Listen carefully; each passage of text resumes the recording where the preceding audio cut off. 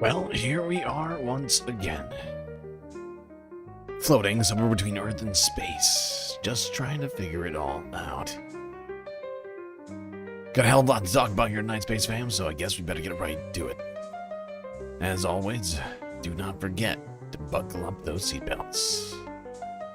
Otherwise, you might go floating off into that deep, dark void of space, never to be seen again.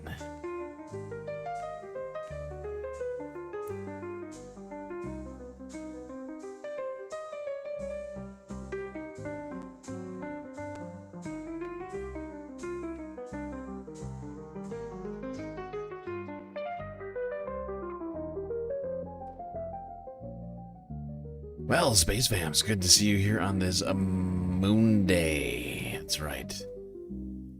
It's Monday. Week has started. We've got a hell of a lot to talk about already. Hell of a lot to talk about going on here. But first, some shout-outs. Hermit Horologist, Moa Noah Fishbone 123 in the YouTube chat. Amanda, the Pivot, a close fourth. Look, Bovine, also here. B-Cat. Atticus Among Us, Panda on Fire. The Reference Frame. Joe 47771. Wedge Wizard. Looney Tunes. Omega Star. Well, good to see all you folks here tonight. Beautiful chatters, all. Lot for us to talk about here tonight. Oh boy, so much to talk about. ICE making the United States much less safe. And Minnesota suing Donald Trump for it. DOJ announcing an investigation of the Federal Reserve Chair, Jerome Powell. So many stories already this week. We're also going to do some Sunday Funday stories I've put in here since we didn't do Sunday Funday yesterday. Also, Donald Trump apparently planning to attack Iran. And much more.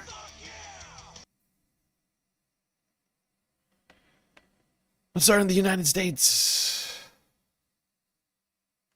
And since it's Sunday Funday, like I mentioned, since we're going to do a few of the Sunday Funday stuff in here, it's gonna be a little different start today. Although the first video, not fun.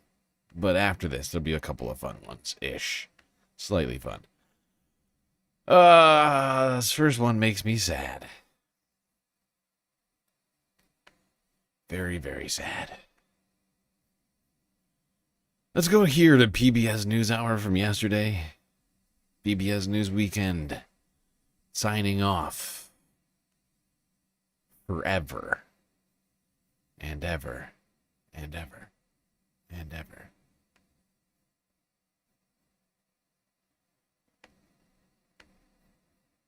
Finally tonight, some news about us. As you may know, this is the last broadcast of PBS News Weekend, at least for the foreseeable future. PBS canceled the show due to the loss of federal funding for public media. We're grateful that you've chosen us over the years as the place to get news on Saturdays and Sundays. Tonight on PBS News Weekend, we've brought you breaking news. Months of escalating tensions between Israelis and Palestinians have erupted into a firestorm. It began as a routine scene. Take a look at what happened.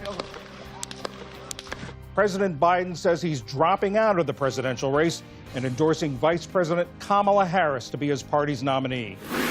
On the scene reports from around the world.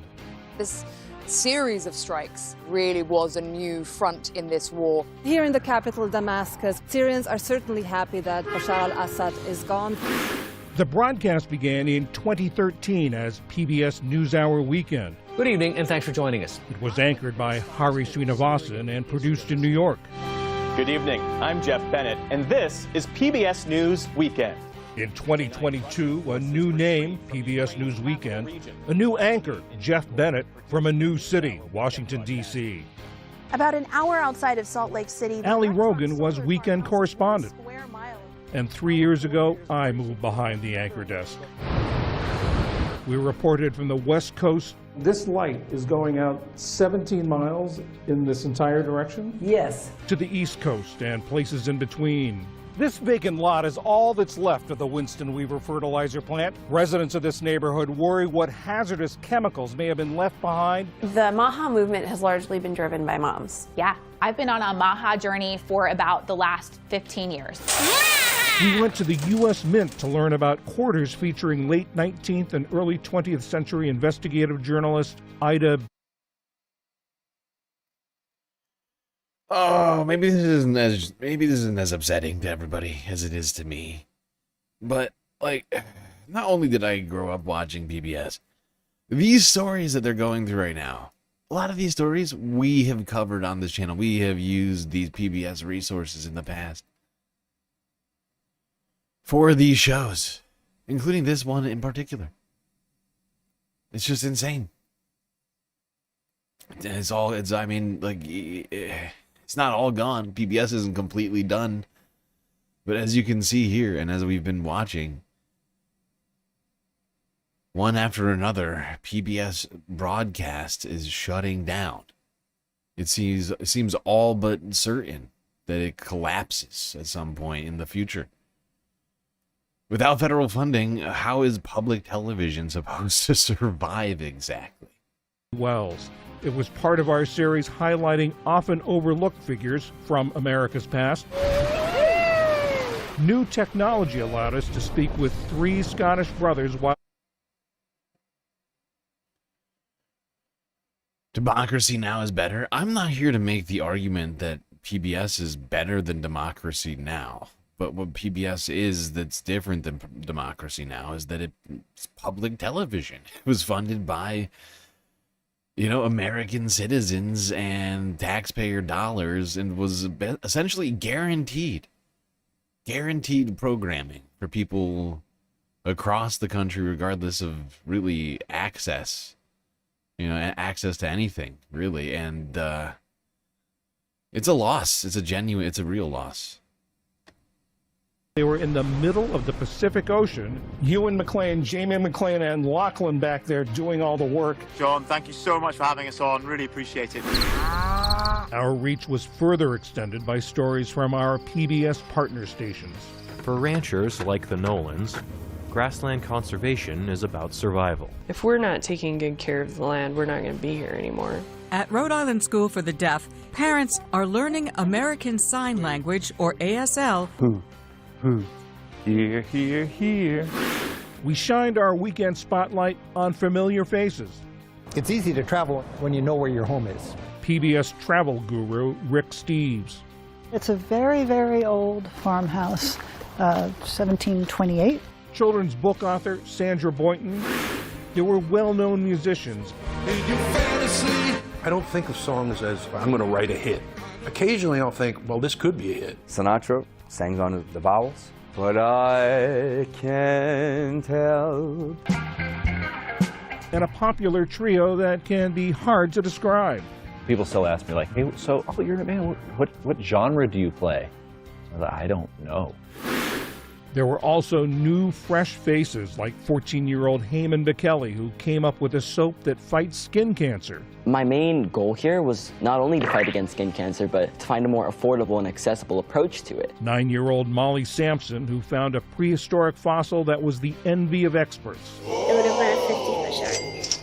He said it was a find of a lifetime. We covered the quirky. It's called a shrimp rave. Everything old is new again. Any news about typewriters is good news about typewriters. We don't. The thing about a lot of these stories is that in some cases, some of these things they're not commercially viable, but they are relevant. And in fact, it's just a real loss to not have this kind of journalism. Right? It's not profit-driven journalism in any way. Just funded by the public. Regardless of there's been times, of course, where I've had a lot of criticism for some of PBS's coverage, but that does not, that actually, Doesn't precede my belief that they should exist. Serious issues like family estrangement. A little heart achy that I don't have a mom for some of these like big events and holidays and whatnot. But it's not like I want her there. It's like I want who I wanted as a mom there. With our series Unequal Treatment, we devoted time to women's health issues. We know that 70 to 80% of all women will be diagnosed with uterine fibroids by the age that they're 50. And our series Saving Species brought attention to some of the world's most vulnerable creatures. This is Stinkpot, and she has 7 babies. It's all been the product of a lot of hard work by our small but mighty team of dedicated professionals. Producers in the newsroom and in the field, and the technical wizards in the control room and the studio, all striving to give you the best, most interesting programs we possibly can.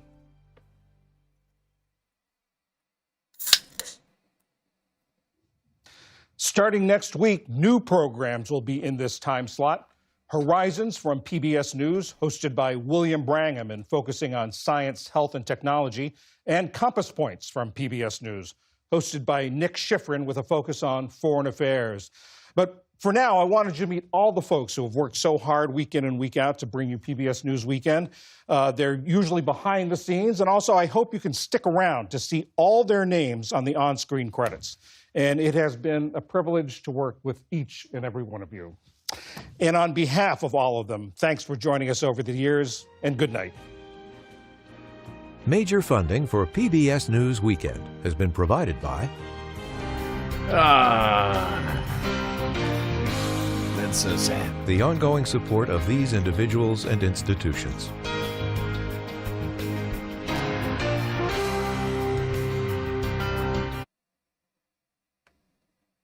I guess this means John Yang's unemployed now, huh? I mean, this is just wow. And all those people, not just him. I'm gonna miss John. I thought he was a decent anchor, you know, and I think he might be one of the only Asian American news desk anchors for like a national program. I'm trying to think. But that's it. That's it for PBS News Weekend. I mean, at least for now. I know he said the way that it was framed is that, I mean, technically it could come back. When, though? And, you know, I mean, all these people, I mean, I feel like the soonest that we could see PBS like get funding again would be 2028. I mean, I guess maybe the midterms here, we could see it happen. But of course, I mean, you'd still have to, even if you were to get it past Congress, you'd have to get it past the White House, right? You'd have to get the funding past the White House. And now Donald Trump's not gonna sign that. He hates PBS and NPR and all these people. He doesn't think that they should have jobs. I would note this is a very diverse crowd, you know, and it's a real loss. And this is not the first one of these we've seen, right? A few weeks ago, maybe more than a month ago now. I can't remember what it was, but we covered the loss of PBS not SoCal, PBS Southwest. PBS Southwest is shut down, or whatever it's called. I can't remember the name of it. Right now. But it was the Southwestern PBS. That one's gone. We're just gonna keep seeing dominoes dropping.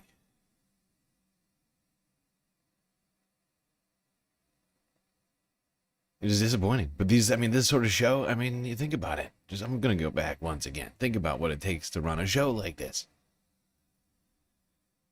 Right? I mean, how many people you got here? You got 24, more than that? What? 3, 6, 9, 12, 15, 18, 21, 24. It was exactly 24. You got 24 people plus John.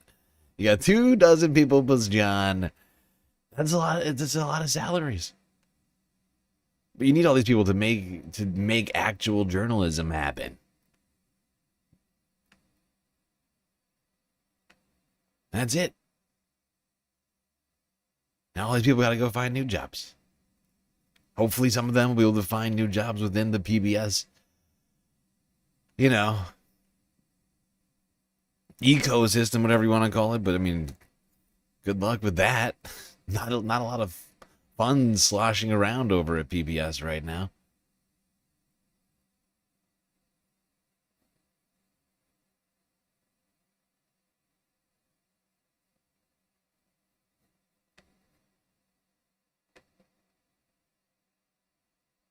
And that Southwest PBS station that we talked about before served a huge chunk of America, and also was put on by college students.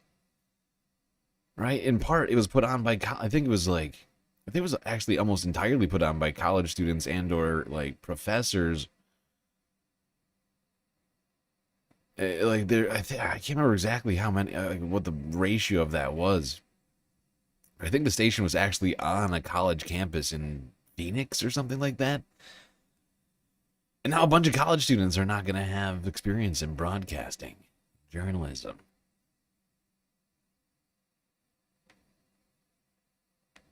So lost opportunities for the kids, lost opportunities for the future. People less educated on what's happening out there. And it's bad.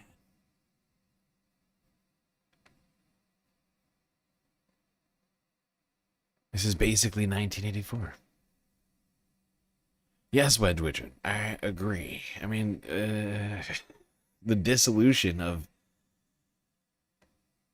the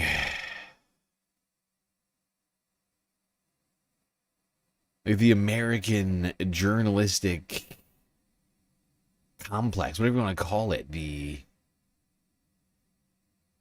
it seems to me that people are just less informed right now, living less informed lives, and it's all and being done intentionally by the people who are in power right now, because it suits them to make people less informed.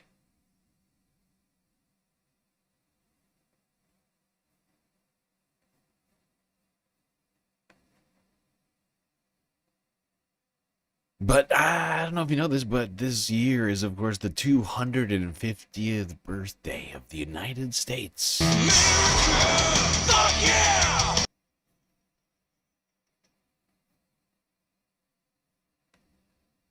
You could get yourself a limited edition Declaration of Independence bobblehead set.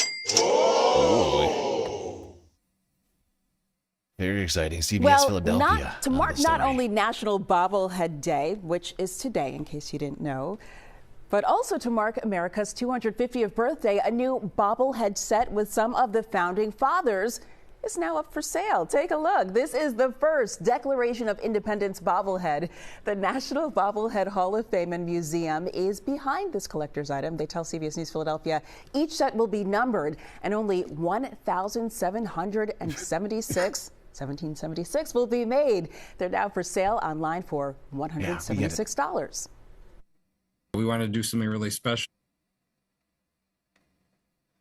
$176 for this? That's too much. That's too much. Who's got $176 for a Declaration of Independence? We've had bobbleheads of all the presidents. We've done first ladies. We've done a lot of different political and patriotic bobbleheads over the years. So we were thinking, what can we do that's new, unique? So we decided to do a puzzle set featuring the Declaration of Independence. It has, based on that 1818 painting that is really iconic. Very cool. So every month this year, listen to this, the National Bobblehead Hall of Fame and Museum, they will be releasing additional America 250 inspired bobbleheads. Oh, wow.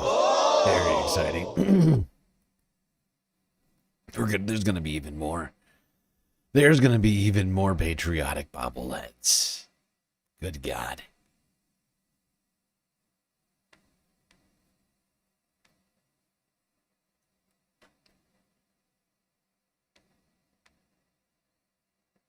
While we're talking patriotism in America. Birthday number 250. Let's talk about another piece of patriotic art of the Philadelphian variety. Spotlight right here in Philly, as of course America is celebrating its 250th birthday. It was 2.5 centuries ago that the United States was founded right here in Philly with the signing of the Declaration of Independence. And that was just the beginning. All year, we are bringing you stories from about our area, past, present, and future. Today, CBS News. Made in? Where do you think is made in? We all know where the American bobbleheads are made. China. I have to have my China. Philadelphia's Nikki Dementri tells us about a program centered on an iconic Philadelphia symbol. It's called Bells Across PA. Replica Liberty Bells will call all of Pennsylvania's counties home this year. The purpose? To celebrate each community they're in, and local artists are stepping up to help. This is indeed a room full of replica Liberty Bells. Yeah, it's the first time I've ever painted on anything like those. You may notice they look a little different than the real one that's some 10 miles away. These bells don't have cracks. They're not made of bronze either. Instead, these are fiberglass. I'm working on the industry section now because I grew up a block away from the Delaware. Bob Dick says he's lived all over the city of Philadelphia, although he was born and raised in the Northeast. So this bell, which is for Glenn Ford, is near to him. So I'm doing everything from, Lenape leaders to people that have lived in Glen Ford to native wildlife in the area, because where Glen Ford is positioned is the dividing line between Philadelphia and Bucks County. For even more authenticity, take a closer look at the water bottles. I've actually included actual water from the Delaware and the Pequessing into the paint to put, some sort of spirit.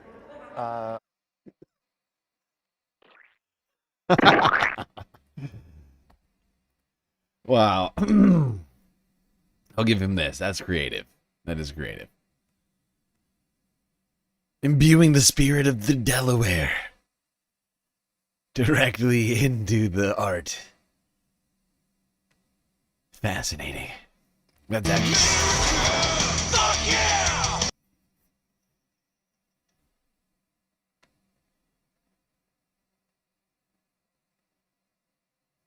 All right.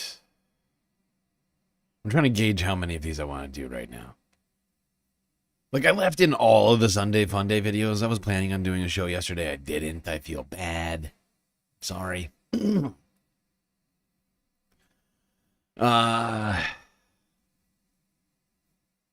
got like 150 videos tonight. Might be a few too many, so I'm probably I'm probably gonna skip past a couple of things here. What do we got?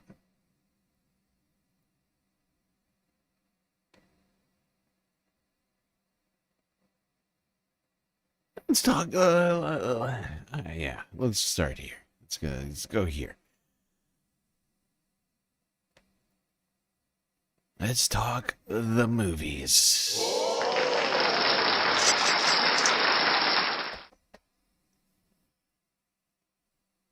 Yes, indeed. It's 2026.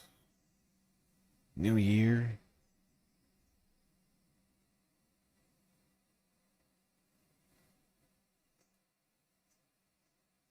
What does that sound? Hold on.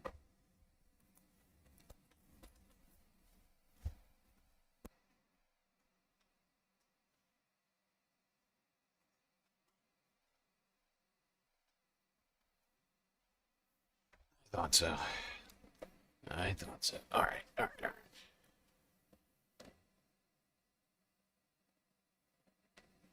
All right, 2026. Will there be any cinematic masterpieces for us to enjoy this year? To take our minds off of the incredibly terrible, awful news events? Well, perhaps Associated Press has the answer for us.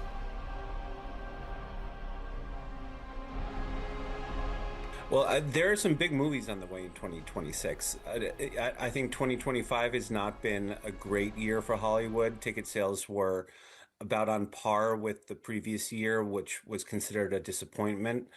But with the number of big movies on the way in the coming year, I think expectations are higher than they've been for a long time.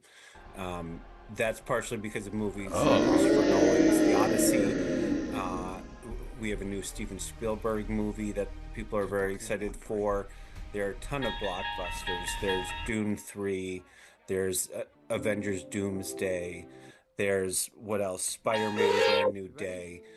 These are movies that can probably be counted on to get close to $1 billion or more. Can you lower the lights for me, please? I think a lot will be said about one movie, Michael, biopic of Michael Jackson by Antoine Fuqua. This is a movie that has been done in collaboration with Jackson's estate. So, as with most things regarding Michael Jackson, I'm sure there'll be a lot of opinions about that film. I mean, science fiction has been a big driver in movie theaters in recent years, and that might be even more so next year. You know, you've got Spielberg back in sci-fi terrain. You've got Project Hail Mary. You've got Dune 3. You've even got a Star Wars movie for the first time in a while. So, you know, there'll be a lot of outer. There you go. A lot of potential out there. Dune 3, Star Wars. I guess we'll have to wait and see. Now, while we're talking movies, Golden Globes happened yesterday. Now, before we get to what happened at the Golden Globes, we might as well check out what happened leading up to the Golden Globes. With CBS News from 2 days ago. Comedian Nikki Glazer helped roll out the red carpet for the 83rd Annual Golden Globes. She's hosting for the second year in a row. I'm just a fan, so it's easy for me to be like, oh, I can't believe it. So it's the hardest gig, but it's also like the best gig. Executive producer and director Glenn Weiss calls the award show the party of the year. Why? Because everybody is here, Really? The drinks are flowing, you're mingling. We're here to capture all of it so that you are a part of a party. You're not just watching an award show. Hollywood's biggest party of the year brings together a collection of the biggest stars, from movies, TV, to new this year, podcasts. Viva la revolution! Leonardo DiCaprio's action comedy One Battle After Another leads with 9 nominations among movies, while The White Lotus leads with 6 noms on the TV side. I'm gonna hit all the big people in the room, you know, like the Timothys, the Arianas, Julia Roberts, George Clooney. The Timothys, the Glazer teased Arianas. the jokes that she'll make and avoid. Nepo babies. You can't mess with that. Not because it's mean to make fun of kids, but just because I don't want it to affect my future and my bottom line. During the ceremony, stars will be dining on signature dishes by the famed chef behind the popular Nobu restaurants, including caviar mashed potatoes, sushi from Japan, and miso black cod.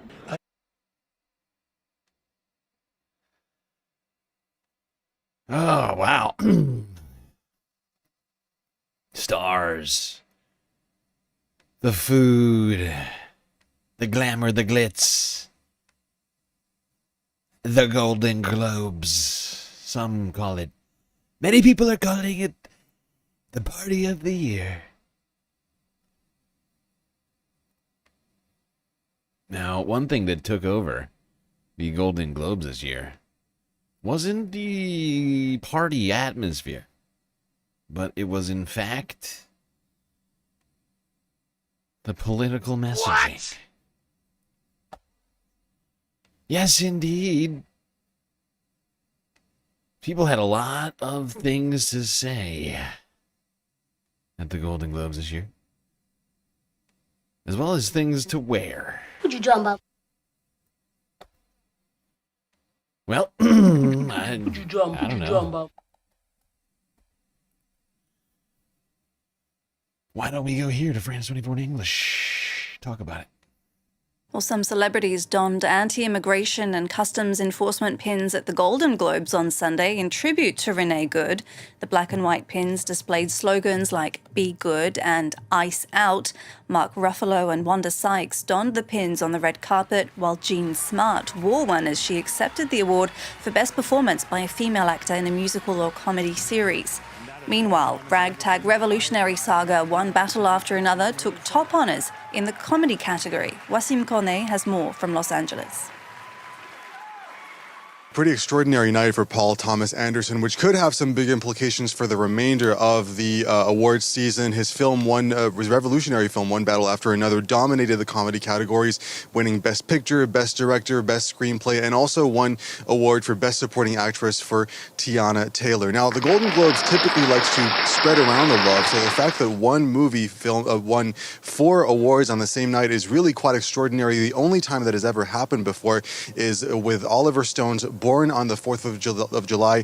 That was all the way back in 1990. And what is really perhaps even more striking is the context in which this has happened in. Prior to this award season, Paul Thomas Anderson had only ever gotten 1 Golden Globe nomination versus 11 at the Oscars. And, typically the... Well, there you go. All the stars are out. Some of them wearing ice out pins at the ceremony. A message clearly directed at immigration enforcement in the United States here, and all the horrible things that they've been doing to Americans. But it wasn't just the pins. With the messaging, some had things to say with their mouths. Words. Precision of language, please.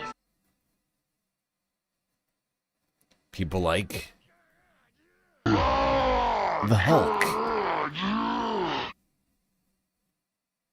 This is for Renee Nicole Good, who was murdered. We have a vice president who's lying about what's happening. We have we're in the middle of a war with Venezuela that we illegally invaded. He's telling the world that international law doesn't matter to him. The only thing that matters to him is his own morality.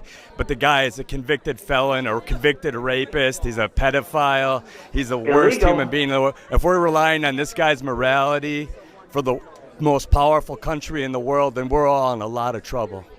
So this is for her. This is for the people in the United States who are terrorized and scared today. I know I'm one of them. I love this country, and what I'm seeing here happening is not America. The Golden Globe for Best Editing goes to the Justice Department. Yes, congratulations. And the award for Most Editing goes to CBS News. Yes. CBS News, America's newest place to see CBS News. I did not mean to pause it right there. I hit it too soon. I just stepped on it. That's my bad. That's my bad, Nikki. That's my bad. That's my bad. Most editing goes to CBS News. Yes. CBS News, America's newest place to see BS News.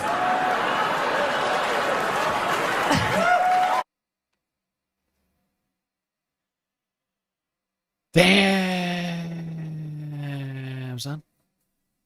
Nikki Glazer coming for CBS over here.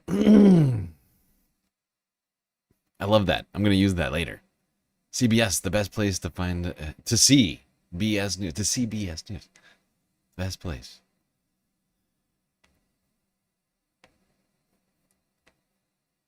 Barry Weiss killing it over there. Literally. News. It's dead. It's dead. PBS dead. CBS dead. We needed another. Mark Ruffalo and Wanda Sykes also wearing a Be Good pin for Renee Good, obviously, and trying to use this platform for activism. Do you feel that's effective or no? Oh, come on. Come on. Hey, Bill. Bill, you can go fuck yourself, Bill. You go fuck yourself there, Bill. How's that sound? How about you spend some time fucking yourself? It's just a thought. I just came up with it just now. It's original thought.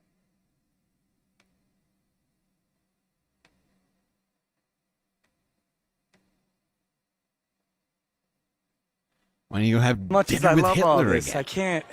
I don't know if I could pretend like this crazy stuff isn't happening. We have a president who says the laws of the world don't apply to him, and we could rely on his morality, but he has no morality. Lots of people are hurting right now, and that's the problem, is that the people are hurting. Yeah. And people can't pay their rent. This isn't making us any safer. They can't pay their rent. They can't buy food. Insurance is impossible. They can't take care of their families and health. There's no education. I mean, this is not making America better. If it was, I'd be, yeah, great, let's do it. But that's not what's happening. And we have Americans being shot, killed, a woman in her car. So I'm going to ask you this, because we're talking about the problems. What do you think we can do? What are the solutions? Listen, I think most Americans want the same thing. They want a little sun on their face. They want to know that their kids are going to be okay. They want to know their kids are going to be safe. They want to be able to pay their rent. They want to be able to know they're going to send their kids to a good education. But right now, the whole Senate, the whole Congress has been taken over by corporations. So who's there fighting for us now? Nobody. But if somebody did, they got us at each other's throats. The billionaires got us at each other's throats, right? We're out there killing each other. You know what the solution is? It's doing something for the working people, putting all your focus on that. What is Hollywood anyway? It's just a bunch of people from other places. I was born and raised and educated. Okay, that's all that we got on the Golden Globes from this year. Mark Ruffalo being based once again. No shock, I think, to anybody watching this stream. The Hulk.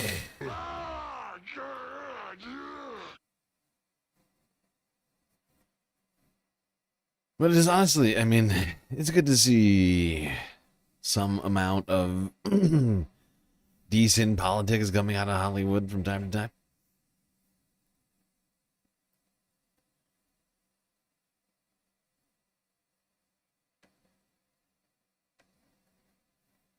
Not that we can count on them, not that we can count on Hollywood broadly to be good on politics.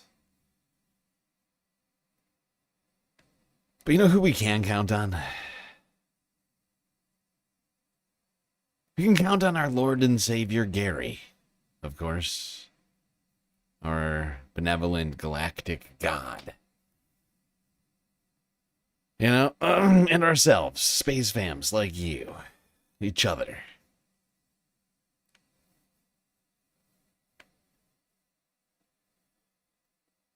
But some people don't believe in Gary. Call me old-fashioned, but I still believe there's only one true God. And he lives in this lake. And his name is Zorgo. What you talking about?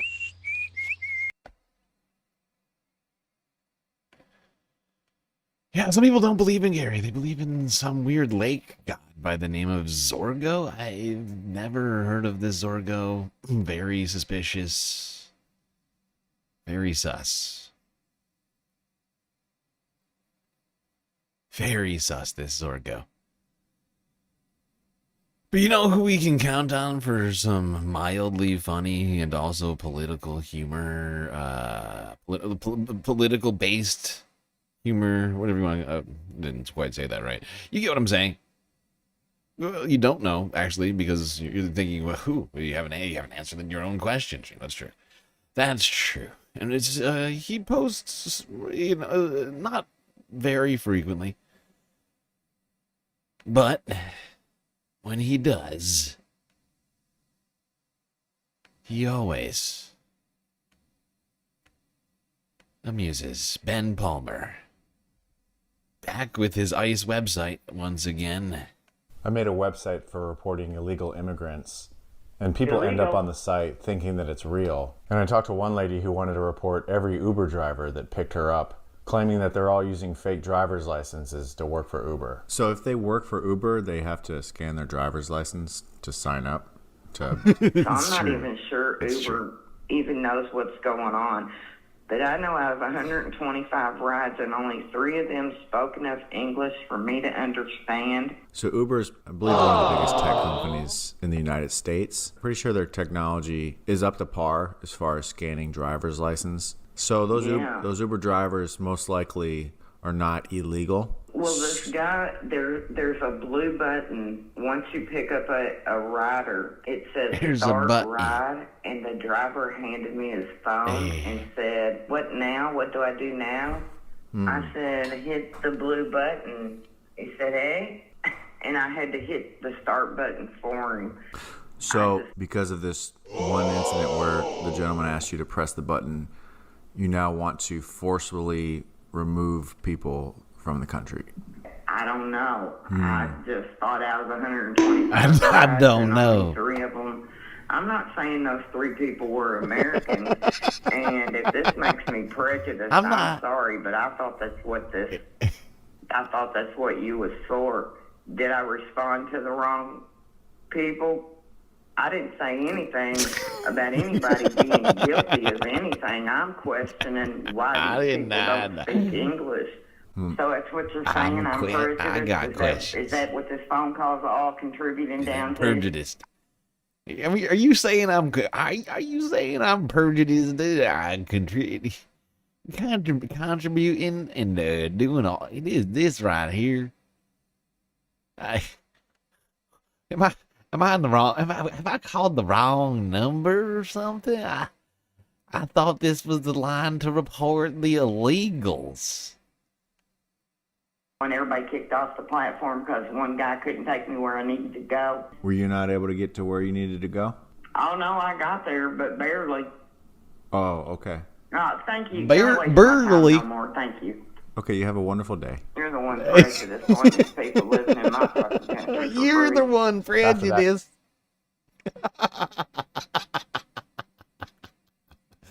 You're the one prejudiced. I ain't prejudiced. You're the one who's prejudiced. I ain't even. I'm done talking to you.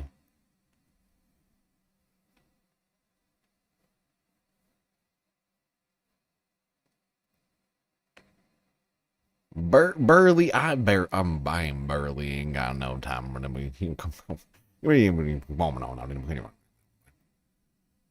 Come on now, man. What you talking about?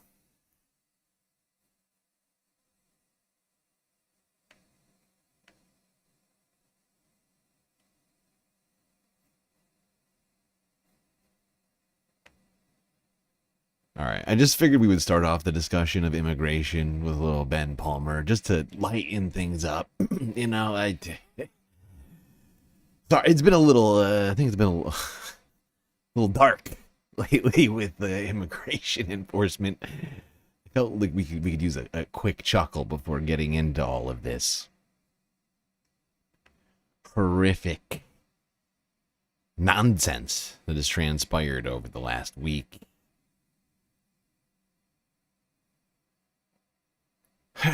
Last year, but most specifically the last week, last couple days even. But people have, of course, been upset about what's happened over the last week.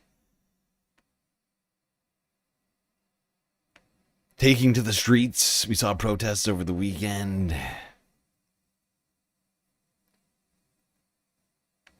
People out in the rain, making their voices heard. It's a combination of everything that's been happening since Trump took office, but particularly the invasion of Venezuela and then the murder by an ICE agent in Minneapolis is just, it's too much. There's no rules anymore, no shame, no integrity.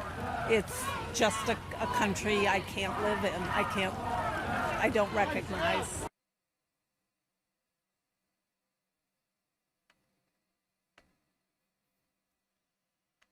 No shame left in this country, that woman says. No more rules. No integrity. And it would seem so. It would seem so.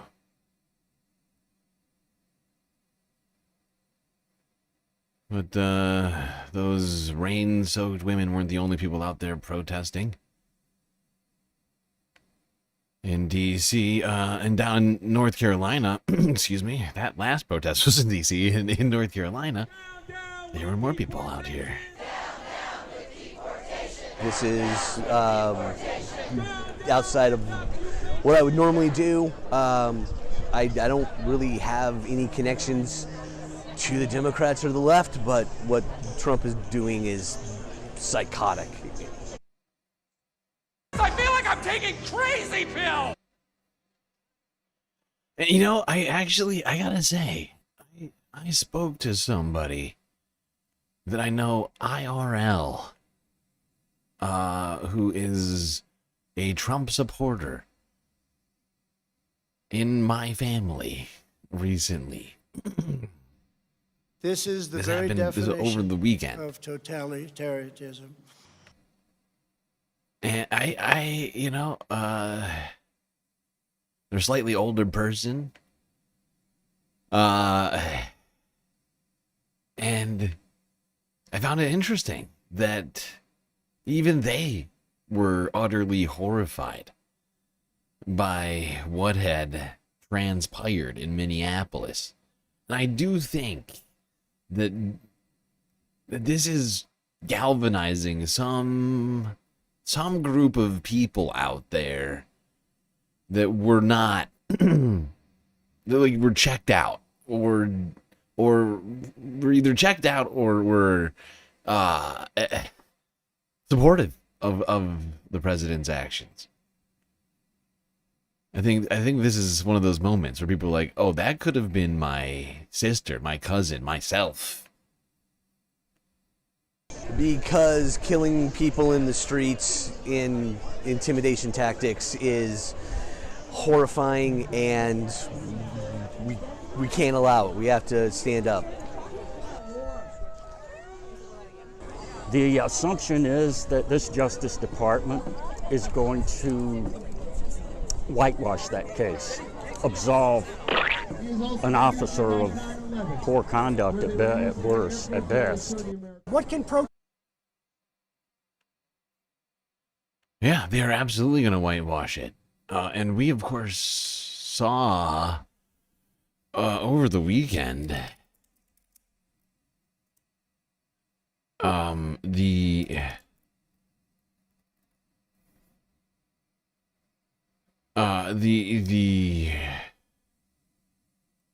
Daily Mail report. Sorry, hold on one second.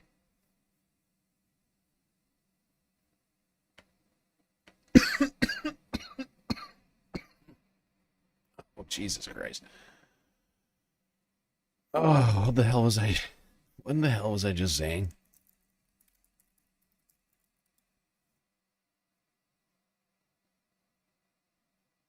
So hot right now.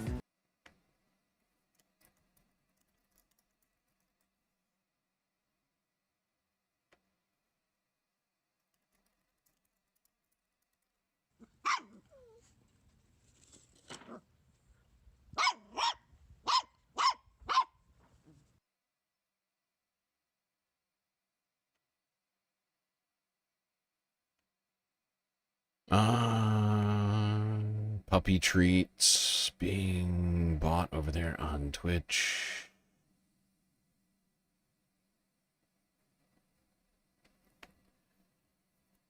Oh, right. That's what I was saying. We all,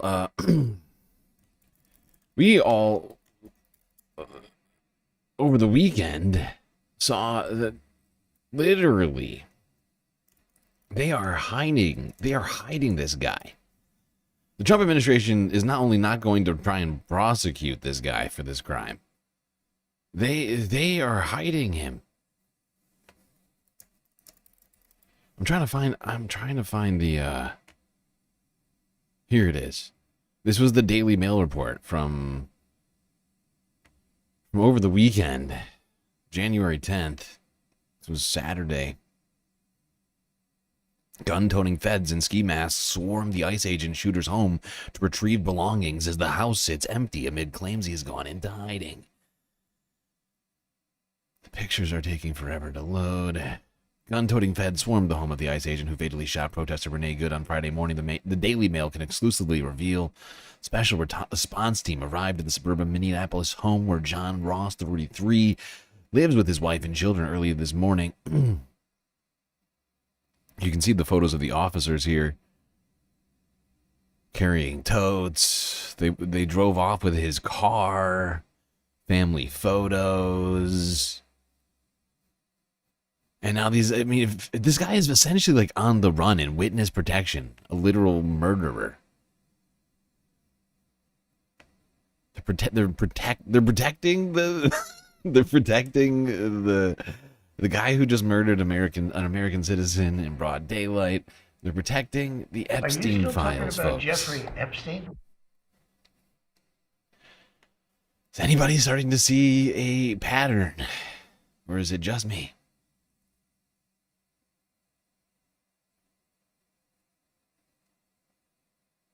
It was a weird thing for the FBI to take. That wasn't the FBI.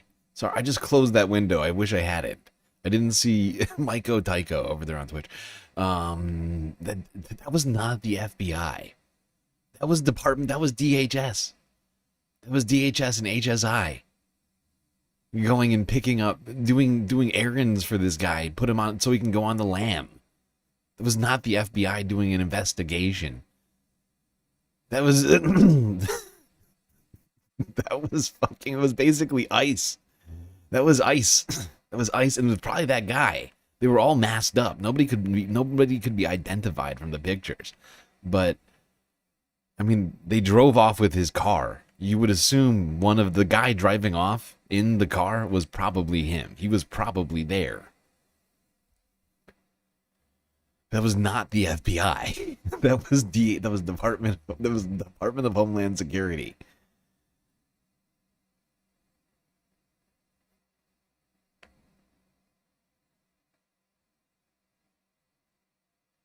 State protected Maxwell. Exactly. That's what I'm saying. They're protecting. They are circling the wagons around the worst criminals.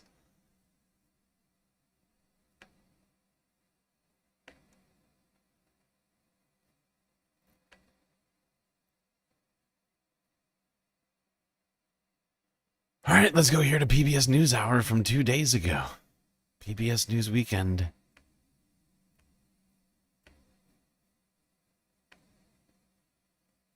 But sad is, of course, we won't be getting journalism from John Yang like this anymore. Come on! Good evening. I'm John Yang. This week's series of shootings by federal agents enforcing President Trump's crackdown on illegal immigration has sparked a weekend of protests. There were rallies and demonstrations across the country. They were organized after a woman was fatally shot by an immigration and customs enforcement agent in Minneapolis on Wednesday, and a Customs and Border Protection agent wounded 2 people the next day in Portland, Oregon. In Minneapolis, crowds gathered in the city where an ICE officer shot and killed 37-year-old Renee Nicole Good and demanded that ICE leave. Voices of anger and outrage were heard across the country. Killing people in the streets in intimidation tactics is horrifying, and we can't allow it. We have to stand up. We want ICE off the streets! From Durham, North Carolina, ICE out for good! To rainy Washington, D.C. and Philadelphia, demonstrators in hundreds of cities and towns took to the streets in a mass protest dubbed the ICE Out for Good weekend of action. Some protesters say ICE is overstepping its legal power and jeopardizing public safety. For others, the threat to democracy is just as urgent. We will win when we come together, because it's not about them, it's about us. Trump must go now. ICE must go for good. More protests are scheduled for tomorrow. Lisa Gilbert is the co-president of Public Citizen, a progressive advocacy group that helped organize today's protests. Lisa, what are you hearing from around the country about turnout and whether or not there have been any problems or troubles? Well, turnout has been amazing. We're holding 1,000 plus events, peaceful, lawful vigils around the country in this astounding moment where people are reacting to an atrocity. It was organized in only 48 hours. And so the massive numbers we're seeing, immediately, the number if not of people sooner, turning out, telling their neighbors to turn out, all of it just demonstrates the real magnitude of the outrage that I think people are feeling. Were you surprised? Yeah, exactly. That is exactly right. That's what I was saying. Is the middle of winter, and these protests popped up immediately after this woman died. And I do think it speaks to the level of outrage that America has over this one. For whatever reason. I mean, due to the heinousness of it, I that's what I think. It truly was just an incredibly unjustified action.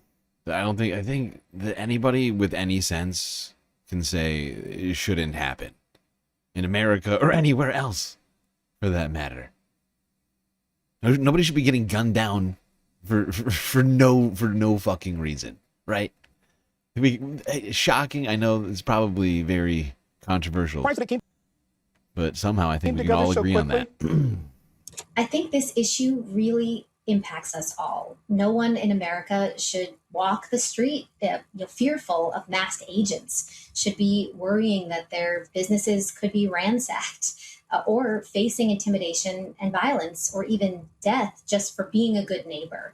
I think many people see themselves in this incident, have been truly horrified at the escalating violence that they've seen from ICE and CBP, and this moment sparked a tinder. People are reacting to an abuse of power that they've been watching for many weeks and months. What was the goal for today? What do you hope to accomplish? The goal for today is to have a community-led, nonviolent, lawful reaction to the horrors that we've been seeing. The dead. Okay, all right. I'm gonna end that one there.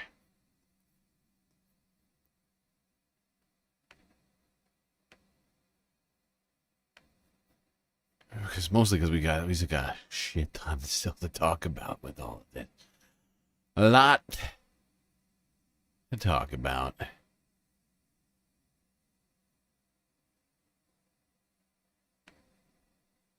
Now, over the weekend,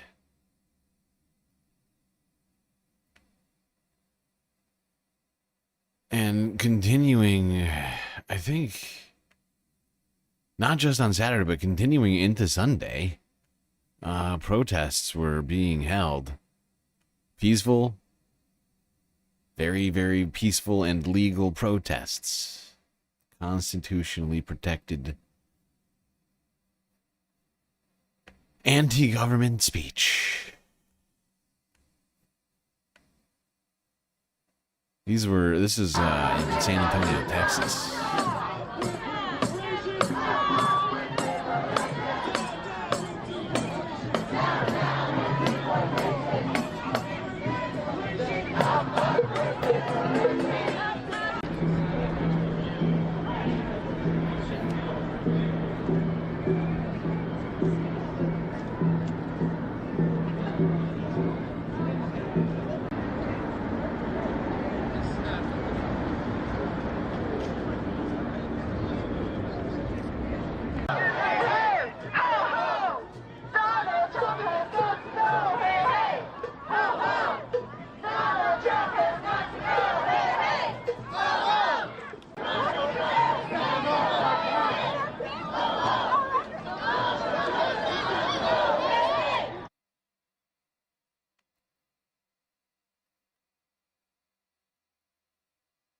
All right. Wasn't just Texas that was out protesting. California was out in the streets as well. This is in Los Angeles from yesterday.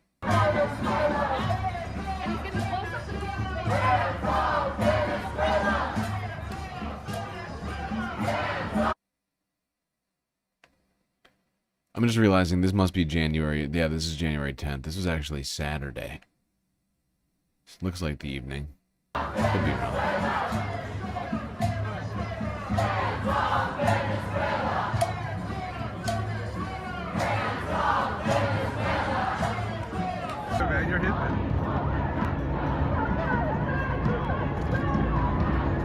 That is a huge fucking line of people. This is a huge line of people. That is a ton of fucking people. It's an incredibly orderly line. I like how they're just like walking right to the thing. It is an incredibly... A lot of good signage over here. A lot of good organizing happening here in Los Angeles.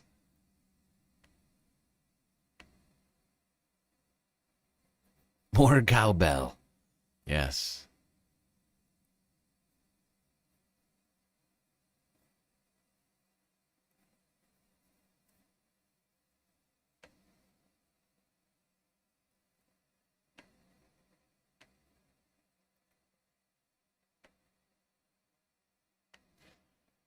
Now, multiple Congress people went to an ICE facility in Minneapolis over the weekend. Ilhan Omar, Angie Craig, Kelly Morrison attempted to do their constitutional congressional duty of oversight for federal detention facilities in the state of Minnesota.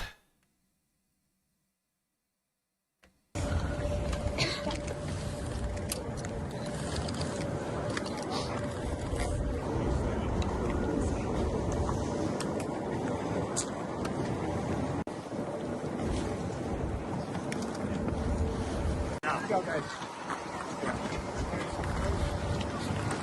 Get off the road, please. Watch out. What's behind you?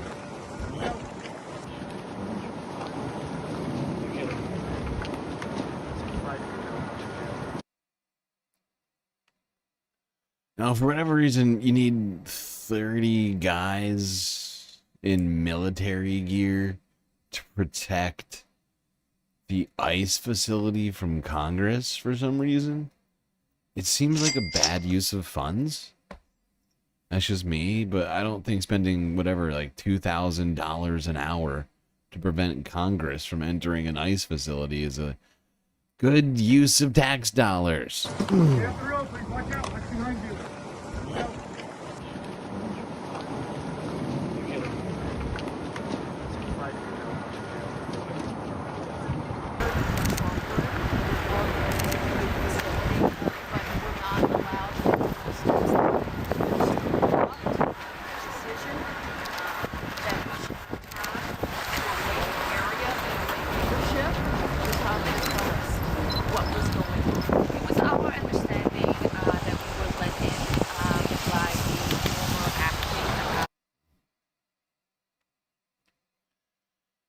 Damn, the audio on this Forbes clip is terrible. I'm just noticing it right now. All right. Here's the moral of the story. Briefly after entering the ICE facility, the congresswomen here were led right back out of the building for whatever reason. It's very strange. They announced their arrival. They were briefly prevented, more than briefly. They were prevented initially from entering the building. Then they were let in, and then they were told they had to leave, like minutes after entering the building. They come back out here and have a press conference and tell people all about it. But it makes no sense. Why? I mean, like, why even let them in if you're just gonna eject them 2 minutes later? What I think it demonstrates, if anything, is just a complete lack of competence once again over there at ICE. They seem to not even be able to get their orders straight internally. I mean, that's one of the things that led to what led to the shooting of Renee Good was pulling the trigger. But right up to the death of Renee Good, you had ICE officers, barking contradictory orders at Renee while in her vehicle. Like, these people are so confused.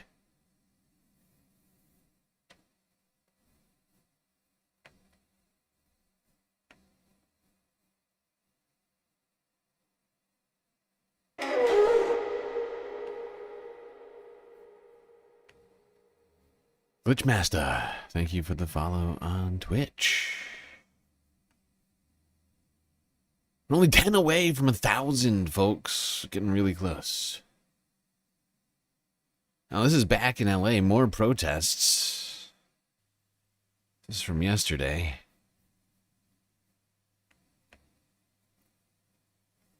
You can see people were out here into the night.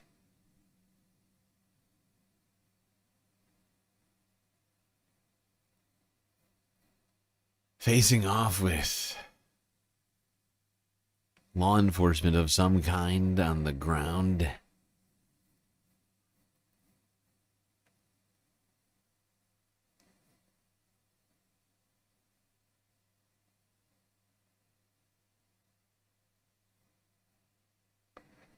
Honestly, it seems like mostly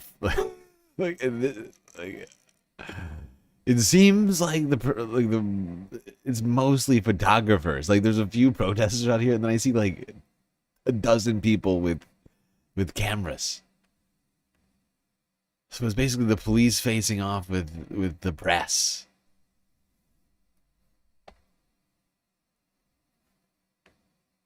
It's a weird vibe. It's a weird vibe.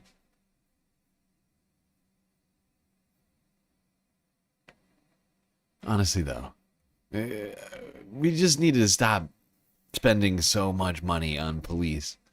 I mean, imagine how much money that is to have all these fucking pigs out there on the street at once for supposed protests. There's been like no danger created by any of the protests. It's a complete waste. It's a complete waste of resources. Everybody watching knows. Like, anybody with any sense watching knows that it's a waste of resources.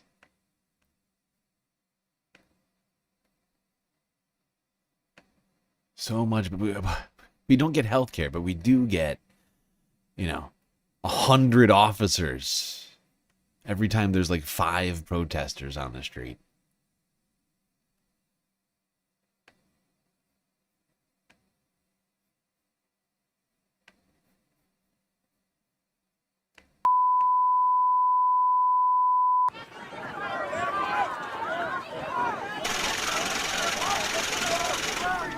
Michael_Tycho just cheered 100 bits.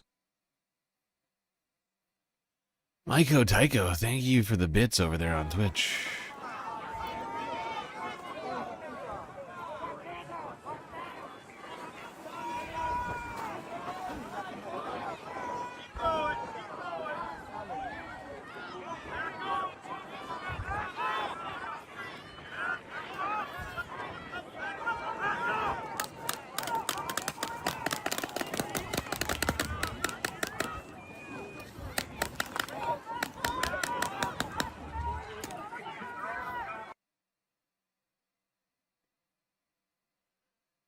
It just seems so unnecessary.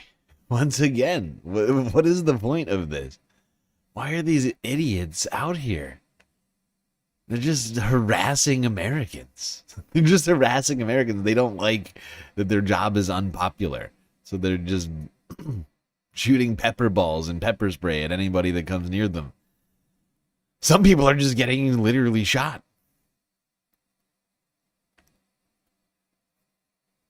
America is less safe thanks to ICE.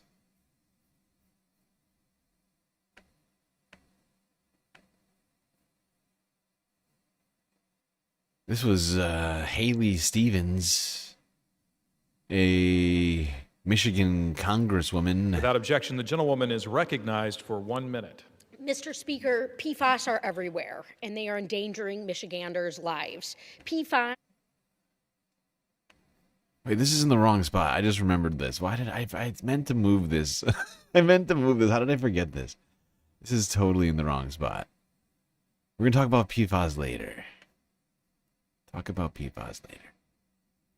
God damn it. God damn you. How did this happen? Probably because I have so many videos. Sometimes, you know, it's just, it is somewhat easy to make a mistake. Okay. How's that so? I made a huge, tiny mistake. It's my bad. That's my bad.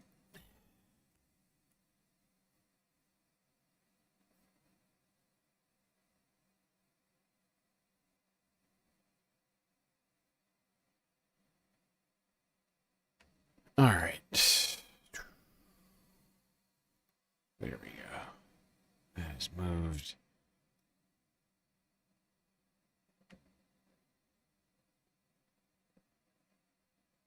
All right, let's go back to Minneapolis. Or stay in Minneapolis. That last video was also from Minneapolis.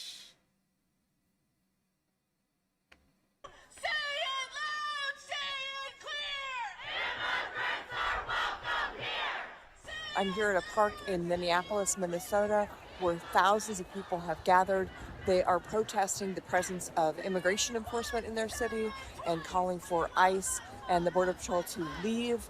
Now they are here because they are angry. They are angry about the death earlier this week of Renee Good. She was a woman here in Minneapolis who was shot and killed by an ICE agent. This protest is part of a network of protests that are happening across the country right now. I've talked to the number of people who are here at the protest today, and they say they came because they want to make clear that they do not want ICE in their neighborhoods. They say that they want to protect their immigrant neighbors.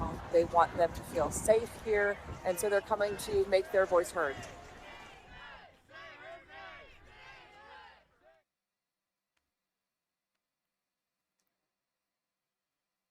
Yes, indeed. People are pissed off about this situation.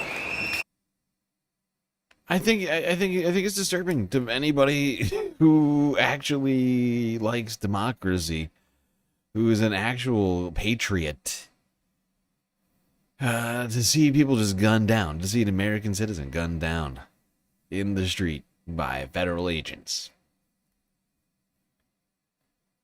with our tax dollars.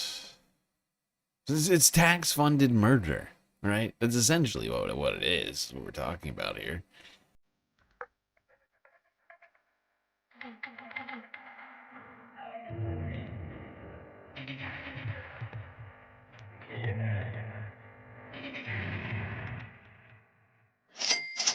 Thank you, Ian. All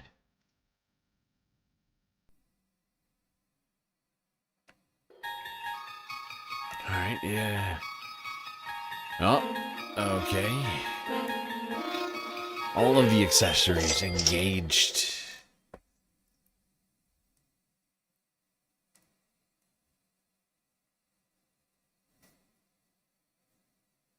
All right. Staying in Minnesota, let's watch this ICE interaction at a gas station.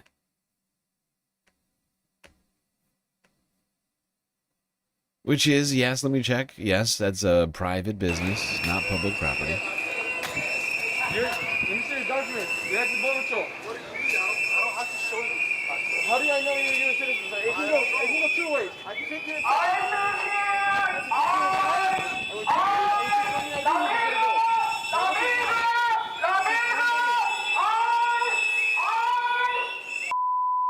Where were you? Africa? Are you a U.S. citizen or you got naturalized? U.S. citizen. You're naturalized? What year?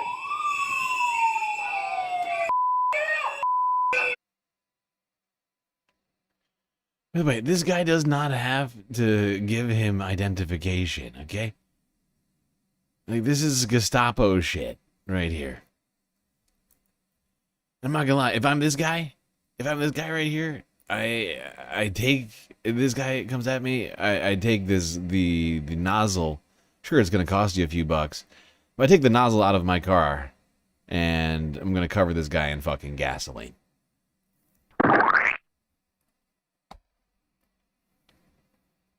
Go fuck yourself, pal. Africa? Are you a U.S. citizen or you got naturalized? U.S. You're naturalized? What year?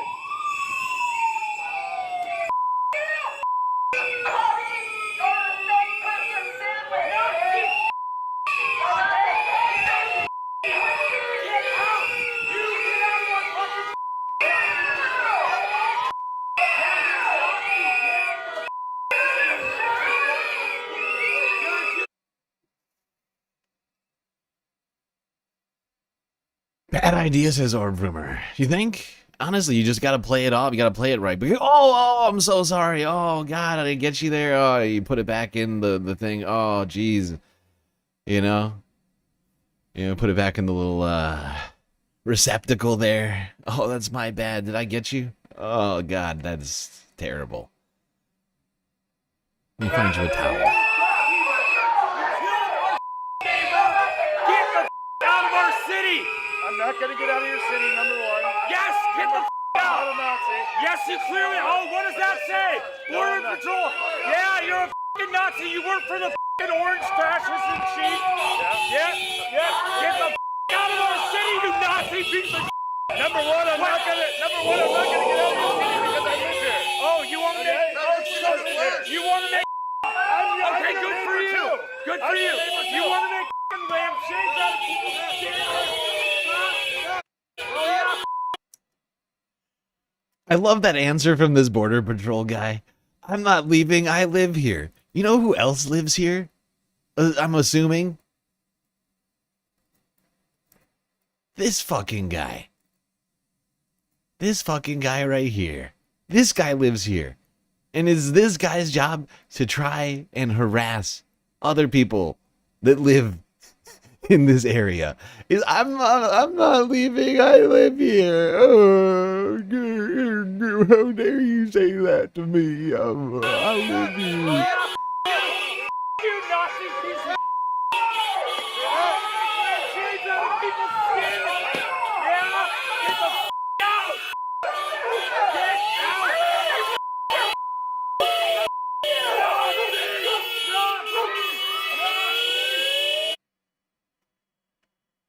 Honestly, great reaction from these people with the cameras out here. America, great job. Fuck yeah! This half dozen or so patriots, these great patriots out here at the gas station, doing their civic duty of shitting on ice in public. Great job, folks. Great job.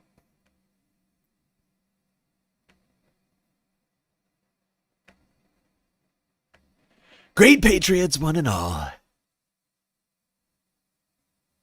They're gonna get the Medal of Freedom. All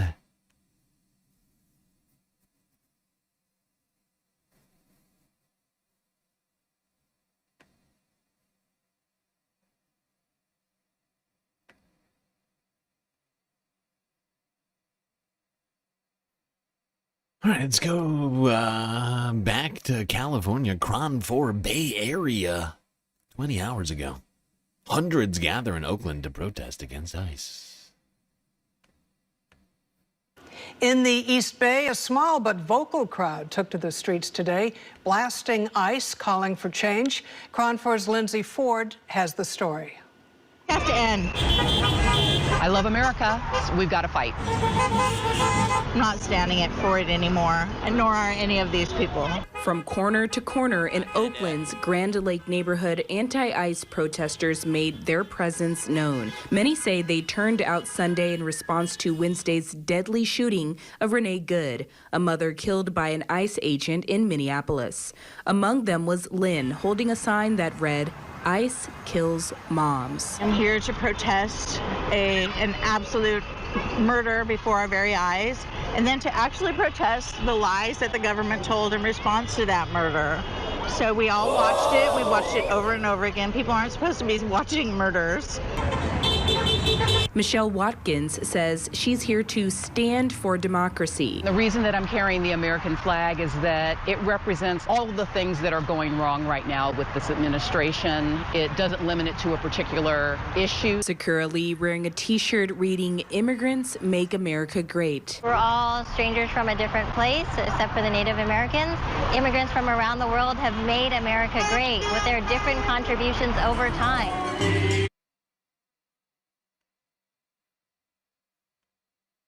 There we go. People in sunny California. Although everybody's wearing jackets. Must be colder than it looks. Alright. More great patriots. Gathering together, protesting. The horrible, illegal, lawless behavior of the Trump administration.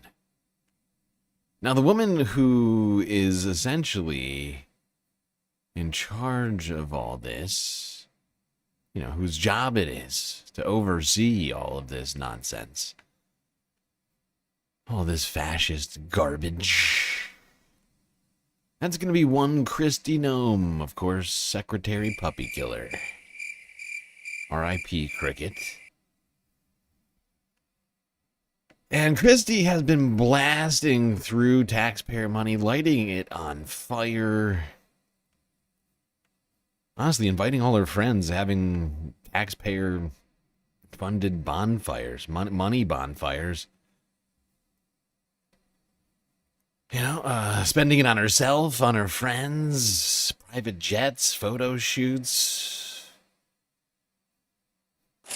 Living the dream.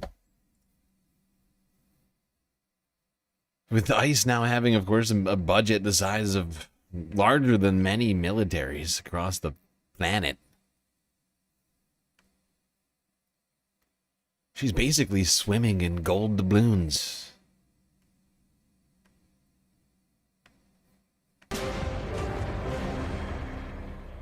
ProPublica published quite a scoop about Trump DHS Secretary Kristi Noem that in any other era, I should say, would be a career-ending scandal. But to understand the pattern of corruption of this woman, we just have to zoom out just a little bit, just for a moment. We do. And in fact, we got to zoom out even farther, Jen. So glad Jen landed on her feet. We're going to come back to Jen in a second. And I'm kidding. Okay. But yes, I'm not kidding about having to zoom out further because of, unfortunately, we are 1.5 hours into the stream somehow. I'm only now noticing that means that we are going to have to take a galactic intermission, of course. Quick break. Quick break. We'll be right back after these brief messages.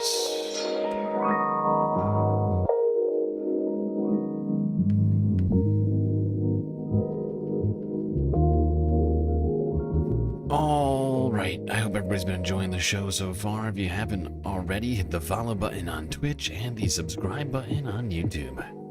While you're at it, do consider contributing to the Galactic News Network, as we are, of course, completely funded by individuals like you. That's right, without your donations, we would cease to exist. A lot of great ways out there for you to show your support. YouTube, super chats, super stickers, memberships, gifted memberships. Rubies, or whatever they're called on YouTube Vertical. You got Twitch with the bits and the power-ups, the subs, gifted subs, Twitch Prime subs, Cash App and PayPal, and of course the very best way to get the most PACE benefits for your Earth dollars is still, and always, Patreon. Where for the low price of $3 a month, you get access to a myriad space benefits unseen by the rest of the goddamn Milky Way galaxy. Things like Avatar, one of the break screens. Shout out at the end of every show. Secret Discord channel inside of the Discord server, and much, much more. Anyway, everybody. Oh, and that's right. We have a new way for you to donate if, for whatever reason you prefer. You can now go onto Throne. and help donate by buying physical items that have been added to a list. Things that are helpful to me and my life. Snacks, stuff like that. Help crowdfund galactic expenses. All right, everybody, enjoy the break. Grab yourself a drink, maybe a snack, and I will be right back.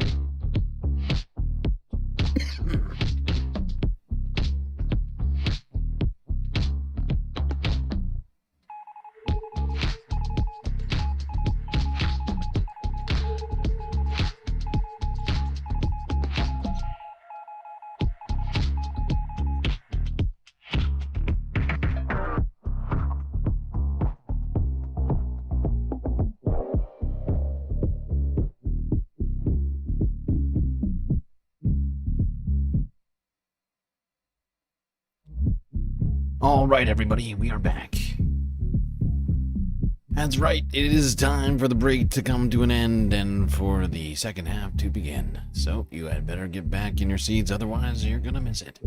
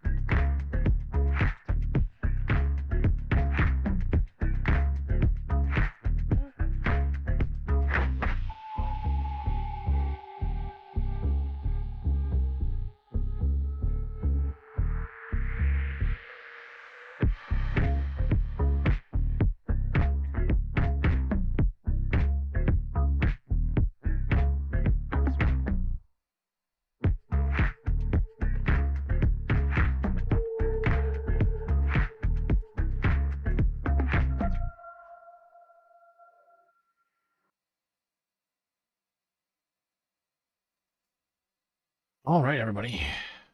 We are back. Time for us to start the show once again. Let's talk Kristi Noem, Secretary Puppy Killer.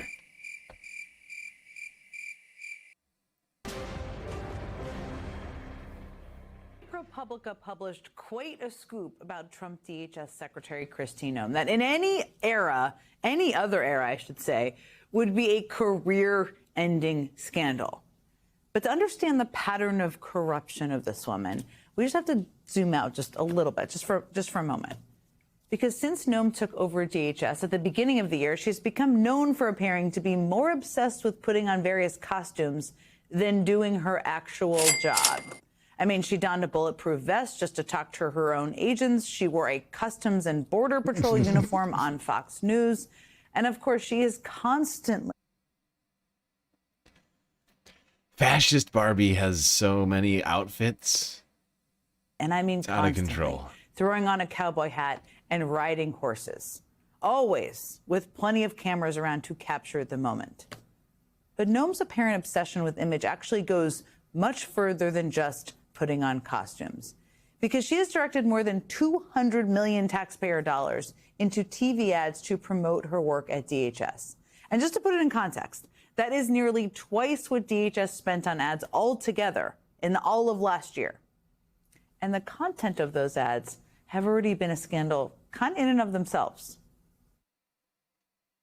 I'm Kristi Noem, the United States Secretary of Homeland Security. Thank you, President Donald J. Trump, for securing our border. And if you're seriously though, that ad felt like it was like just for Donald Trump. I remember that ad and thinking to myself, was this an expensive, a multi-million dollar, an incredibly expensive way for Kristi Noem to suck up to the president, funded by the taxpayer? Thank you, Mr. President, so much. Who exactly the target audience is for that? DHS spent $30,000. It was Donald Trump. Donald Trump was the target audience for that. But it's like, you know, like, I don't know if everybody's familiar with this tactic, but like brands, especially like luxury brands, tend to do advertisements in a particular way that's intended to like reinforce a decision that you've already made rather than to necessarily like sell you the product because the brand itself. Like, I feel like in a way, like Kristi is like although she's like, it's not a one-to-one analogy, but she's like, you know, some sort of like company like trying to convince Donald Trump after the fact, having, you know, gotten her $200 billion budget, like trying to convince him that the money is worth it. Like, look, sir, look at this great advertisement that we made. Your money's being well spent right now on self-congratulatory ads. It's very much worth it. Every penny. That's insane, though. It's out of control. And a lot of money has wound up going to friends of Kristi Noem's for whatever reason. I mean, it seems like, how do you call it? Blatant corruption. Illegal. Like, if I had to describe, like, if you were to ask me to describe what is the political swamp, right? This would be it.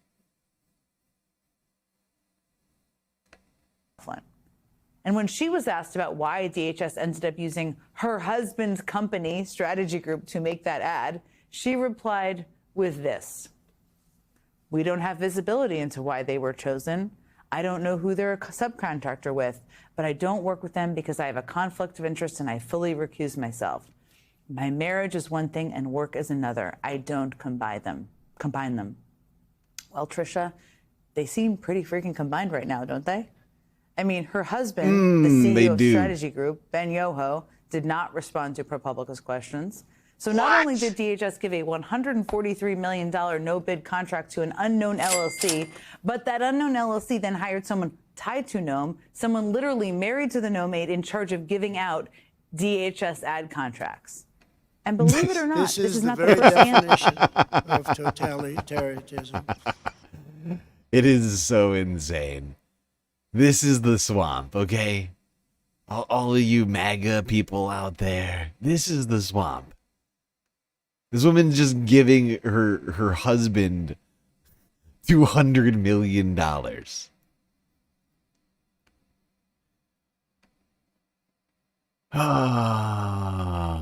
woman whose job it is to disperse DHS funds. Her husband got $200 million to make this advertisement in Yellowstone or wherever the fuck it is. I forget where the goddamn where Mount Rushmore is. I think it's in Yellowstone. Oh my god, it is. I know we've covered this before, but it's just we got other things to talk about with Kristi today, and I just wanted to throw that in here. Remind everybody of some of the just incredibly blatant corruption of Kristi. Let's not forget that also Kristi bought, I think it was 3 brand new, like 2026 G6 private jets so that she could get to all these sorts of things. You know, photo shoots, video shoots, that kind of thing. I mean, the woman has been spending our money like it grows on trees or something.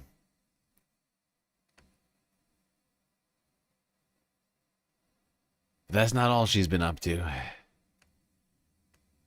One Francesca Fiorentina. One Francesca Fiorentini here to tell us more about. Oh my God, Kristi ICE are Noem. totally the victims. That's why they're the ones with the tactical gear and have the live ammunition. Renee Good should be alive right now, and so should the others who federal agents have shot and killed in this past year. At least 3 others that we know of. Either people who ICE was hunting, or people who were trying to document ICE's recklessness. Then the face filler Fuhrer, or Marlboro Melania, spins those incidents to make it appear like that person was aggressing upon them. But the cases are paper thin, like the one against Marimar Martinez, who somehow survived after she was shot 5 times while driving around Brighton Park, Chicago, warning the neighborhood that immigration was coming. The agent that shot her said, quote, "Do something, bitch," and then opened fired. He has never been held accountable, but she was charged with a felony in a case that, oh, guess what? fell apart in November because it was a lie. Also in Chicago, a father was killed. Silverio Villegas Gonzalez was killed after he dropped off his kid at a daycare. ICE accused him of dragging an agent with his car when body cam footage shows that same agent later saying, yeah, it was nothing major. Yeah. Nothing major that you took the dad of 2 children, ages 3 and 7. Then on New Year's Eve, an off-duty ICE agent in Los Angeles killed Keith Porter after the agent apparently got mad that Keith was firing his gun into the air to celebrate New Year's Eve. And look, I know dog killer Barbie gave you a shiny badge, but you can't actually do that. That is actually murder. And that agent hasn't even been compelled to testify by local investigators because the limitations on federal agents. Whatever happened to states' rights? That's on top of the 3 people who died trying to save themselves from the fate of these horrid detention centers where abuse is rampant. A farm worker in California died when he fell from a greenhouse, and 2 other men, a day laborer and a gardener, were killed in traffic after trying to escape. But of course, I know what you're gonna say, they're hardened criminals. Yes, and I know, they've done terrible things like trying to landscape your overgrown lawn. ICE and their apologists relish in this violence. Some of them are in the comments right now using their real names to defend it. We have to realize that this administration has deputized, cankled Confederates and allowed them to treat the law the same way they treat their alimony payments.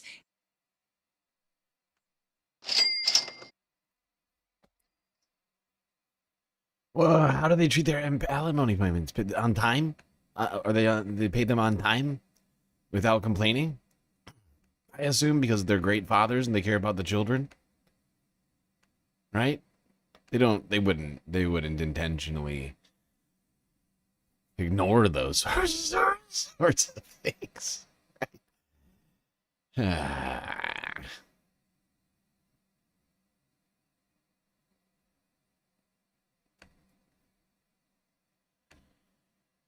Yeah, honestly, like, here's the facts, okay?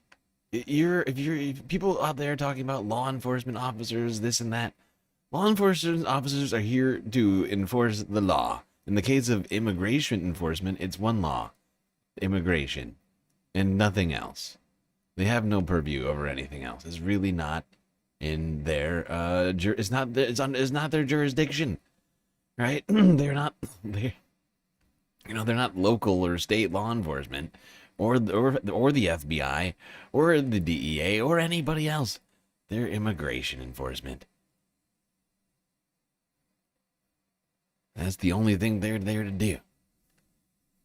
And the fact is, regardless of what kind of immigration enforcement, regardless of what kind of enforcement, law enforcement that you might be in this country, like, you don't just get to murder American citizens. Full stop. Full stop. Let's go back to puppy murderer in chief, Secretary Gnome. You've also been criticized for your comments. The shooting, we should note, was Wednesday at 10:37 a.m. Eastern. Just over 2 hours later, the Department of Homeland Security put out a statement definitively asserting what had happened, defending the ICE agent, accusing Renee Good of domestic terrorism. That's a characterization that you reiterated in a press conference half an hour later. Now, Republican Senator Tom Tillis said, quote, "It was very unusual to have a senior law enforcement official to draw a conclusion about an event where the scene was still being processed. Generally speaking, law enforcement would recognize that a life was lost, that families are changed forever, the shooter's life will change forever. We're collecting video. We're trying to assess the situation." Why did you not wait for an investigation before making your comments? Well, everything that I've said has been proven to be factual and the truth. This administration wants to operate in transparency.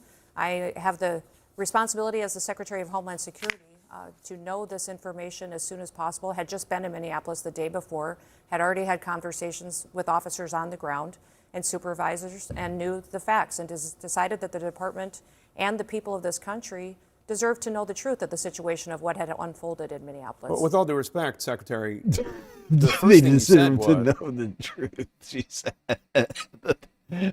They deserve to know the truth. She didn't even know what the truth was. She was just spouting off. She was just spouting off political rhetoric. It was completely devoid of the truth, completely detached from reality. Quote, what happened was our ICE officers were out in an enforcement action. They got stuck in the snow because of the adverse weather that is in Minneapolis. They were attempting to push out their vehicle, and a woman attacked them and those surrounding them and attempted to run them over and rammed them with her vehicle. That's not what happened. We all saw what happened. It absolutely is what happened. Those officers We all had saw been what out in happened. enforcement It's action. not what A happened, vehicle had you- been stuck. They had come to help get that vehicle out. That's when this individual started blocking traffic for minutes and minutes. You said that the before woman this attacked them and surrounded them. And She wasn't attempted to blocking run them traffic. over and ram them with her vehicle. We talked about this before. We've looked through the footage. She didn't block traffic. She was actually waving traffic on. There were vehicles that were getting around her car. If you watch it, if you watch the whole thing, like especially if you watch the latest, the newest release of footage that was, I think, from like a doorbell camera or some other neighbor from a different vantage point, you can see she's not actually blocking traffic. People were getting past her on the road. She was not, she was there doing political protest once again. And even if she was blocking traffic, once again, not ICE's job. That's not their job. If they want somebody to deal with traffic enforcement, they should call local PD. If ICE has a problem with traffic problems, they should call local police. Because it's not under their purview. They can't, they don't get to direct traffic. They don't get to do any of that shit. It's not, it's not their blocked the job. road for a long time and was yelling at them and impeding a federal law enforcement Oh, investigation. and That's she what you was need yelling at them? Oh, no. And they were yelling at them. Oh, no. Christy. Oh, she makes a great point. And she yelled at them, though. But she yelled at them, though. That justifies murdering this woman, right? She yelled. Oh, God. Anybody who yells will now be shot in the face for yelling.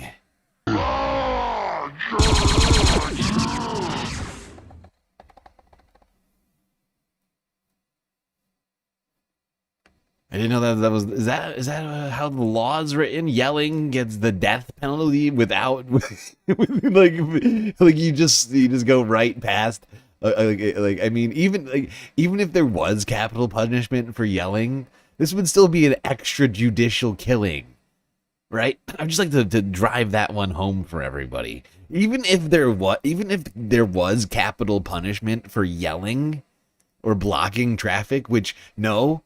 There is no death penalty for blocking traffic and yelling. You would still need to go to court. You would still need a trial before you execute that person, right? In this case, it's just an extrajudicial killing. It's just a murder done by the federal government for yelling. focus on, Jake, is they were breaking the law by impeding and obstructing a law enforcement operation. They were breaking the law already, and these officers were doing their death, according to Christie. Like that's the thing that we all have to just like get into our heads about all this. She is justifying murder when she says, and the things that she's using as justification for murder are incredibly flimsy. Even if we accepted these premises that are incredibly flimsy to begin with, right? Like, I don't accept the premise that she was endangering the officers. I don't accept the premise. But even if I were to, it would still be incredibly flimsy.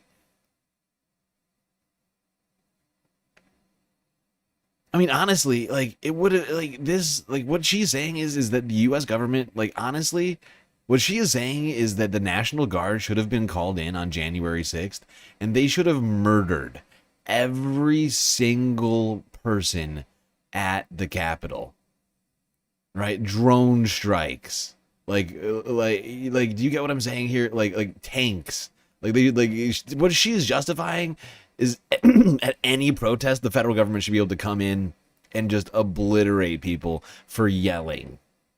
That's effectively what she's saying.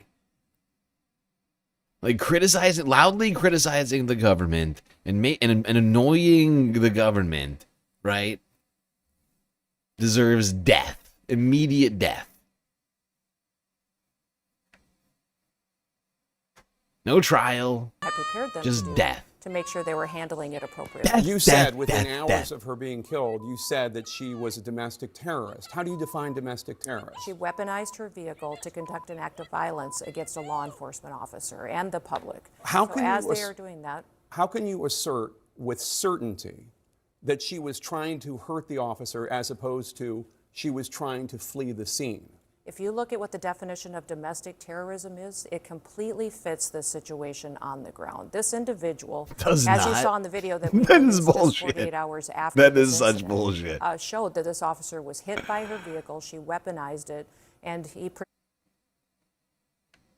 The woman who said, "I'm not mad," and did a 3-point turn at 1 miles per hour is a domestic terrorist. Also, did Christie get recent work done? What's going on here? I feel like her face has changed since I last saw her. Like, I'm just noticing it, but I feel like something weird's going on. Like, she's like something, I can't put my finger on it. defended his life and those colleagues around him and the public. The question is, I don't doubt, my position is, I wasn't there. I didn't see it. Some people say that it clearly showed that she was trying to hit him and did. Some people say, no, she was clearly trying to move her car and flee and get away. I don't know. What I'm saying is, how do you know? How can you assert for a fact within hours, before any investigation, this is what happened? The facts of the situation are that the vehicle was weaponized and it attacked the law enforcement officer. He defended himself and he defended those individuals around. He defended everybody. Everybody is safe now. Don't you see? America's much safer now. Fuck yeah! Don't you see, says Christy Dome, America's much safer now. Now that this guy killed this woman driving her vehicle at 1 mile per hour, now everybody's safe. Ah, jeez. Why didn't I think of that? This woman is insane. All right, I'm just going to skip to the end of this interview. It was honestly a pretty long interview. And Jake, practically every single day, we've got heat for Jake. But I'm not going to lie, he did an okay job on this interview. He could have done better.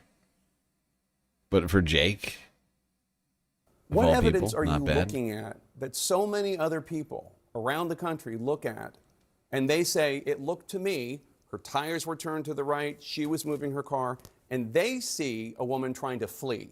You say she was trying to kill the officer. No investigation has happened. Why are you so certain that your interpretation is the truth when an investigation hasn't even happened? Jake, I'm watching the videos. Other I'm people are talking watching to the officers. videos I'm getting and the coming to facts. a different conclusion. Everything that we've stated as the Department of Homeland Security and this administration has been factual. And I wish we would talk factually about what we see every day from these protesters, what they do, what they say, how they chant over and over, kill ICE, attack law enforcement, how they're trained to perpetuate violence against them and to stop the work that they... I'm sorry. Did everybody just hear that? Christy Nome just claimed that protesters are murdering ICE agents. There's not a single instance of an ICE agent being killed by a protester. The closest thing we have to that is a National Guardsman being killed by a CIA, an Afghan CIA soldier, essentially. That's the closest we have to that. I can't believe you just made that claim, that somehow the ICE agents are dying at the hands of protesters. There's not a single instance of that. So disingenuous. This woman just lies for a living. Like, that's her job, is to lie and to make YouTube videos. Like, she makes YouTube videos and she lies. And then she goes and buys another pantsuit, I guess. every day. Each of these law enforcement officers takes an oath to protect this country and uphold the law. They go out every day and enforce the laws of this country to keep people safe. So these individuals that are out there harassing them while they do that work, doxing their identities, threatening them and their families, it's unacceptable. And that's why President Trump is so strong in supporting their operations in all of these cities. The officer appeared to have fired 3 shots, the first one through the front windshield, and the second and third through the side window. What is the justification for the second and third, given that the officer was out of harm's way? You're watching the same videos that I am, correct? Yeah. Yeah, you're watching the same ones, so you see how quickly the situation...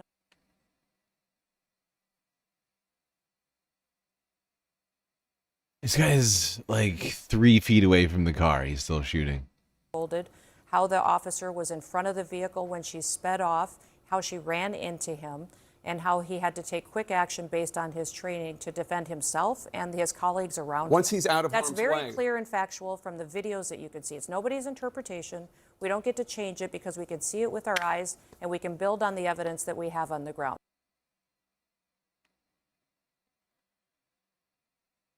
We have the evidence right in front of us, Christy. I don't know if she can see the video that they have up right now. But we have the evidence. It's right in front of us. This dude is like 3 fucking feet away from this car. 7, 8 feet away from the front of the car. Right? Like he's 3 feet away from the side. But like from the front of the car by shot 3, he's the entire length of the vehicle away from the front of the car. And he's still shooting.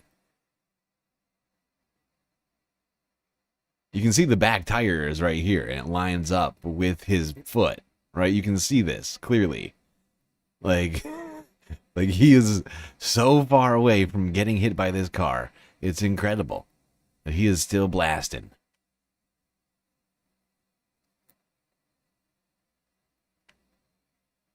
Doesn't look justified to me. Christy will spend the rest of her life in prison when it's over. God, we can all only hope.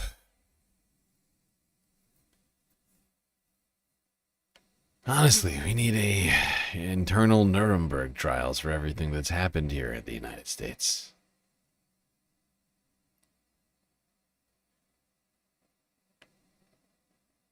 All right, let's move on. Well, I mean, it's hard to move on from Christy when you're talking about ICE, but let's move on from Christy to a different interview that happened here on CNN. This was with Jacob Frey, the mayor of Minneapolis, and the chief of police of Minneapolis. Sorry to say, this is more Jake Tapper. I'm not in charge of the programming over there at CNN. If I were, Jake would not have a job anymore. He spent, the first half of this year selling his goddamn book?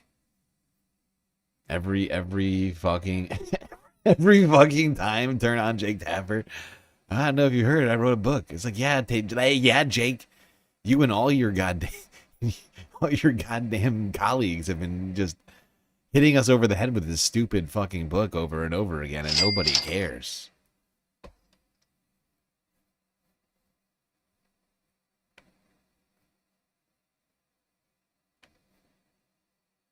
Joining us now to respond, Minneapolis Mayor Jacob Frey and Minneapolis Police Chief Brian O'Hare. Mayor Frey, your response to what you just heard from Secretary Noem, she invoked you by name. Is it Frey or is it Frey? It's spelled Frey. F-R-E-Y. Everybody calls him Frey. Everybody says Frey. But that's not how you spell Frey. So I'm confused. Something needs to change. Either how we're saying this man's name or how we're spelling it. Precision of language. I can't do it. Please. That was some wild and crazy stuff. It sounds like she doesn't believe a single word that she is saying right now. And I don't know if Donald Trump was drinking a glass of water, if she'd actually be able to speak. Because here's the thing, she's calling Minneapolis like this dystopian hellhole. You know how many shootings we've had so far this year? 2. And one of them was ICE. 2 shootings in a large city so far this entire year, and one of them is ICE. This is... You know, there's another way to say that. 50%. 50% of all the shootings in Minneapolis in 2026 have been ICE. 1/2. Half of the shootings so far in Minneapolis this year have been federal agents. So it really does seem like they're adding to the crime statistics here, rather than making things better. Safe city. ICE and Kristi Noem and everything they're doing is making it far less safe. I want you to respond to what she said about you telling ICE to get the F out. She says you and the leaders in Minneapolis have been demonizing ICE officers. And it is true that you've been critical of Secretary Noem for her quick characterization of the incident. But you also said on Wednesday, quote, this was a federal agent recklessly using power that resulted in somebody dying. Does your rhetoric need to change? Yeah, I said this was a federal agent recklessly using power that ended up in somebody dying, because that was a federal agent recklessly using power that ended up in somebody dying. It's exactly what happened. I mean, am I biased in this? Of course, and I'm biased because I got 2 eyes. Anybody can see these videos. Anybody can see that this victim is not a domestic terrorist. I mean, my goodness, she's like doing a 3 or a 4 or 5 point turn. This looks like somebody that's trying to get out of there. If doing a 3 point turn or a 4 point turn is a domestic terrorist, then my wife is a criminal every single day. It does not make sense. Illegal. We've got to be operating from a point of course, have this investigation. It should be a neutral, unbiased investigation where... Yeah. It's interesting. I guess doing a 3-point tournament is a crime now. Even if it was, once again, just going to point this out. Just going to point this one out. Even if it was a crime to do a 3-point turn, it would not be in the jurisdiction of ICE to do fuck all about it. Because that's not their job. They are not traffic enforcement officers. They don't get to write traffic tickets. They just don't. They don't get to write. They're not within the jurisdiction. Right? Like, I don't know if you all understand the mechanisms of this, but you write a traffic ticket for a particular jurisdiction to a particular judge, essentially, right? To a court, to a county clerk, or wherever else, or wherever they hold these things, right? But these guys, they're not local. They're federal. So what? I mean, you're gonna clog up federal courts with traffic tickets? No, you're not. Not their job.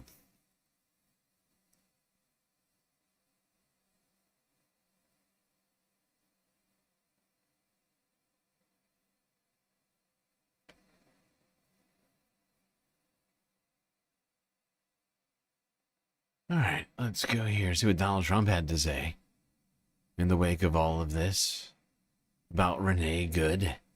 I'm sure he wouldn't continue to say horrifying things about this woman.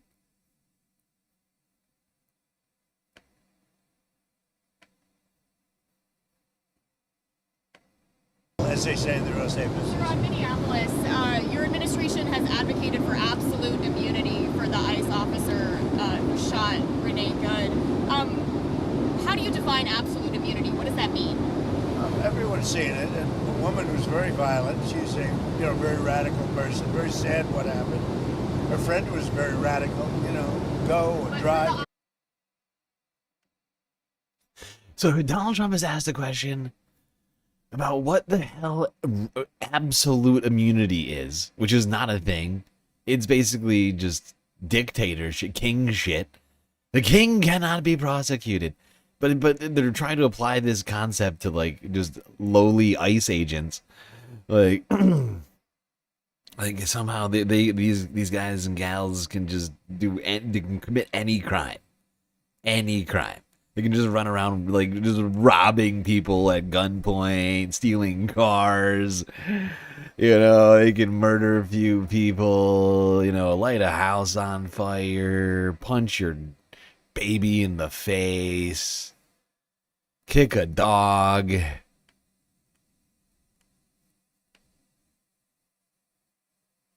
Absolute immunity. No crimes can be committed by ICE agents. How would you define that?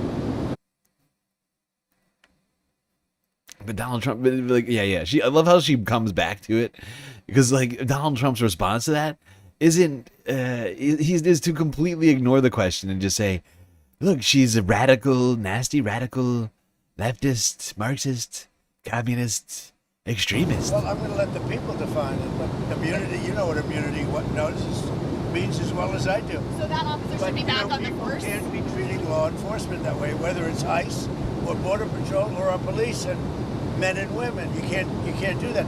We have, you know, the law enforcement in our country is doing really well, despite the fact that Sleepy Joe Biden allowed people to pour through an open border. Crime stats just came out. We have the best crime stats on record, despite all the criminals he allowed. Very best crime. We've gotten a lot of them out.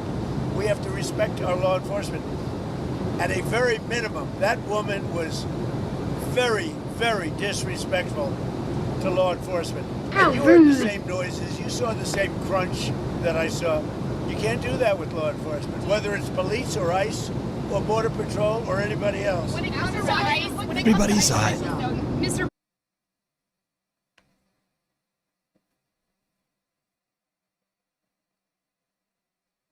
It's incredible. I mean, this deluded, elderly, racist man, this convicted felon, accused rapist, actually civilly convicted rapist, Donald Trump, saying a bunch of untrue things, still not able to define what absolute immunity is, and just sort of falls back on these very nasty people. They're very nasty, horrible people that were doing terrible things. Terrorists. But he can't define what the fuck absolute immunity is for some reason, because of course it's not a thing in our law. There's no concept of absolute immunity in the Constitution. You know why? Because the Constitution and the law in the United States is supposed to apply to absolutely everyone. Donald Trump, Caroline Levitt over here, all the reporters asking the questions right now, myself, the guy talking to you, and you, the chatter chatting. Everyone. Including this criminal who murdered an American citizen in broad daylight in Minneapolis. That man should see justice in a court of law, where he can be judged by 12 Americans. Fuck yeah! Right to jail, right away.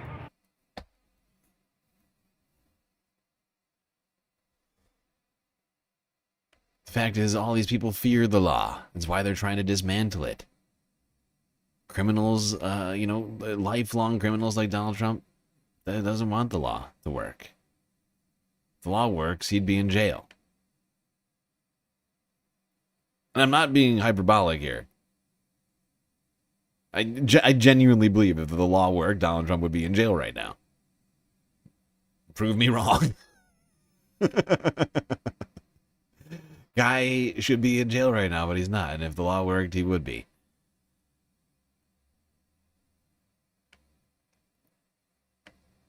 All right, let's go here to the governor of Illinois, J.B. Pritzker.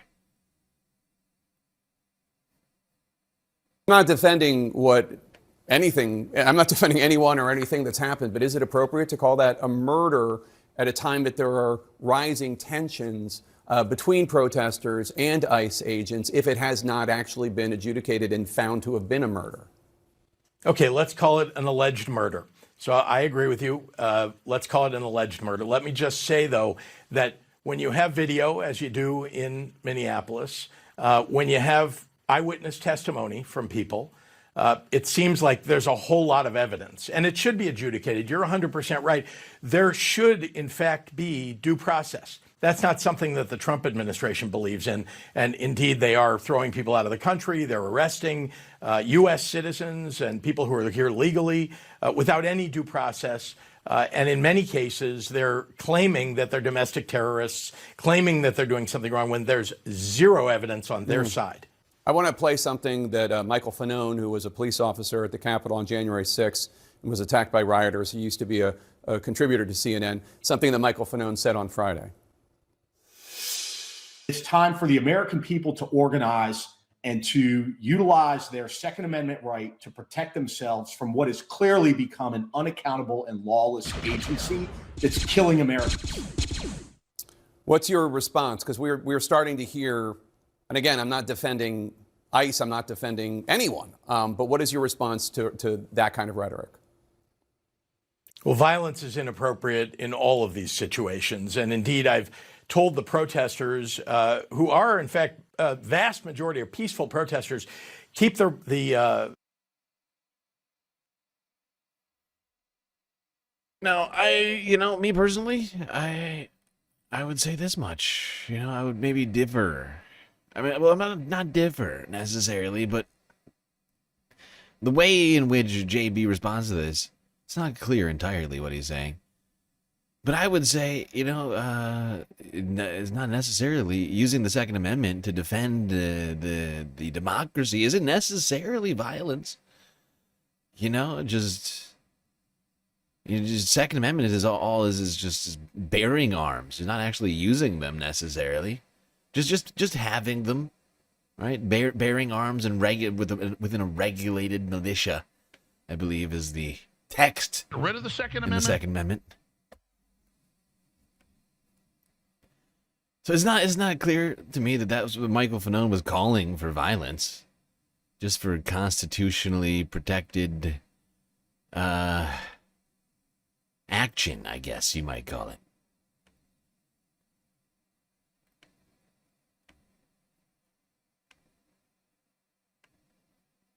Do you know what else is a constitutionally protected action? Going to church. Going to any religious sort of gathering. You are constitutionally protected to do just that. But ICE officers were preventing people from getting to church on Sunday.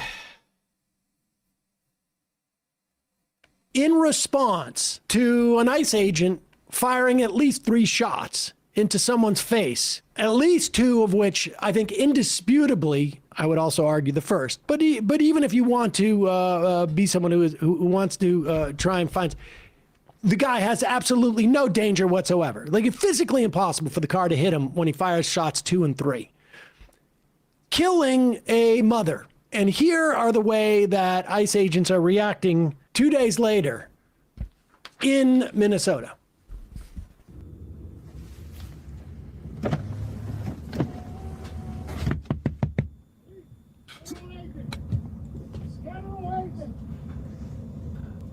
So, yeah, just to note, like, he puts his phone straight up there because there's a great contract with some Silicon Valley companies about getting people's face scans into all these ICE agents' phones. I've gone back and forth into like how relevant it is to get your face scanned into this. Obviously, they're making a huge database. There's a couple of ways you can deal with that. An LED flashlight, headband. I mean, if you're going out and doing any type of work where you think you're going to have a confrontation with ICE, an LED headband, you can get them relatively cheap on, a wall. You know what? There's also you could like paint your face. You get fun with it. Do fun face paint ideas. I could just, we could just pull up some right now.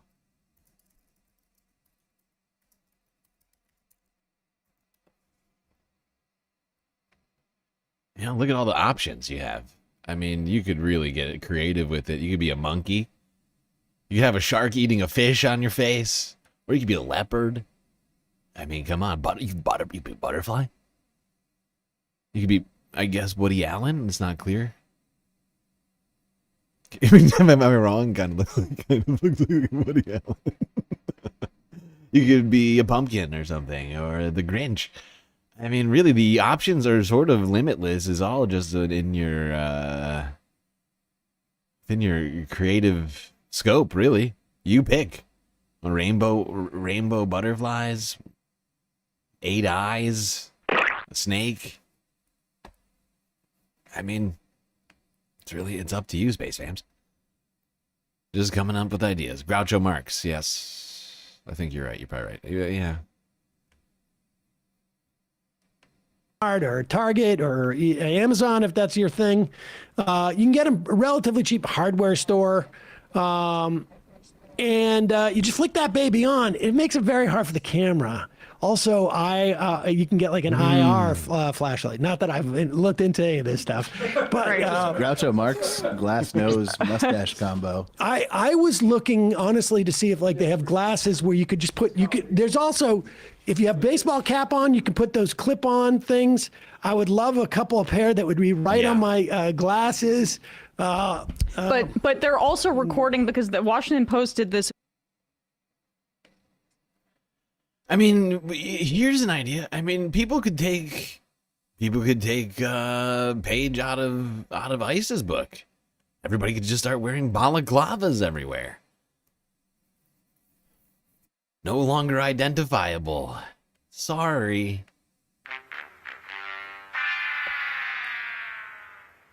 You had an article at the end of last year too about how it's policy right now with ICE for them to record as much as possible to produce videos of social media for more propaganda. It's social media propaganda. What this guy is doing, I mean, you can see the propaganda guys are the ones going around with the big camera lenses, and we'll see that as they're. We can get all that gear on Amazon. Oh yeah, you can get a balaclava for like $5-10 on Amazon. Probably even cheaper on China. Walking out of Target. What this guy is doing is recording for database. Yes. And it's either to mark and see if that there's any immigration, if you get flagged, any immigration stuff. Incidentally, when you go through the TSA, and you can opt out of having them take your picture. They don't tell you this, but you can opt out. I've done it in the past. I've gotten picture taken, but now I'll bedazzle my gear. Yeah, exactly. Bedazzle it. I'm trying to remember. Was it in Serbia or was it in Georgia? I think it was Georgia. I think protesters in Georgia. There was like months-long protests in Georgia over actions being taken by its government, but the government was doing like a fuck ton of like surveillance. Tracking people's identities, tracking them to their homes, and so people started wearing masks. People started like dressing up, wearing masks, literally painting their faces for protests as a way of obfuscating their identities. And honestly, considering what we were up against right now, maybe not the worst idea. I don't know if it makes a difference, but. And so they're coming. And let's not forget, of course, we've always got the inflatables too. You could always go inflatable. There's a great way of now, of course, driving around in a pickup truck in an inflatable, that's not gonna fly. But just and the first thing they do is put that, and it's also just to intimidate you in the same way that like, we're going to know who you are. Well, we're going to know who you are too. Oh yes. You can get a beanie with a light on it, which is really good. And also I've even looked at like headbands, like hair headbands, that with a light on it. That is very effective because then you can just bing and turn it on with your hat. Good.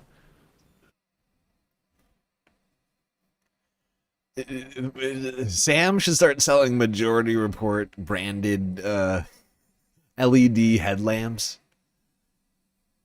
You could go along. There's already Majority Report beanies. You could be full Majority Reported out. Also umbrellas. Let's not forget how effective umbrellas can be at deterring some, not all, but some of the less than lethals used by ICE, the pepper sprays, what have you. Majority report branded umbrellas. That'd be an interesting idea. You know, now that we're back on YouTube, this year, you know, I'm going to do that. This year, I think I'm going to try and find a way to start doing merch for people in some form, some galactic merch of some kind. It's been almost 2 years. In 1 month and 1 week, we will be in 2 full years of the Galactic Stream. I feel like people deserve merch at this point. You all probably deserve it. It's crazy. This is your warning. This is your warning. For what? Stop fucking following us. You are impeding operations. This is the your United warning. States federal I live government. over here. I gotta get to my house. This is your warning. Gotta get to All my right? house. Go home to your kids. This is your warning, he says. This is your warning. You don't get to drive on the street, says this guy. It's insane. He has no ability to prevent people from driving on the street. It's just not his job. You can call the police. That's what I keep saying about this. If these ICE agents have problems with what people are doing with their vehicles, they can call the police. You know? They can go, oh, Daddy, please come help us. We're being bothered by American citizens on the road. Maybe the police will come, I don't know, response time-wise, but maybe they'll show up. What's that on his hat? The Minnesota Timberwolves logo. You're impeding a federal investigation. Just look at the Timberwolves. The fact is they just don't want to do that, right? It's embarrassing.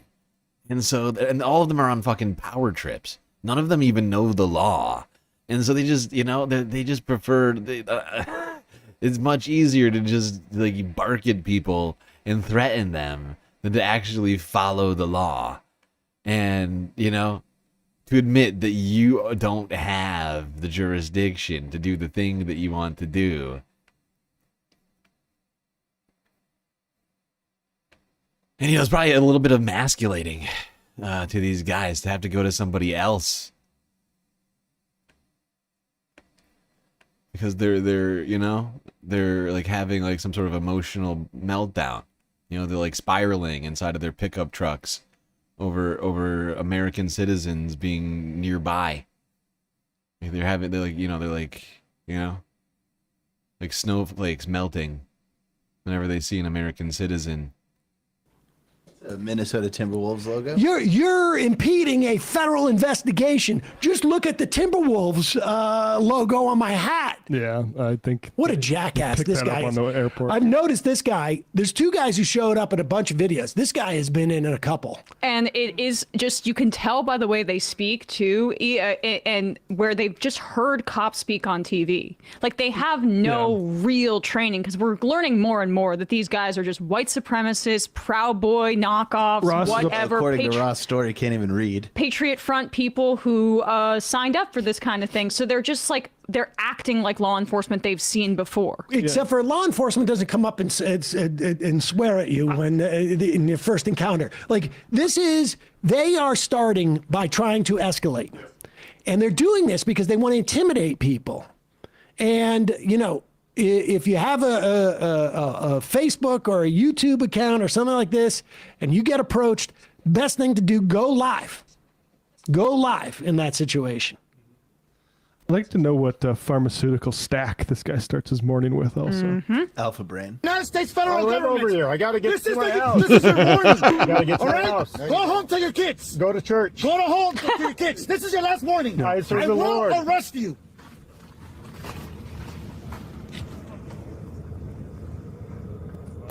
Pause it. See that?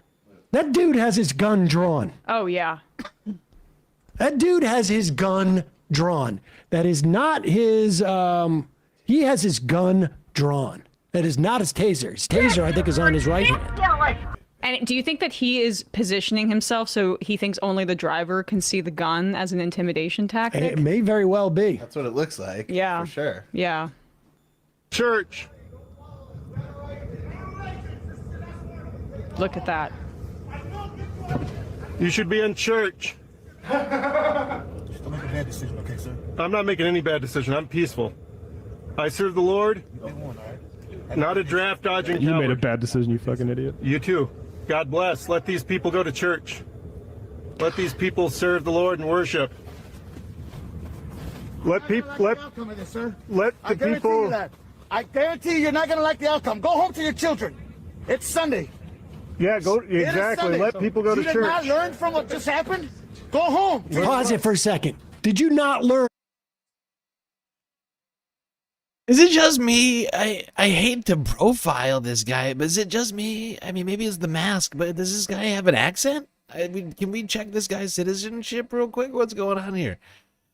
What's going on here? What? Huh? What just happened? Yeah. The lesson be taken. Like, are we like? It's just interesting, you know? Like, these guys are running around profiling people. And yet I see some some brown people taking these ICE jobs, profiling people, I mean, like even people with seemingly with accents. It's interesting because they're also simultaneously profiling people like themselves. So by that very metric, should they not too be deported? Or are they going to get deported at the end? That's probably what happens, right? Once you get rid of all the other ones, then it's the brown ICE agents. They're the last ones to go.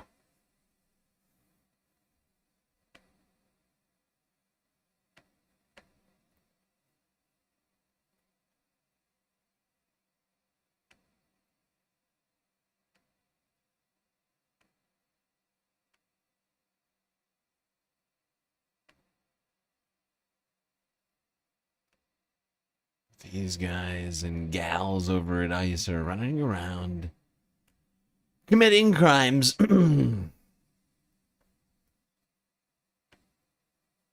given guns and federal badges, and yet no accountability for their actions. As cops, we're responsible for every single round that leaves our. This is the thing that we watch. This is a former ICE agent, actually.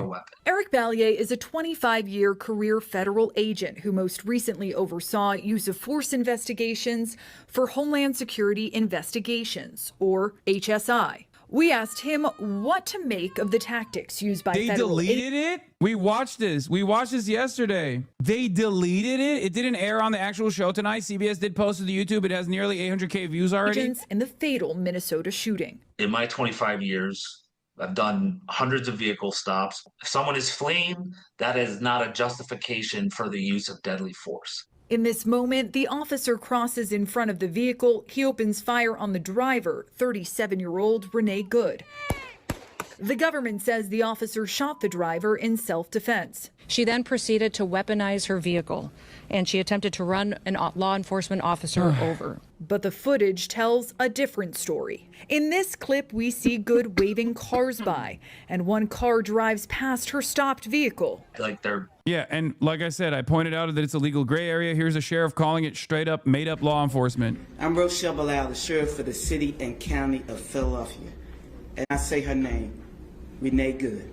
Renee Good. Renee Good. Renee Good. Renee Good. Renee Good. This should not have happened, but we're here today.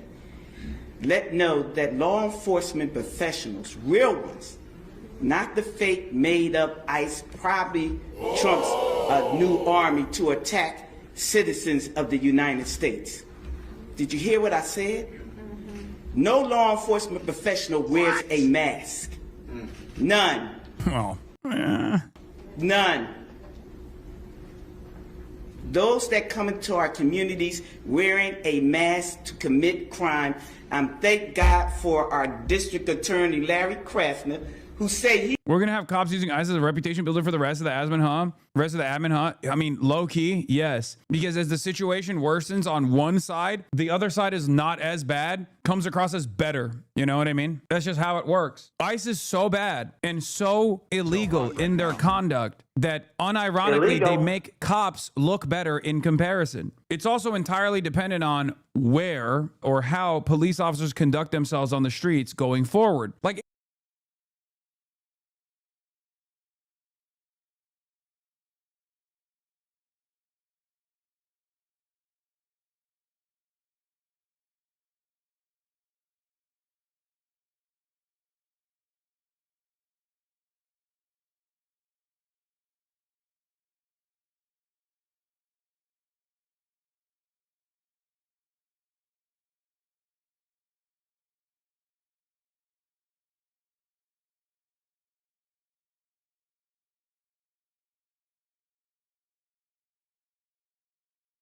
Help! Help! I'm being repressed!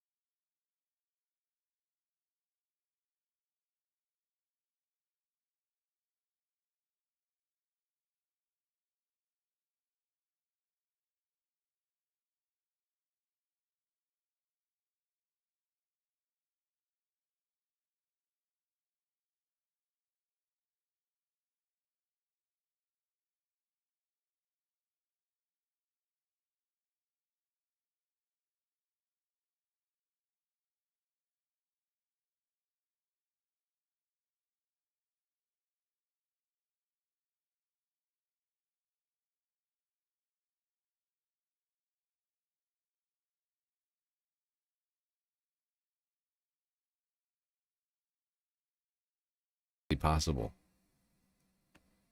Oh god, I'm muted. That is terrible. I was muted the whole time. Was I muted the whole time? It's not great. Cops, Screw it. if the local Minneapolis Police Department actually stopped Jonathan Ross and arrested them, okay, I would have been thin blue line all the way, baby. Because that's what they should have done. That's their job. You can't let someone get away with murdering a citizen that you're supposed to be tasked with protecting and serving. That thin blue line would turn into a thick one, okay? Easiest dub of all time. You can't do that shit. What are you, crazy? Prime example of ICE not being able to do anything to a citizen because they have no jurisdiction. They just use bullying tactics with no real force and they know it. Yeah. Plate number, driving erratically, very dangerous to the public. How you doing? Good, how are you? You're interfering with our operations. Not You at can all. be arrested Not at under all. 18 Not USC doing that. 111. Nope. That's not true. It's not. They can't do They're not real cops. And even a real cop is not technically supposed to be able to do anything in this situation. If you're just like on a sidewalk, you're not impeding you're not impeding an investigation. But cops at least do have the legal authority to just make it up. They have the legal grounds to make it up to try and. Yeah, also, that guy just made a bunch of shit up just now. I had to look it up just to be sure. Let's go here.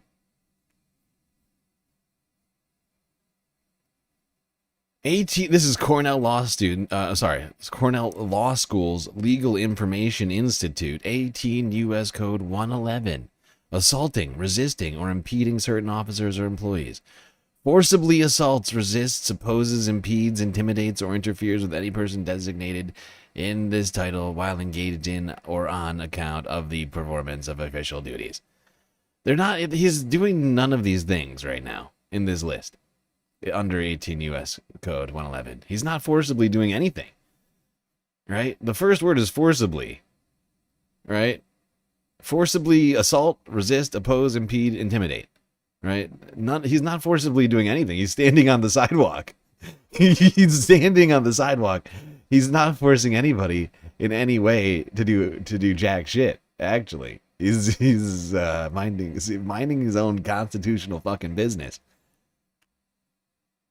Detain you, even if you can argue in court whether or not that detainment is appropriate or not. ICE agents don't even have that, okay? Especially if you're an American citizen. It's just like you're just making up. You do not have the right to arrest a random person on the sidewalk. The f are you talking about? A random American on the sidewalk? Suck my dick. Not if you have been interfering with our operation. We're following us. Go process paperwork, little bro. Get the f out of here. Yesterday. Numerous Watch times. what you're doing, dude. Numerous times you've Not been interfering interfering. with our operation. Not interfering. Yes, you are. No, I am not. If you Never got in continue, front of you. you will be in handcuffs. You will be arrested.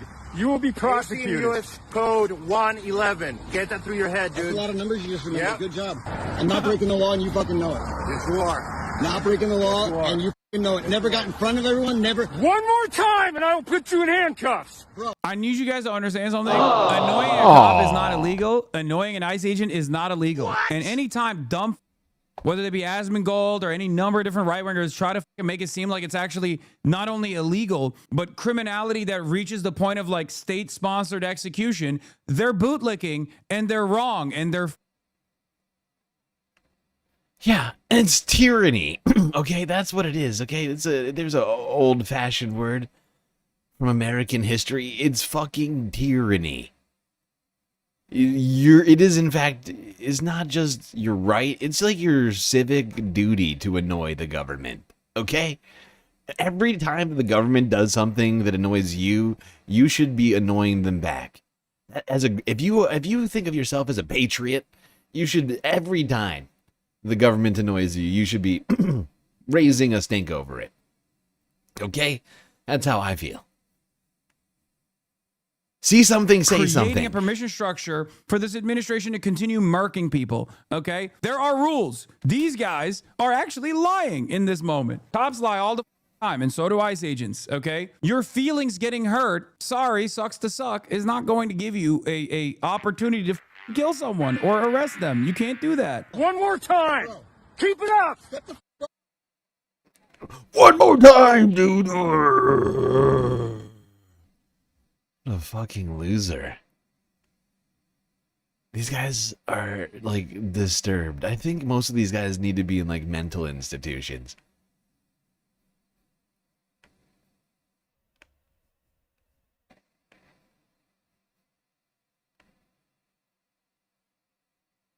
And of course, earlier this year we saw evidence that ICE is hiring people without doing proper background checks, people who can't even pass, physicals, all sorts of other things, just completely incompetent assholes who, generally speaking, are looking to get $50,000 and maybe a chance to go after, tackle, and murder some innocent people. Immigrants or Americans, I guess, to them, it doesn't matter. As long as they're annoyed enough, they might do some violence. That's the job that we're paying them to do, apparently. Not to enforce immigration, but just to harass Americans on the streets.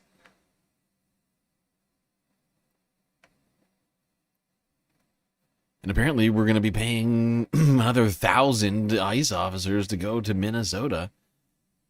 Trump administration doubling down in the wake of the unjustified killing of Renee Good. And sending 1,000 more ICE agents. Hundreds more federal agents are heading to Minnesota amid rising tensions after the shooting death of Renee Good by an ICE agent. As Jenna DeAngelis reports, protests continue from Minneapolis to here in the city. Many gathering to light candles, leave flowers, and read poetry written by Renee Good Sunday night. I want back my rocking chairs. In remembrance of the 37-year-old who was fatally shot by an ICE agent in Minneapolis on Wednesday. We mourn you, we grieve you, and we take inspiration from you.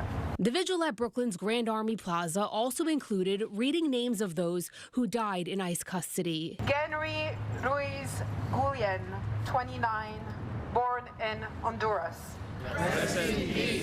Isabella Etienne leaving flowers and her message as the daughter of an immigrant. You're all here because someone else was brave enough to come here, and I think that's what's important. Earlier, rallies were held from Midtown to the West Village. New York joining cities around the country in anti-ICE demonstrations. Something needs to change. We cannot keep quiet anymore. In Minneapolis, protesters and ICE agents are still facing off. Agents continued carrying out arrests, including this woman's husband. Heckled by protesters, agents pushed back using pepper spray. Secretary of Homeland Security Kristi Noem says hundreds more federal agents are heading to Minneapolis, and she continues to defend the agent who shot Renee Good.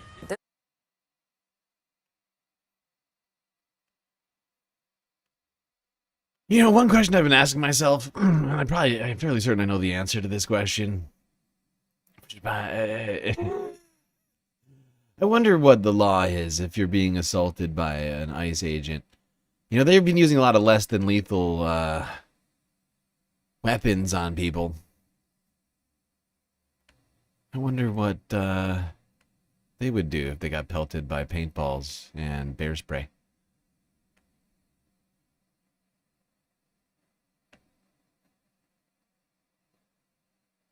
They'd probably just start blasting people. It's probably illegal.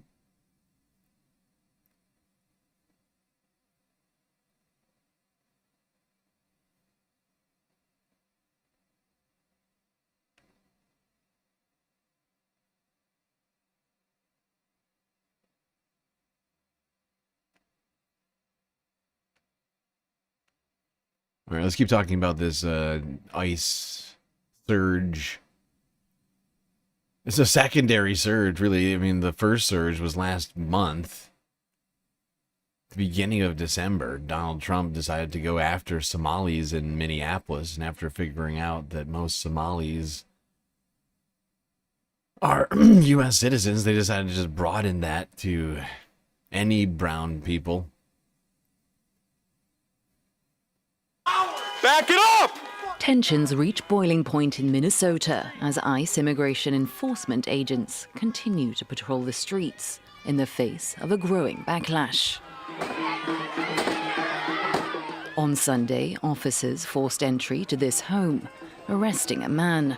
His wife showed journalists at the scene paperwork relating to his removal, a warrant signed by an immigration officer, a document that does not authorize agents to enter a private residence.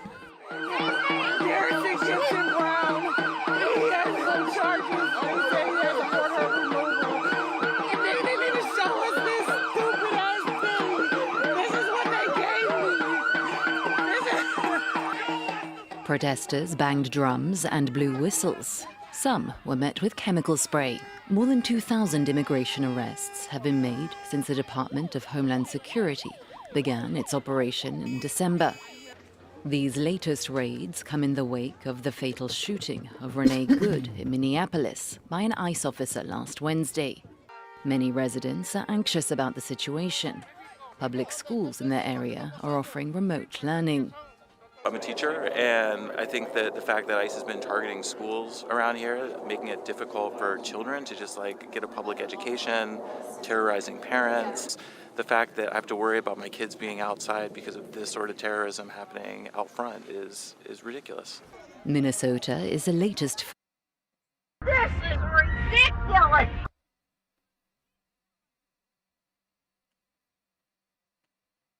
It really is ridiculous. That guy is right.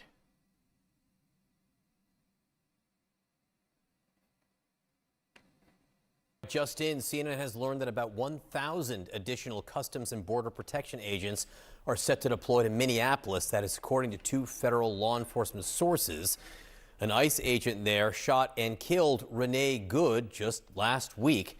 Let's get to CNN's Whitney Wild for the very latest on all this. In this additional deployment, Whitney, what are you learning? Well, this is a massive increase, John, because this was already the largest immigration action to date with 2,000 agents spread throughout the Twin Cities. Now we know that it's going to be a 50% increase, 3,000 agents spread throughout that area. This is according to two sources. According to CNN's Priscilla Alvarez, Customs and Border Protection Commander Gregory Bovino had already been on the ground. He is going to be part of this operation. He is a well-known figure. He led operations in Chicago, New Orleans, and Charlotte. One of the sources telling Priscilla that he is going to be conducting targeted operations, which include door knocks. And in those situations, the documents that are provided to those targets will include administrative warrants, which are signed by an immigration officer but do not carry the same legal weight as a judicial warrant, or they will be copies of final orders of removal. John, as you mentioned, this all comes on the heels of an ICE officer shooting and killing Renee Nicole Good. Leaders in Minneapolis and leaders at the White House have two completely different ideas about what happened. The White House continuing to defend that officer, saying that he feared for his life, that she attempted or did run him over, saying that this was an act of domestic. It's such a garbage claim. This guy was chasing after the vehicle, claiming that you can't claim that you were. Can't be. I cannot believe they continue to claim this shit. This video. I mean, now of course Jonathan Ross is in hiding. We haven't seen. We have, you know, like. But the fact is that this video this is from 12 hours ago out of CNN. I mean, the fact that they are still making this claim at this point, that this guy. I mean, we've all seen the fucking footage. This guy was walking perfectly fine while he was continuing to make his shots on this woman's head. While he was murdering this woman, he was walking perfectly fine. He walked perfectly fine all the way down to her car. And at no time did he appear to be at all injured.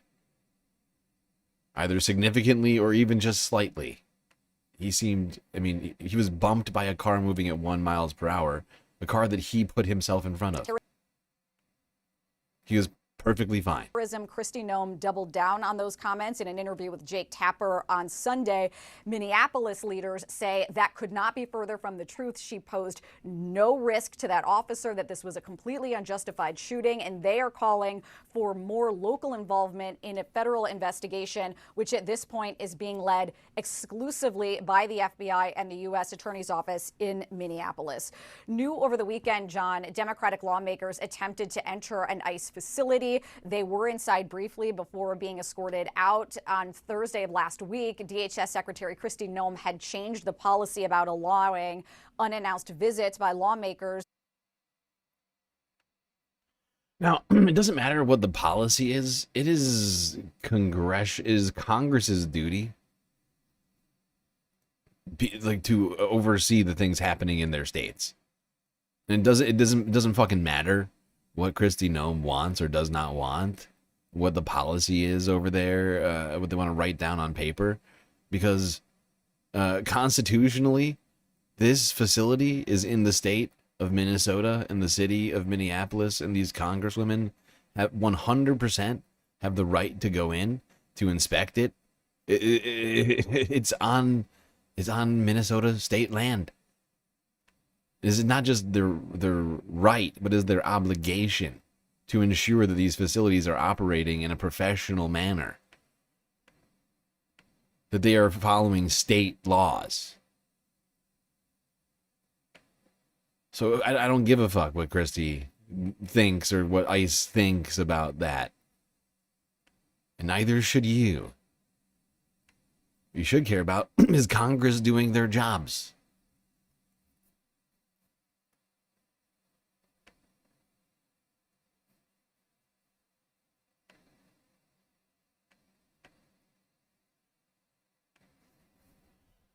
All right. I would love to continue doing my job of bringing you all the news and whatnot.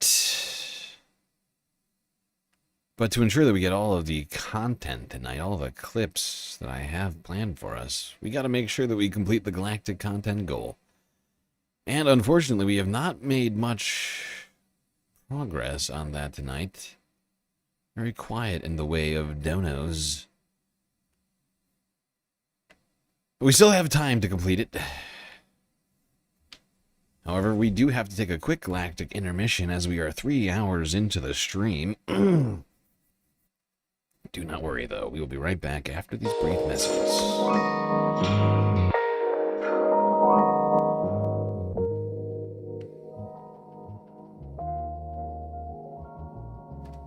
All right, everybody, I hope you've been enjoying the show so far. If you haven't already, hit the follow button over there on Twitch and subscribe on YouTube. Hit that like button, too, while you're at it. Do consider contributing to the Galactic News Network, as we are, of course, completely funded by individuals like you. That's all right. Without the contributions of space fams who enjoy watching this show, we would cease to exist, and I would just go floating off into the deep, dark void of space.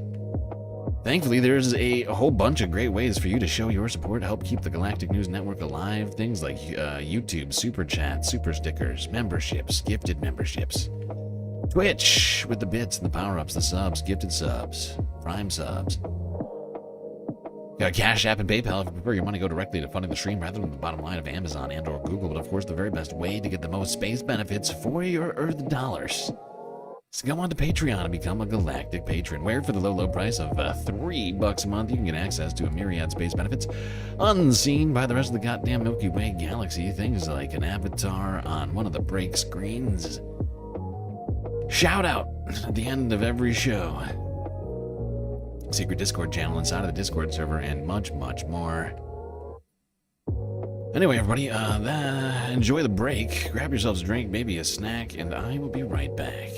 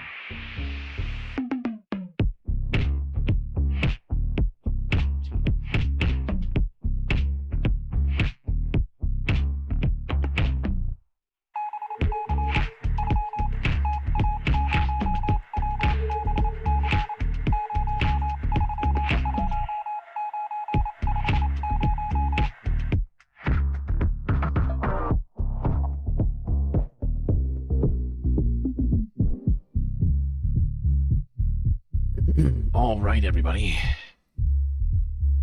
We are back. That's right, it's time for us to get back to the stream. Third half is about to begin.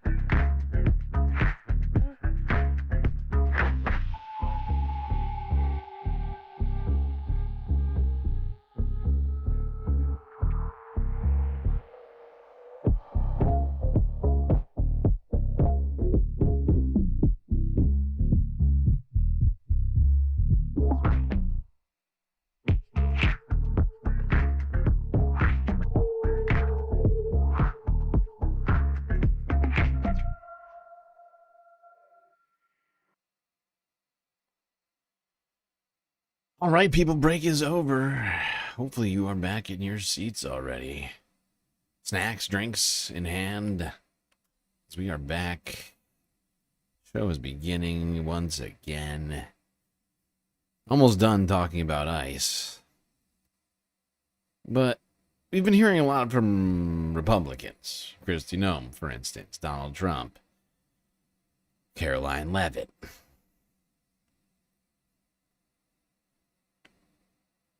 But I figured, amidst all this, we should ask ourselves, where are the Democrats?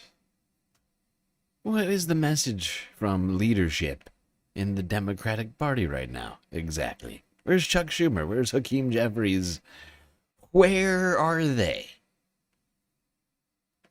Well, they're doing fuck all. That's where they are. Not resting. Not resting. We would never rest. Can't win if you rest.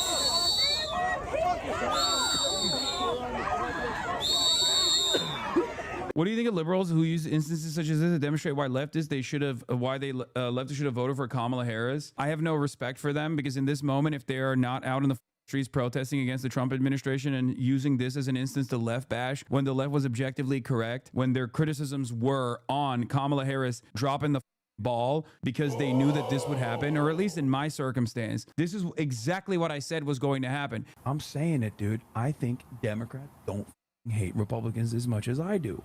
Okay? They love saying, oh, I guess you want to vote for Trump then. Who's this guy? Like, dude, you don't hate Republicans. You want them in your party. You desperately advocate for them to come to your party. You literally have them at your convention.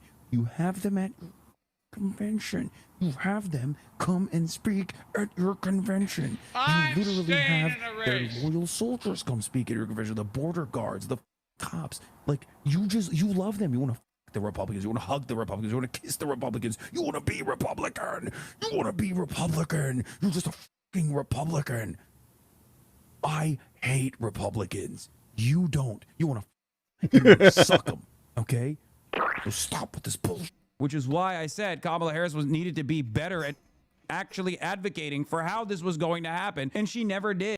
Instead, she took. Also, I would like. Can we talk about? Can we talk about something real quick? Can we talk about how Hassan has been low key growing a beard for like the last month and hasn't been telling anybody about it? Like, it's incredibly rude that he doesn't bring it up. But what's up with it? What's going on here? This guy, I mean, he's fully growing a beard now at this point. For a little while, I was like, Hassan's just not shaving. He's lazy. But he's full on growing a beard right now. And nobody's talking about it. It should be everything to everyone. Hassan is growing a beard. I mean, What is this a sign? Is he going full jihad? I mean, people, a lot of questions. Beardgate.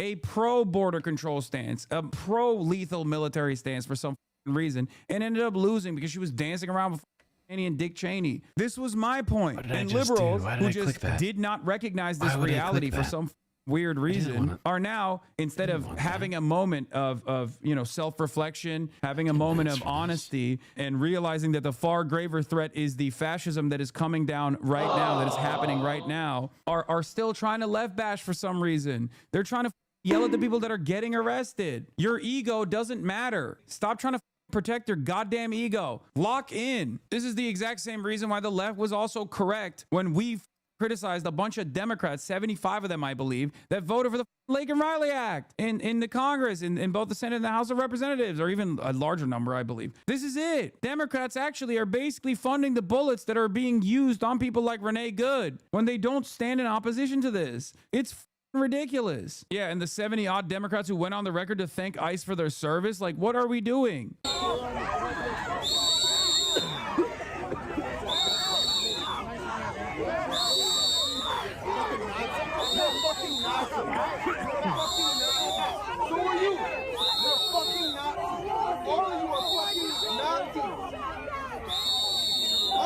You think that happened? You're all fucking Nazis. You're a fucking Nazi. You don't care? You're a fucking Nazi. Pussy. Yeah, pussy. Don't want to stand alongside leftists to protest, but also don't organize their own protests because they don't ever do shit. Exactly. But that's not true, though, because the liberal chirpers online that are trying to preserve their egos are out of touch little shitheads. But there are plenty of people who voted blue no matter who that are on the streets. As a matter of fact, I go so far as to say there are more people on the streets that are of that variety, just like regular old libs who recognize right from wrong, who are actually taking to the streets, older in general, and even wealthier on average. That's what I see when I see these videos. I mean, there's Hasanabi heads here and there, but let's be real. There are a ton of older liberals out there who are very frustrated, more so than the youth. Let's be real. The youth are super checked out. Pussy! Pussy, I'm talking to you, bitch! You're a fucking Nazi! You're a fucking Nazi! Pussy! Another thing that's like totally up here is that the Democrats are. You can tell that there's a lot of great patriots out there in this crowd. You just by the rhetoric being,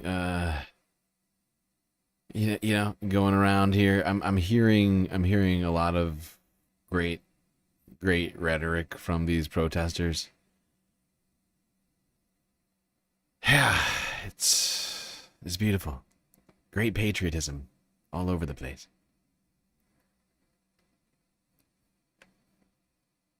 Not even capitalizing on this to win easy political points. Like, look at this. During the moment of silence, the Minnesota Timberwolves held before their game with the Cavs tonight. A fan yelled, "Go home ice," and everyone else started cheering. Understand something. This happened the night that Renee Good was shot and killed, right? By an ICE agent. If you want to understand how little the average person or even corporations give a shit about the administration's messaging on this, think about that. Okay. Oh, sorry. This is the day after. Think about that. The administration at this point have spent 24 hours calling Renee Good a domestic terrorist. So technically, if anybody actually took what the administration is saying seriously, what is going on here is doing a moment of silence for basically like ISIS, right? Like we're talking about doing a moment of silence for a domestic terrorist. You realize that, right? Like you understand that no one is actually taking what this administration is saying seriously. And this is yet another indication of that, because clearly they tried to go along with this, like this person is domestic terrorist narrative, and no one gave a shit.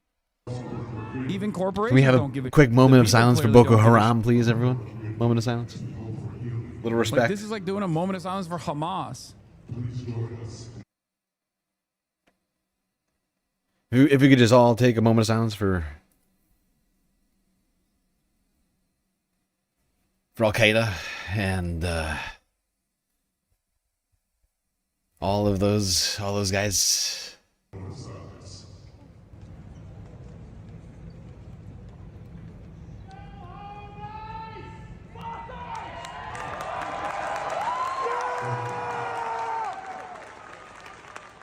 Democrats love ICE, bro. They literally agree with what they're doing. That is the only conclusion. No, this is not Democrats. You're talking about Democratic Party politicians, okay? Until they show us that they're with it, until they show us that they're willing to go out and take it to the streets, until they show us with their actual legislative line items that they're against ICE, that they want to take away ICE's funding, that they want to stop ICE, that they plan to punish ICE agents and this administration for doing all of this like unlawful fascist nonsense, they are complicit in this. But the Democratic voters themselves are not on board, okay? Please make no mistake. There are a lot of people out there who are lifelong blue down the line voters, blue no matter who voters, who are very frustrated with this. And not only are they very frustrated with this, but they're also waking up to the reality that the Democratic Party's representatives are not even representing their anger and frustration. That's precisely the reason why there is an unprecedented level of unpopularity for the opposition party at a time when there's an even higher level of unpopularity for the administration. That's the big difference. Dems right now are not even doing 2016 style resistance liberalism.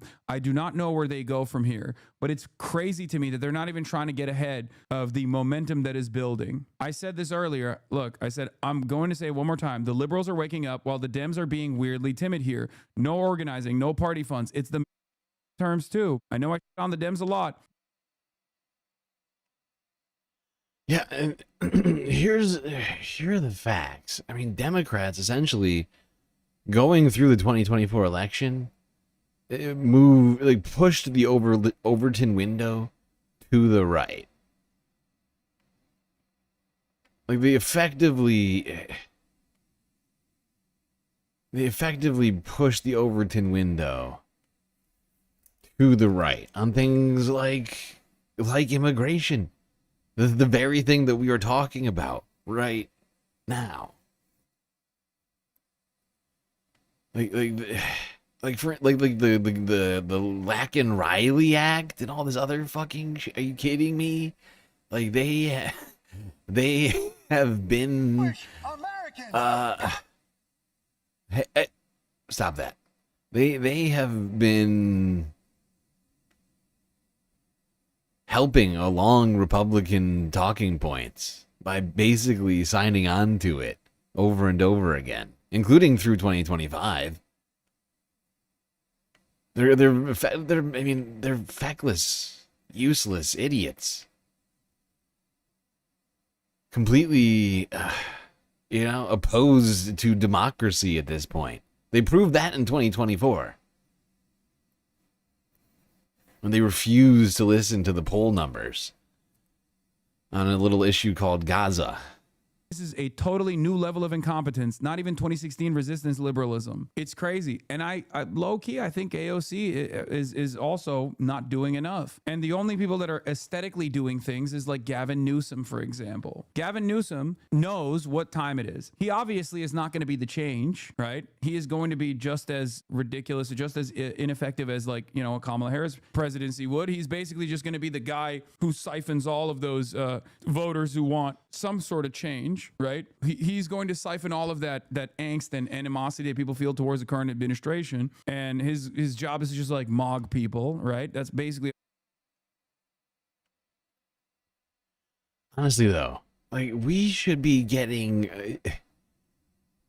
Like if Chuck Schumer and Hakeem Jeffries had any ideology whatsoever, we'd be having Democratic we'd be getting hit over the head with Democratic talking points.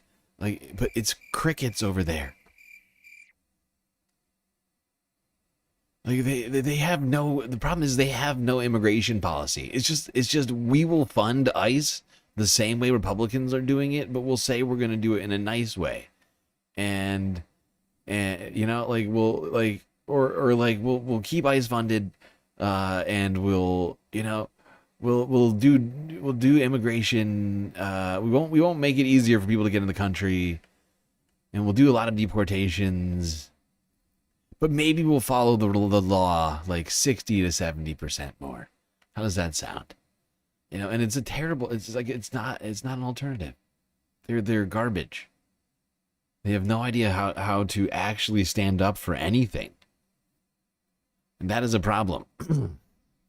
It's a problem for democracy. It's a problem for the future of the United States. They need to find a way. And if they can't, they need to be taken out of office, which is, of course, what I've been saying now for quite some time. And now we're in primary season. So it is time just to do just that. So we're looking for people that are doing terrible jobs at standing up in this on immigration. We already got a list of APAC money takers. I'm sure there's this fair amount of overlap between the two, but you know, just saying, we should be making lists. But honestly, it feels like these guys are still, like, they're still trying to sell us joy. You know, like, they're still trying to sell us joy. Like, it's 2026, and they're still trying to sell us joy. I can feel the excitement in this arena. It's filled with energy and with joy. The air of joy. Joy. Joy. Joy. We will be joyful warriors. The president of joy. Let us choose joy.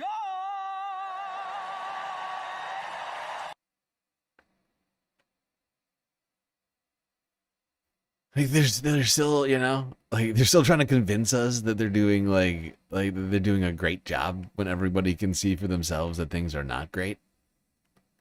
That's where I feel like we're at right now. Like, we're living in the delusional fantasy of those in power right now.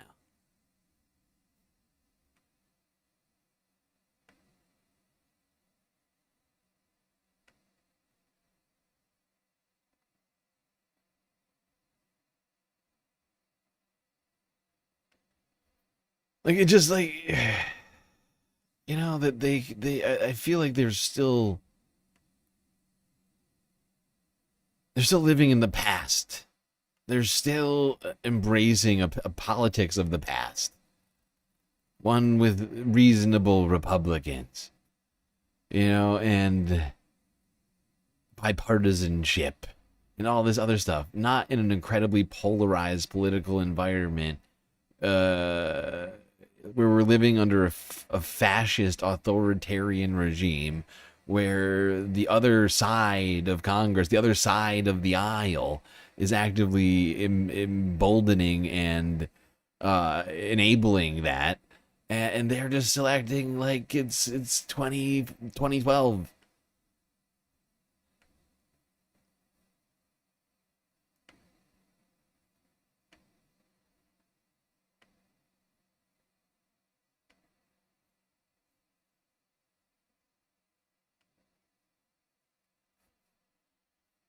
And people like, you know, Hakeem Jeffries and Chuck Schumer should be having daily press conferences with all of the Democrats coming out and messaging around this issue and demanding accountability from the Trump administration for the murder of Renee Good. But it's fuck all from them. It's insane. Like, let alone having a decent immigration policy. Like, this is the sort of thing that, you know, like, they should have no problem with messaging on, and yet they're failing. Meanwhile, ICE agents are still running around harassing and assaulting American citizens in the streets.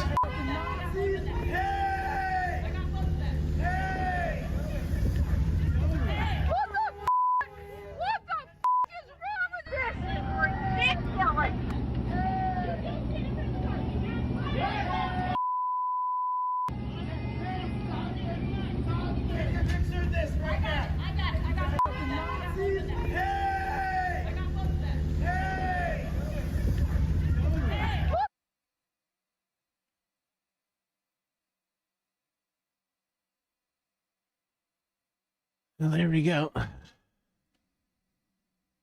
American citizen, you would assume, in the middle of the street, getting assaulted by a ICE officer. He has no jurisdiction over this guy, and he just assaults him. Just throws him to the ground. That was on Sunday, apparently.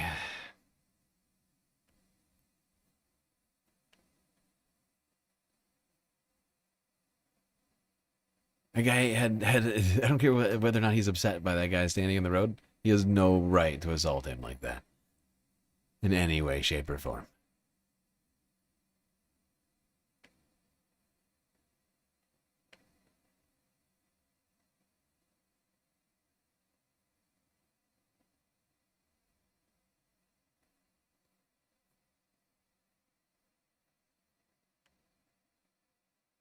You do think that joy is good to find in your personal experience? No, sure, no, absolutely. I brought that up. I'm not anti-joy. I'm not the Grinch. I don't have a problem with joy. I have a problem with the Democrats and their messaging strategies. Their inability to see what's in front of them.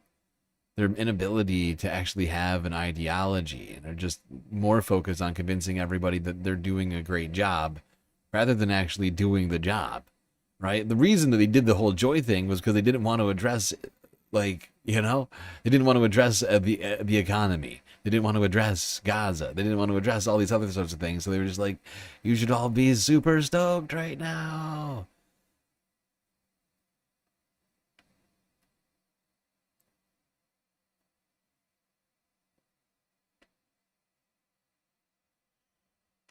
All right, let's go to Minneapolis, outside the memorial for Renee Good. This is Forbes breaking news.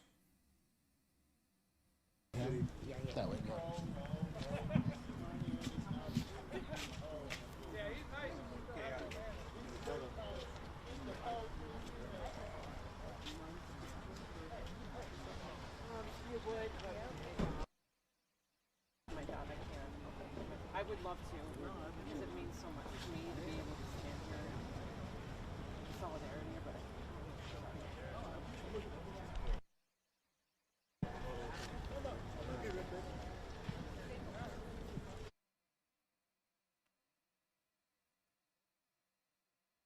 It's a huge memorial out here. There's so many flowers.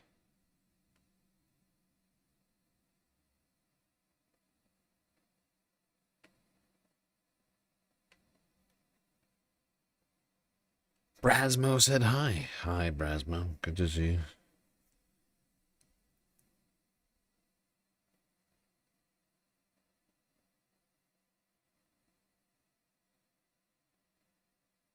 Okay. How are we doing on time? 3.5 hours into the stream already. Wow, wow, wow. Ugh. How is that possible?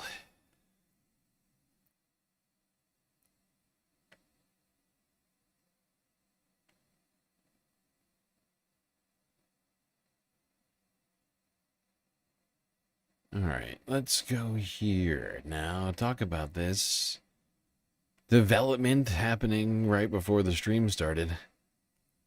And that is the lawsuit that was filed by Minnesota. Twin Cities suing Donald Trump and the Trump administration over the federal invasion of Minnesota. Help! Help! I'm being repressed! We allege that the obvious targeting of Minnesota for our diversity, for our democracy, and our differences of opinion with the federal government is a violation of the Constitution and of federal law. We allege that the surge's reckless impact on our schools, on our local law enforcement, is a violation of the 10th Amendment and the sovereign laws and powers of the Constitution grants to states.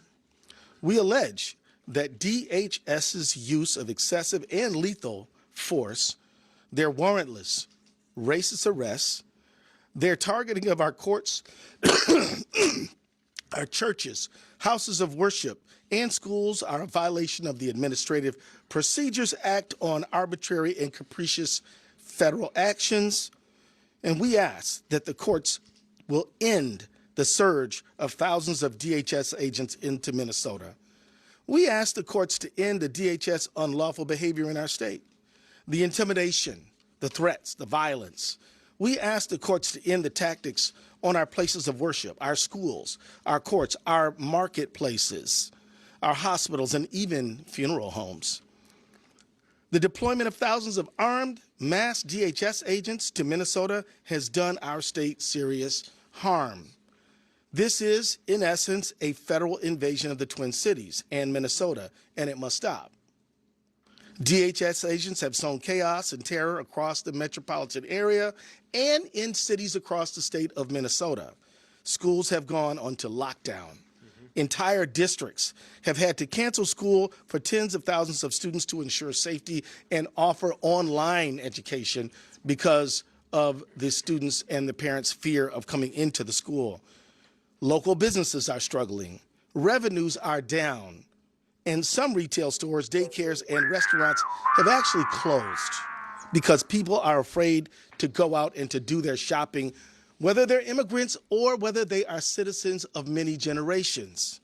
This surge has made us less safe. Thousands of poorly trained, aggressive, and armed agents of the state, of the federal government have rolled into our communities, overwhelmed our local police departments, and law enforcement agencies should be focused on our public safety, but instead, many are dealing with the aftermath of DHS agents' chaos and violence. I want to thank our law enforcement officers for doing a tremendous job under very difficult circumstances. Not the people, but the federal government. Minneapolis police have had to respond to more than 20 ICE-related incidents, like witnesses seeking people being pulled into unmarked vehicles by men in masks, or ICE abandoning vehicles on the street with people detained inside. This is an unlawful commandeering of police resources. In just 2 days, responding to the chaos. And if you didn't hear about that, we actually talked about this the other day. But apparently ICE has been leaving cars abandoned. Like, they'll rip people out of the cars and then leave cars abandoned in the middle of the fucking street, blocking traffic, forcing police officers to call tow companies to get the cars out of the road. In one instance, there was like a dog. There was a dog just sitting in the car unattended. These guys don't give a fuck. They do not give a fuck about the communities that they are operating in. They are running around lawlessly endangering the communities. ICE has cost the city $2 billion in law enforcement and overtime expenses. 2 days. And I wish I could stop there, but I can't, because these poorly trained, aggressive, and armed agents of the federal state have terrorized Minnesota with widespread unlawful conduct. They're making unconstitutional arrests and using excessive force. DHS agents have barged into restaurants asking to access secure areas. And when asked to present a warrant, which is required by law, they respond, "We don't need one." DHS agents have arrested peaceful bystanders. They have fired chemical irritants at people obeying lawful orders while exercising their First Amendment rights. They have even done so at some of our most sensitive places, like Roosevelt High School here in Minneapolis. They have detained law-abiding citizens, leaving them handcuffed for hours, just because of the color of their skin, or what they're wearing, or they speak English with an accent. And on January 7th, 2026, a DHS agent shot and killed Renee Nicole Good, leaving her children without a mother and her 6-year-old son without either parent. This has to stop. So let's be clear. It never should have started.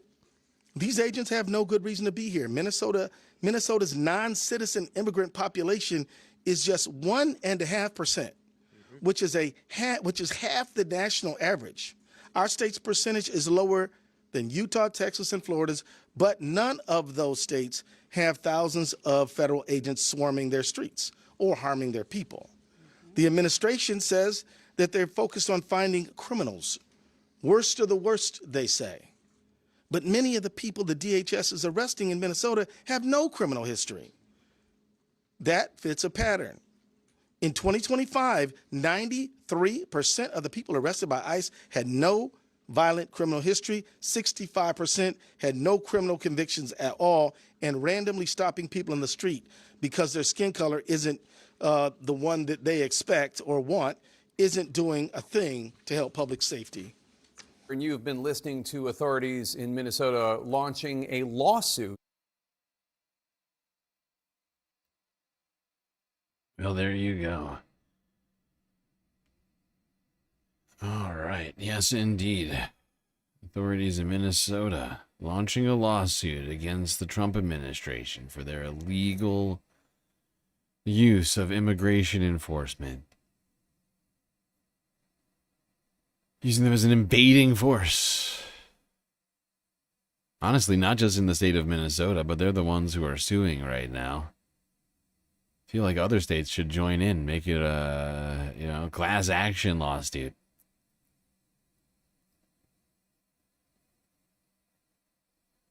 The whole country's being invaded by an unwanted, militarized police force. Police force with no jurisdiction on many of the laws they're trying to carry enforcement out on, like traffic law and being annoyed. Actually, I don't think being annoyed is actually, I think being annoyed is sort of a personal problem. But yeah.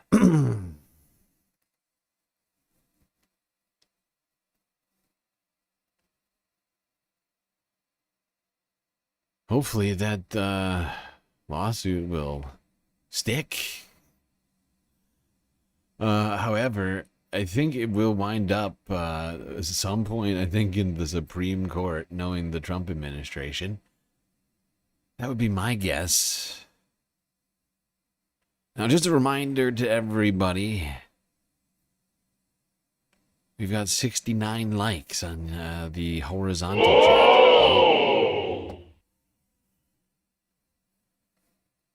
69 likes on the horizontal chat. That's a lot of likes.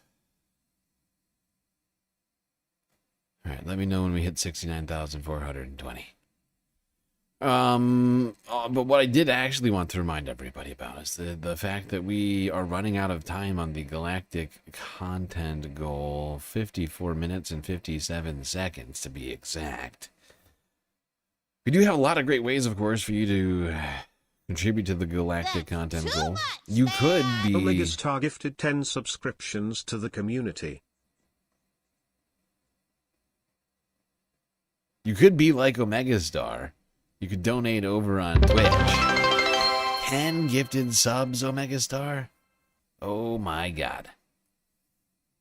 Wow, wow, wow, wow, wow, wow, wow. 10 sweet galactic subs gifted by Omega Star over on Twitch. Holy shnikes. That's a lot of subs. That's like almost gets us all the way done with the goal. Who got them? JD Pandan. Nope. Super Sorceress. Earth Gang. Eric McKetton. Aussie. Opal Miner. Grumbleworks. Brutus Blaze. Hardcore's Language. And D-Mac Marie.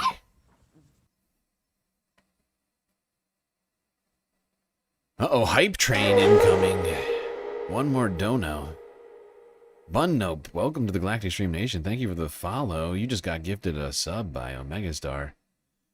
Glitch Master, subscribing with Prime. Follow the rich white man. Follow the rich white man, indeed. We just need one more dono of any size. Bits, power-up subs, gifted subs, Prime subs.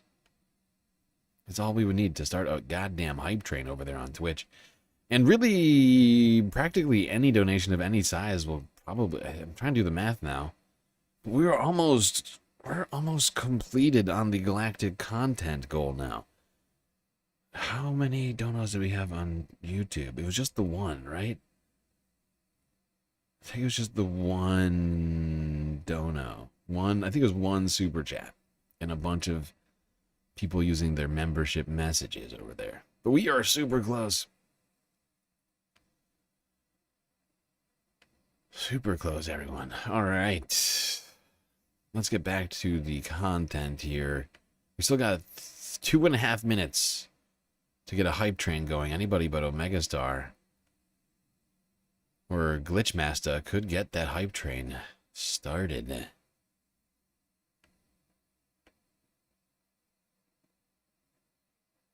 So I think it's got to be somebody other than...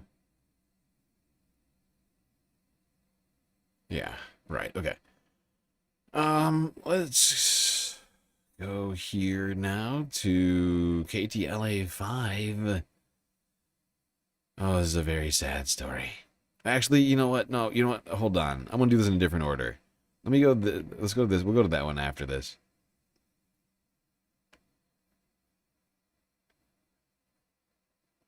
Orb Rumor with a tiny dono over on YouTube. Every dono counts, Orb Rumor. Thank you, pal. Much appreciated.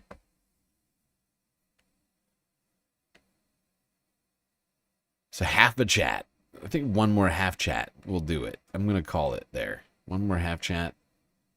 Because so we got the Prime sub as well on Twitch. And I think somebody gifted 100 biddies earlier, too. Who was that? Right? Somebody did it. Maiko Taiko did. Maiko Taiko donated on Twitchy. Parker's Language donating biddies one at a time over here. Somehow that's not starting a hype train. Apparently not enough for the hype train. I don't know what it takes. I don't know what it's going to take. But apparently one bit at a time, not enough for Twitch to start a hype train. Not hype enough. Oh, it's incredibly rude. All right, PBS NewsHour. Let's talk about the extremist messaging campaign coming out of the Trump administration. Just weeks into the new year, the Trump administration has surged ICE agents to American cities, overthrown a foreign head of state, threatened a military takeover of Greenland, and rewritten the history of January 6th. As Liz Landers reports, the administration has rolled out a campaign across departments that draws on images and ideas borrowed from right-wing and white nationalist circles. From the U.S. Department of Labor, a message. One homeland, one people, one heritage. Remember who you are, American. It's a video that appears to be part of a campaign now ramping up to sell the administration's efforts to the American people. For example, calling on potential ICE recruits to, quote, defend the homeland from outsiders while featuring heroic images of white men, often from a bygone era. Then there's this tweet from Friday, an ICE recruitment ad featuring the turn of phrase, "We'll have our home again," plastered over an image of a man on horseback and a stealth bomber flying in the distance. That's a reference to the song "We'll Have Our Home Again," a white supremacist anthem favored by the Proud Boys. Oh my God, we'll have our home again. By God, we'll have our home. Another image tells supporters to, quote, trust the plan, the slogan of the right-wing conspiracy theory known as... My God, that is one of the worst melodies I could come up with. These guys must be like tone deaf or something. Which tells supporters to, quote, trust the plan, the slogan of the right-wing conspiracy theory known as QAnon, which posits there's a global cabal of pedophiles and deep state actors trafficking children, and that Trump is fighting it. It's also a movement heavily involved in the insurrection on January 6, 2021. Last week, the Trump administration published a new website rewriting that history to blame Democrats for security failures that day and to justify the president's pardoning of more than 1,500 defendants. Weighing in on another era, last week President Trump also sat for a lengthy interview with the New York Times. He was asked about the civil rights movement and told reporters that while the landmark legislation did some good things, he said, quote, it also hurt a lot of people that deserve to go to a college or deserve to get a job were unable to... just cheered 100 bits. WWG Wonga. Really, Omega Star? My God. Thank you. Thank you for the bits, Omega. Thank you. Really appreciate that. Incredibly generous.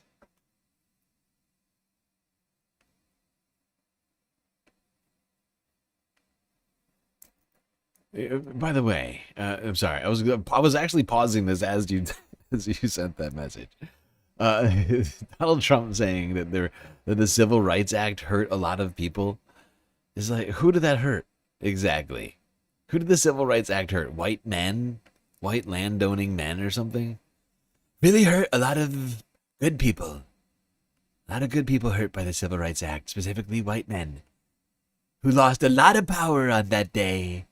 Of unjustified, systematic power. Reporters that while the landmark legislation did some good things, he said, quote, it also hurt a lot of people that deserve to go to a college or deserve to get a job were unable to get a job. So it was a reverse discrimination. A day later, it's like a reverse Trump supporter and discrimination. billionaire Elon It's like a reverse discrimination. Reverse discrimination sounds like a good thing, actually. Like the opposite of discrimination is inclusivity, right?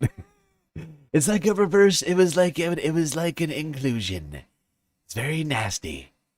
It's like an inclusion of people who did not deserve to be included. Non-white, non-men people. Diverse people included. wrote very 100 above this message on X, which read in part, quote, if white men become a minority, we will be slaughtered. White solidarity is the only way to survive. That's known as the Great Replacement Theory, popular in white nationalist circles that falsely claims the white population is being intentionally replaced by non-whites. For the PBS NewsHour, I'm Liz Landers. For more context on what some of these images and posts mean and why the Trump administration is using them, we turn now to Cynthia Miller-Idris, director of the Polarization and Extremism Research Innovation Lab at American University. Welcome back. Thanks for being here. Thanks for having me. So we've seen some of these messages before, but this ramping up of their delivery and from multiple official administration accounts, what does all of that signal to you at this point, nearly 1 year into this administration? Yeah, it does feel like a turning point in the propaganda campaign, if you will, in the shift to try to change people's minds about what's happening. I think they feel we're at a moment when ICE has a 57% disapproval rating, I heard today, where it's the second least liked federal agency. Only after the IRS. And so, you know, we have a moment when the American public is seeing what's happening, are watching abuses, are watching cell phone video, especially the recent murder of a protester. That, I think, is why we're seeing this kind of campaign to try to position what ICE is doing as in the public interest, as safety, and of course with a lot of dog whistles, or sometimes not even dog whistles, making racist and conspiratorial claims about what would happen if they don't do it. Let's take just a closer look at some of the examples that Liz was just citing there, because some people will look at this and say, I don't see anything wrong with this. There's the painting, for example, this 1870s painting called American Progress, was posted by Homeland Security. It features a sort of manifest destiny tableau. It talks about a heritage worth protecting.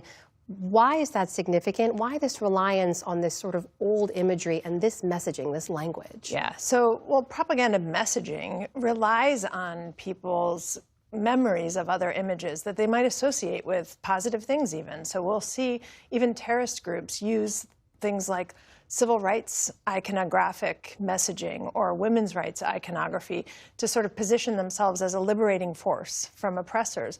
We see in that particular image not just a woman flying over, a white woman carrying a textbook, right? A really interesting part that is known as a kind of education is going to lead the way. We're going to claim and you know what we can about knowledge and make. We're gonna civilize the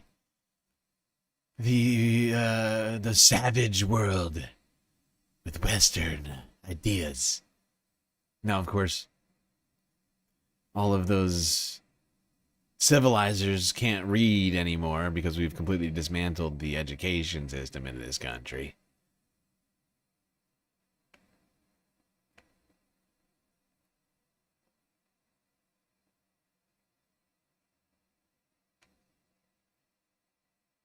But thankfully, even though they can't read, they can still interpret images, right? Like picture books. Picture books still gonna stay around. And hey, if you want to send a message to a pig near you, maybe you're working at a local coffee shop, perhaps, making coffee for the weak and weary. Well, maybe that's your time to get creative. The Los Angeles Just an County idea. Sheriff's Department is speaking out after a Starbucks barista served one of its deputies a cup of coffee with a hand-drawn image of a pig on it. The incident happened Friday at a Starbucks in Norwalk in the middle of the deputy's 16-hour shift. He says he found the hand-drawn pig, quote, discouraging. Oh, no. Oh.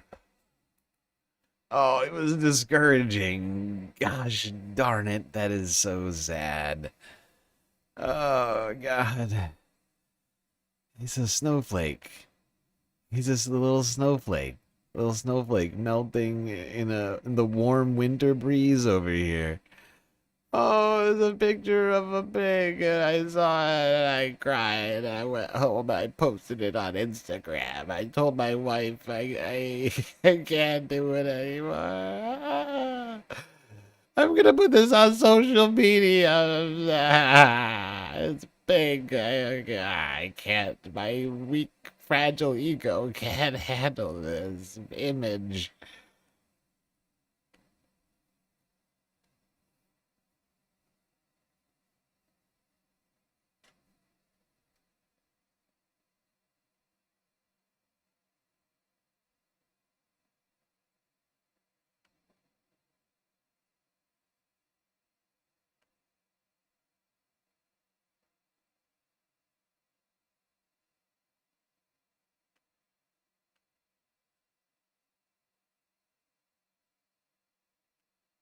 All right.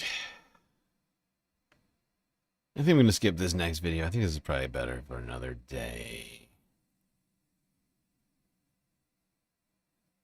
I got a fuck ton of videos tonight. I got so much stuff to get through. Although I'm making decent progress. Let me see how far have we got so far. Let me see, 20, 40. We're only 1/3 of the way through. That's not good. That's not good. What are you talking about? You stupid. Yeah, I'm moving very slowly. All right, gotta keep this moving. Let's go to New York. Go from talking pigs to talking horses. And one horse down in Central Park caught a glimpse of freedom. Decided to run for the opening.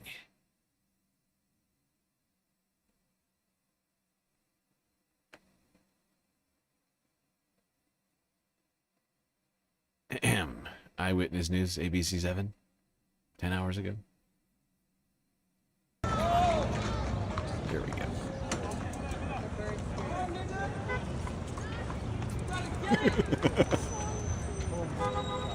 So that is an unmanned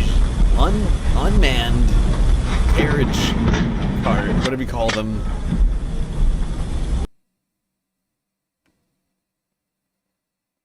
Yeah, one of the Central Park carriages,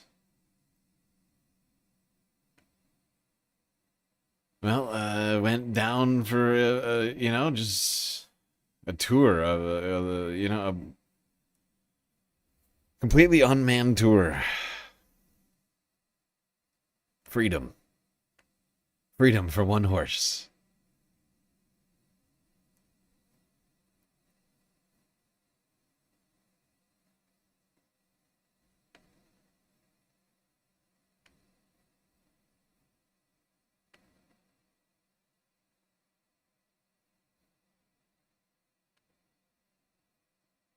All right, let's go from horse freedom to man freedom.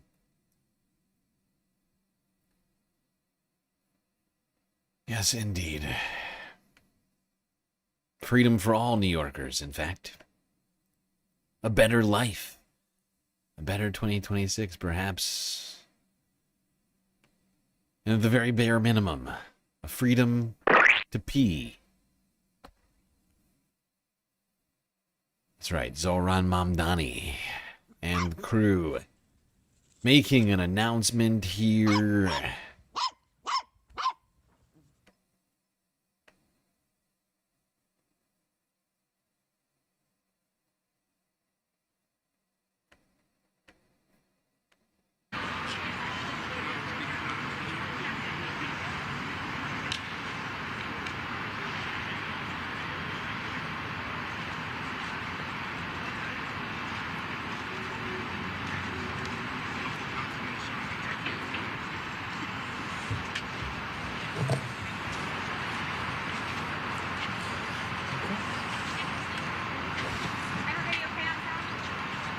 Everyone set?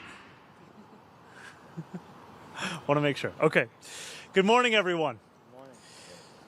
Too many of our fellow New Yorkers feel a desperation too often in their lives. To my critics who say that the only time I stop speaking about the affordability crisis is to pivot to the cost of living crisis, for once I am not speaking about what New Yorkers feel when they cannot afford to buy groceries or pay for the public transit that carries them across the city. I speak instead of a desperation that nearly every New Yorker holds, or instead struggles to hold. It is a feeling that we all know too well. You're out in the city, the sun is out, maybe you're running an errand, spending a weekend afternoon with friends, or just going for a walk. And then suddenly you feel it. You have to go to the bathroom. In a city that has everything, the one thing that is often impossible to find is a public bathroom. In the greatest city in the world, you should not have to spend $9 to buy a coffee just to be able to find a little relief. And I've spoken about my desire to make our city more affordable so that dignity no longer feels so remote and inaccessible to New Yorkers. I seek to improve our public infrastructure with a similar goal so that people can feel free to travel throughout and live within this city safely, joyfully, and without anxiety no matter how much money they earn. And since I took office, we have already achieved significant progress in that purpose. We fixed the Williamsburg Bridge bump that has been the cause of so many bicycle mishaps. We pledged to complete the McGinnis Boulevard redesign in the complete fashion that was initially promised, improving the lives of countless Greenpointers. And today, we are making another great stride in the enduring work of improving our public realm. I'm so proud to be here in West Harlem alongside Speaker Menon, Council Member Abreu, Assembly Member Jordan Wright, as we announce this new pilot program to majorly scale up the number of public restrooms in our city. We are announcing the launch of a new program to expand access to public bathrooms across the 5 boroughs, committing $4 million to a request for proposals for high-quality, modular public restrooms. Right now, there are nearly 1,000 public restrooms in New York City. That is one public bathroom for 8,500 residents. Why aren't there more restrooms in our city? Well, there's a lot of infrastructure underneath our feet. And Oh my god, that number is so insane. One restroom for every 8,500 people. That is woefully inadequate. It's disturbing. Toilets to think mean about. finding places to go. Installing them means finding sewer lines and water hookups. This pilot, however, will allow us to install public bathrooms even where we cannot drill into the bowels of the city. We are also here today to celebrate more immediate public relief. I stand here alongside Speaker Menon as we take the final steps to install an automatic public toilet right here on this very site.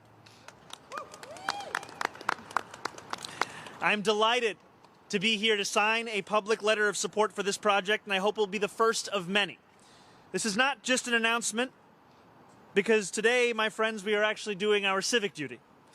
I think of the New Yorkers for whom this will make a meaningful difference in their lives.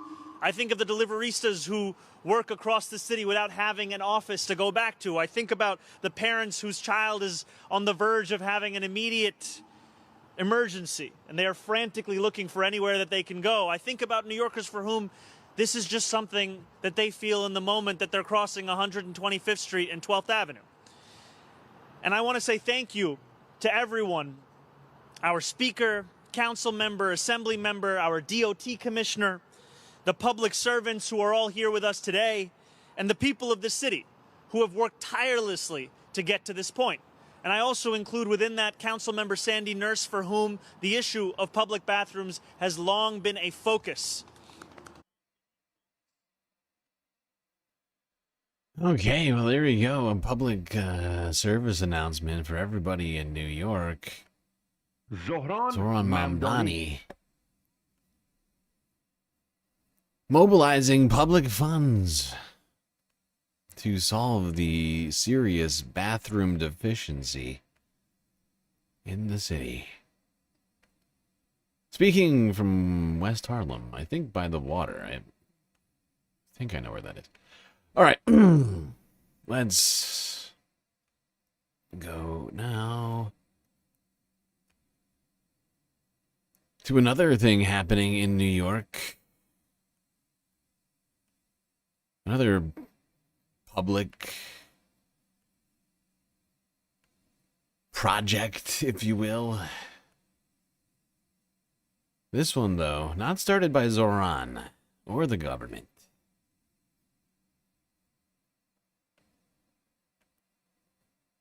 Well, it is the newest fad in Manhattan, duck hunting. Sort of. Kids are on the hunt for tiny plastic ducks hiding in so-called duck libraries throughout the city. An anonymous person started the trend, and then a dog walker continued their mission to spread joy through a take a duck, leave a duck policy. Eyewitness News reporter Kimberly Richardson spoke to some New Yorkers who are getting in on the fun. Think of JJ Cirillo as the keeper of the ducks. I'm here to give them ducks because I'm the duck librarian. A very prominent position overseeing and restocking these metal boxes. Meet Joe from Brooklyn. Open it. You want me to open this? Something gonna jump out at me? No! You just heard the phrase, the term duck librarian, everybody. There's a term for 2026, duck librarian. Write that one down for later. Inside, you'll find a load of ducks. Take one. You want me to take one of these? Yes. Really? Oh, Yes. thanks. See? Wow, that's pretty nice. That is genius. JJ Give a tells duck, me take this a all duck. started when she crossed paths with a stranger. I saw him once place an object on one of the railings, and I looked to see what it was, and it was a duck. She asked the mystery man if she could do the same. He approved. Then this appeared. The still anonymous giver was added again. Put up the very first library. JJ spotted a group of kids run up to the box mounted on a pole in Chelsea. And there was just a whole crowd of kids around it, and it just made my day. Like the joy that it brought me was bringing them. It's now a movement captured on JJ's Instagram page, Chelsea Duck Mags. She added this library on Seaman Avenue in Inwood, where we left an Eyewitness News duck and another inside the library in Chelsea. I want that duck, I'm not gonna lie. I really want that ABC News duck. Somebody go get me that duck. Oh, God. Well, there you go, people. Duck libraries popping up all over the city. Quack, quack. Yeah, where is Quaximus? Where is Donald Duck? Not in the chat, I know that much. Missing more duck-related stories once again. Stories that I put in here thinking, oh, Duck would like this one. And then, whoosh, no Duck. And then no Duck. That's fine. That's fine. I'm fine with that. I can live with that. All right.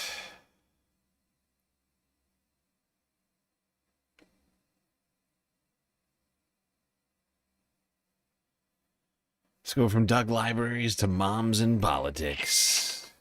You know, yesterday I was in Manhattan, took a taxi, I got in, and the guy I said, are you voting for the New York elections? He said, yes, I am. And I said, who are you voting for? And without turning back and looking at my button, he said, I'm voting for Zoran. So then I said, anybody who's voting for Zoran, I tell them a secret. I am his mother. You were really good at this. I'm good at it, yeah. Yeah. I'm good at melt down the people. I don't know what to say. Hello, namaskar, how are you? Come to talk to you about Zoran Mamdani, the first Muslim progressive mayor. We like this though. Yeah, Younger. I think younger and progressive and thinking of the working class people rather than the billionaires. Oh my God. Islam cook-up. It's like a biryani kind of. So I'll tell you a secret. Zoran is my son. Really? Yeah. So if you go and vote for him, you'll have 5 more blessings. Yeah, that's a yes. Huh? That's a yes, right? That's a yes, baby. Everyone is important. People like us, they have never been asked for their opinion. They have never been asked for their voices. They have never even looked at these neighborhoods for even to talk to, you know. You've just cost me 2 votes, guys. Okay, after this, we'll have a cup of tea. She is funny. She is funny. Quick wit. I see where Zoran gets some of it from. You just cost me 2 votes, guys. Come on. Come on. Come on. He's always worked with people for their welfare. Like Zoran says, politics is more about listening than it is about speaking.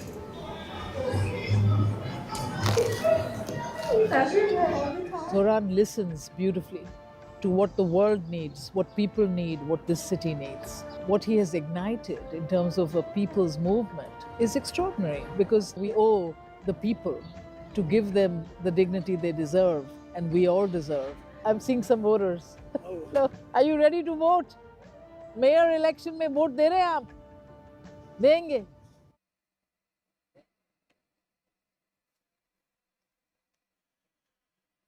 Yeah, there you go. Zoran's mama. Out there. She's apparently, according to Zoran, that was posted to his channel, his #1 canvasser.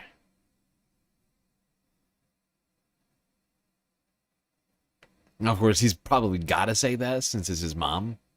So who I don't know if you can take him. I don't know if you can take him at face value on that. It is his mom. He's probably obligated to say she's his #1 canvasser, even if she isn't. So who's to say? Although she did seem to be doing a very good job. I will say that much. Now, Zoran Mamdani moved into Gracie Mansion with his wife mayor by earlier a powerful today. pitch. Too many New Yorkers can't afford the cost of living here. Mayor Mamdani has lived a rather low-cost adult life himself. For the last 6 years, he's had a 1-bedroom, rent-stabilized apartment. But now he's going to get paid about $260,000 a year and won't pay a dime for what's behind him right there.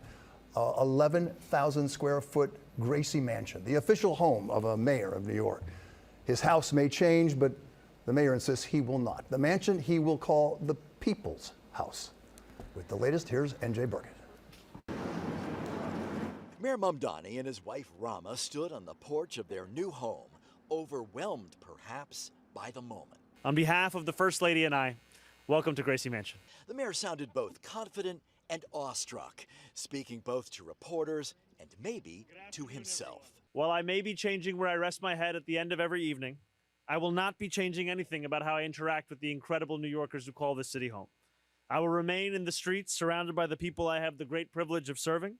I will continue to take the subway, ride the bus, get on a city bike, and I will never close my ears to the concerns and the opinions of New Yorkers. Gracie Mansion is on the city's Upper East Side. Fiorello LaGuardia first moved in 1942, and at one time or another, every mayor since then has lived here at least part-time. Both Mayor de Blasio and Mayor Adams lived here full-time, and only Michael Bloomberg chose to live in his townhouse while using the mansion as an event space. Yeah, of course Michael Bloomberg only used it as an event space. Because Michael Bloomberg is a goddamn billionaire. Gracie Mansion, 10,000 square feet, is somehow a step down from from fucking Michael Bloomberg's place. Follow the rich white man. Donnie is leaving behind his 800 square foot rent stabilized apartment in Astoria, Queens, where he lived as an assemblyman for $2,300 a month.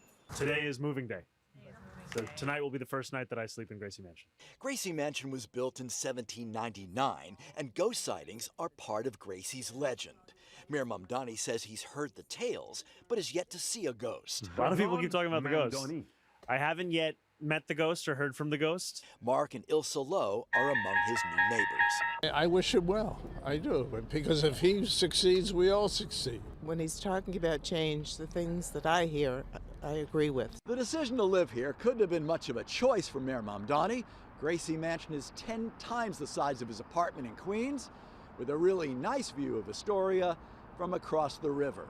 On the Upper East Side, NJ Burkett, Channel 7. Well, there we go. From Queens to the Upper East Side, Mamdani moved in at Gracie Mansion.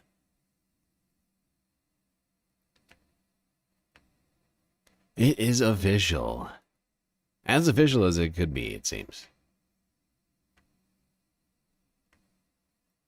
Mamdani's moved in, the transition team is taking their roles, and they're getting a banner start to everything, it seems.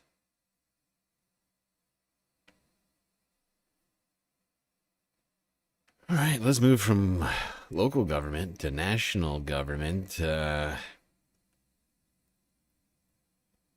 of interesting developments in Congress recently. Here's PBS NewsHour to talk about some of them.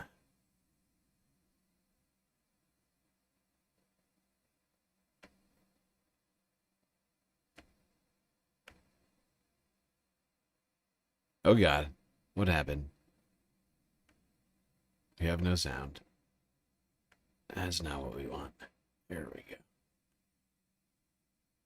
I made a huge time. Still today, 3 major votes testing Trump's policies and U.S. policy on big issues, including military action in Venezuela and the expired Affordable Care Act subsidies.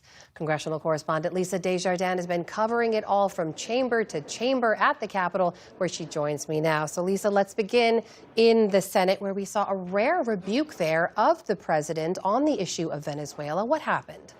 Right. The Senate voted today to advance a bill that would essentially say the U.S. can no longer add any military troops in or around Venezuela. It would essentially ban much of what the president has said he would be doing. According to the supporters of it, it would mean no blockade, none of that. This was a vote to advance that idea into next week. And in the end, it was a dramatic vote. We didn't know if it had the votes to pass going into the chamber. It did pass thanks to 5 Republicans in the Senate who sided with Democrats. You can take a look at who those 5 Republicans are. 2 of them unexpected. Senators Josh Hawley and Todd Young. They were someone who had criticized the president on this, but we weren't sure if they were actually going to vote against him. In the end, they did. So as I say, this was procedural, but it's important because it means next week there will be a full debate on the military action in Venezuela, and there will be a vote on this bill. It is expected to pass. Now, it has a steep uphill. Yeah, that is certainly that is big news right there. Now, of course, this is just this would be just the preliminary phases of doing anything to stop the military deployment in Venezuela, and wouldn't necessarily it would require actual this is just the debate, right? Like, this is just advancing a debate, and won't actually prevent Trump from doing anything at all.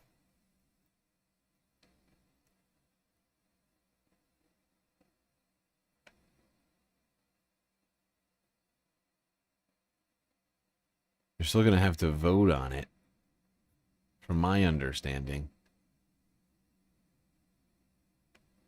Authorization, at least they're debating it. Full scale, without congressional authorization, short of a full Sorry, hold on. I'm just going to skip ahead. There's multiple pieces of legislation I just want us to get into here. Turn now to the House, where lawmakers passed a 3-year extension to those Affordable Care Act subsidies. That is despite opposition from Republican leadership. How did that pass, and how likely is it to actually become law? That's right. It's strange. Another loss for House Republican leaders on the same day in the other chamber. This was brought to the floor by the rarest of means, a discharge petition, a literal petition, which is a work around the House leadership brought by moderate Republicans. And today it passed because 17 Republicans signed on to this 3-year extension. None of them think it's the perfect way to extend the Affordable Care Act subsidies, but what this vote today shows is so many of them are worried about the health care issue in November, worried about what the expiration of these subsidies mean for their constituents, that they were willing to push this. Now, it was a bit of an easier vote because no one thinks this 3-year extension will actually go anywhere.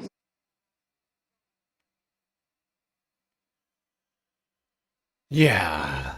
And for good reason.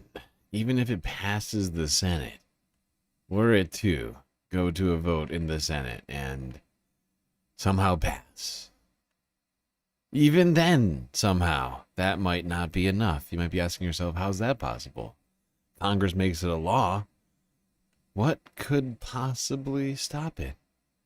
Well, of course, the executive, co-equal branch of government, the White House. Might have something to say about it. By the way, is it just me, or does Caroline look at Donald Trump like her father or something? Like, she has some weird reverence for him that, like, borders on some sort of, like Oedipian, like, complex or something. Like, she's got, like, some genuine, like, psychosexual, like weird, like, daddy issues thing going on here. I know, like, her husband's like 65 years old or something, so Trump's not that far away from what she's used to at home. But, like, you see the way she looks? She looks at him just like with genuine love. Mr. President, the House passed a 3-year extension of the ACA. It's in the Senate. If it passed the Senate, would you veto it or allow it to? I might, yeah. Sir, do you have any information about the suspicious object that was found at Palm Beach International Airport before takeoff? I know nothing about it. Okay, and back on Iran, the Ayatollah said that he thinks that the protesters are trying to, quote, please you. Do you see it that way? What's your message to the Iranian people I right don't now? know that they're trying to please me. They named a boulevard after me, but that's pretty pleasing. But I don't think they're trying to please. I think they just want peace. They want to have freedom. The protesters are after freedom. Iran has not allowed freedom for a long time. And the protesters, I don't think they're trying to appease me. They're trying to get...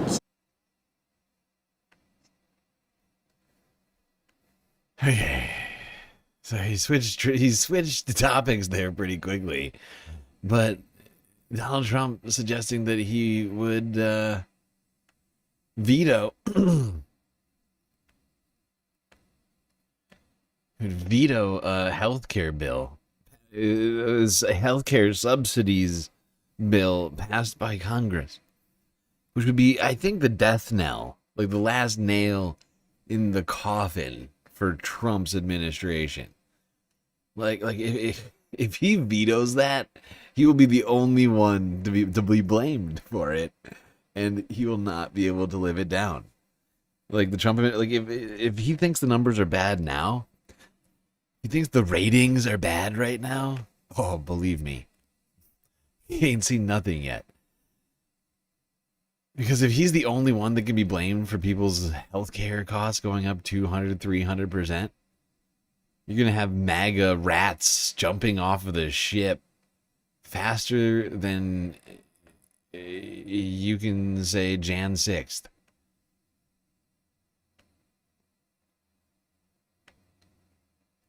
Let's keep talking about affordability. The concept Donald Trump has only recently become familiarized with. Donald apparently. Trump says something, and this is, I guess, from a couple of weeks ago. He's talking about housing because right now it's absolutely out of control expensive. I'm talking about housing, but I'm actually talking about one of the fundamental contradictions of capitalism. But this honestly, this is he actually makes a very interesting point here that they've obviously discussed in the White House. It has always been a general proposition that incumbents want asset values to remain high. Specifically, I mean, we're talking about housing, because it is the number one driver of intergenerational wealth in this country. Housing has been. Housing inflation has been insane over the course of the past 20, 25 years. Like just outpaced all wage gains, et cetera, et cetera. I found it. Thank you. But thank you. It has outpaced all of these things. And the dilemma for an incumbent is that you want people to have accruing wealth, but the problem is you're also shutting out certain people. And here Trump seems to stumble on this. Now, these doctors, I think, are probably ready to whisk him away and give him another injection of whatever he needs. It's like Clockwork Orange or something. Yeah, exactly. Just say rising tides lift all boats, Trump. On housing, you talked in your address last night about housing. Yeah. Are you still considering a national emergency over housing? I'm looking at it. What would that look like? What would that mobilize? You know, there's two thoughts on housing. You have a lot of people have housing that because we have... Pause it. Just notice how desperately he's covering up that mark on his hand, particularly all those doctors there who would know what that is. Go back. Like he really, Oh, it's super glue. He looks, I was going to say, he looks like a First kid. thing, I got to take my hand playing up. with super glue. Yep. Go ahead. Still considering a national emergency over housing? I'm looking at it. What would that look like? What would that mobilize? You know, there's two thoughts on housing. You have a lot of people have housing that because we have such a strong time and such a strong market there, houses are very valuable. It's a big part of their net worth, their house. I don't want to knock those numbers down because I want them to continue to have a big value for their house. At the same time, I want to make it possible for young people out there and other people to buy a... It's a real paradoxical scenario, isn't it? Oh, it's a very contradictory dichotomy here. Oh, God. Look, people's houses, they're worth beautiful amounts of money. More than a lot of people are saying ever before. And yet, they want people to be able to afford those houses. It's complicated. How do we get people to be able to afford houses that cost more than ever before? And it's a tough one. It's tough. We're going to solve it day one. Next year. 2029. In a way, they're at conflict. In other words, you create a lot of housing all of a sudden, and it drives the housing prices down. So I want to take care of the people that have houses that have a value to the house that they never thought possible, that have sort of made them wealthy and happy, and especially in their later years. Got to be careful with that. I want to keep them up. At the same time, I want to make it possible for people to go buy houses. Daniel, please. Fucking idiot. I mean, that actually is a dilemma for. Yeah, I know it's absolutely a dilemma, but the fact is he does not know. He's saying words that happen like a broken clock is right like twice a day type of thing. But he can't find a solution to it. He's just managed to accidentally stumble onto an actual problem.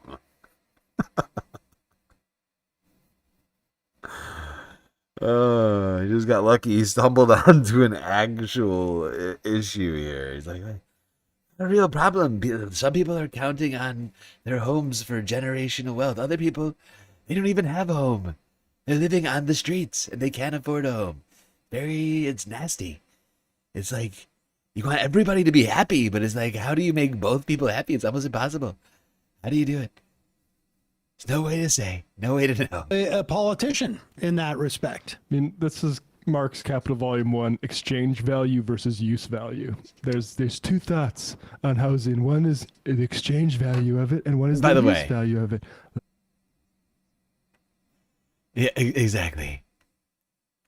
The Marxist thinking on this situation is that you have capitalists hoarding the available supply of housing for the potential future return. But like, I mean, the fact is we all know what side Donald Trump airs on with all of this, right? Like, we inherently, I think, all know, whether or not we're cognizant of it, right? Donald Trump is, of course, always going to err on the side of the landowner, the property owner. Why? He himself comes from property owning wealth, like severely wealthy property owners. Right, like the only reason Donald Trump has any money and isn't like broke living on the street himself is because he was born into unfathomable land holdings. Right, like he owns land all over the country, and he is always going to err on the side of landowners. Right, building owners, how property owners are going to be Donald Trump's, the apple in Donald Trump's eye over homeless people. He's always going to worry more about them, especially because homeless people can't contribute to his campaign funding, his PACs or buy his merch. So, people depending on that exchange value of being able to sell it for a giant price. Exactly. And for the incumbents, and the incumbents in this instance can mean either the political class or the people who own the homes and have banked upon them as an investment as opposed to as a place to just sort of live. Or private equity too, and all of the homes that they've purchased. Private equity has buy the homes as an investment. Exactly. I just mean it's not just boomer. No, it's not just individuals, but there's a whole. There's a lot of people who buy homes with the idea of like, okay, I'm going to stretch things a little bit because I know this is going to increase in value, and I'm going to be able to flip it in 10 years, and I'm going to move and blah blah blah. And there's other people who are like, I'm going to live here for the rest of my life until I die. And so, I don't really care what the value of it is, on the marketplace, because I'm never going to put it on the market. What's amazing, though, is that this is almost like approaching what Kamala Harris and the abundancy platform of her 2024 campaign tried to do, which was that she wanted to give out basically a lump sum payment for first-time home buyers, which wouldn't affect really overall the price of existing housing. It would elevate it. It would subsidize it. And so we didn't love that policy. We love that she was talking about housing, but we didn't like it. And this is what the abundance guys are a little bit more about, where they still want to keep it within the sphere of the private market with less of a public hand in it, with less of a take on corporate power. And eventually it's just not going to work. It's going to be like, we've seen this within the context of healthcare. Government subsidies can maybe create a Band-Aid for a little while, but the systemic problems of the financialization of the essentials of life needs to be addressed. And he'll never address it, but look how close that is to what she was talking about and what the abundance guys are talking about. That's why he had that 50-year mortgage idea was floated around, because it doesn't affect the cost of the homes. In fact, it probably it actually increases the price of the homes because your monthly payment is lower, but you're indentured. You're basically locked into that for an extended period of time. 50 years is a very, very long time. I mean, 30 years is a very long time. Till you die. Considering when people buy homes and when people die in this country, it would be till you die. 50-year loan, people buying homes into their late 30s now, first homes. I mean, 50 years on 40, that's 90. You're gonna be 88 years old or something like that when you're done paying it off, if you just go according to the amortization schedule. I mean, how many people are? I mean, we're all planning to live past 90, but it turns out, statistically speaking, most of us do not live past 90. I'm staying in the race.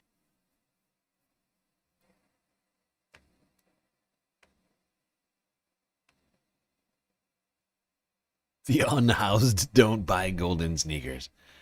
It's true, look, Bovine. It's incredibly rude. How rude. How dare the unhoused not buy the golden sneaks of the president? He needs that money.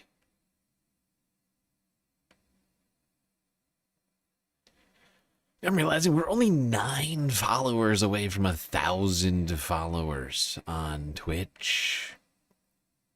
We've made huge leaps and bounds. I did not think that we'd have 1,000 followers here in January 2026. We stopped streaming to Twitch last summer and only went back to it after we lost the YouTube channel in September of last year.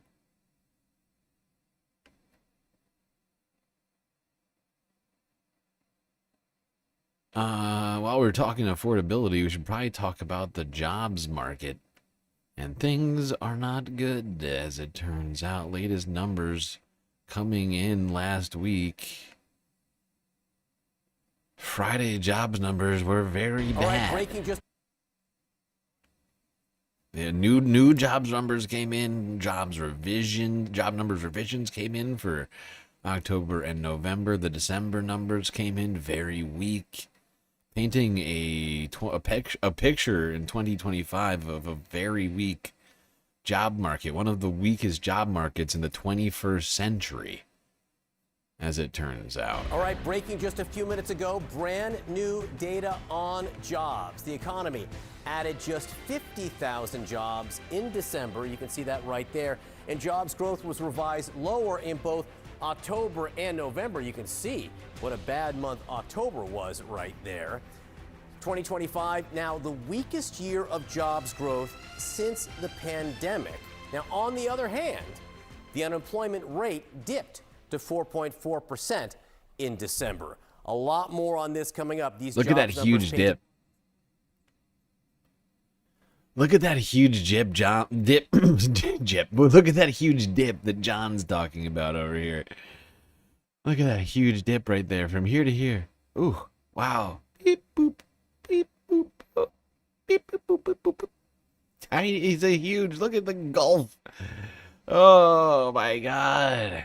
Wow, massive dip. It's almost lower than the month before.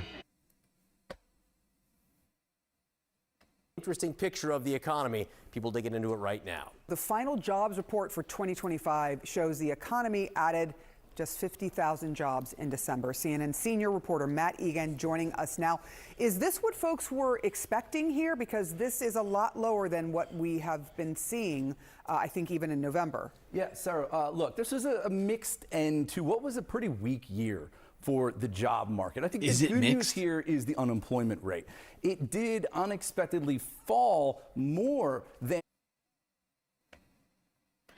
I disagree with Matt. I disagree vehemently with this take. This is not a rosy picture. The unemployment rate right now is higher than it's been in years, 1. 2, the dip was tiny.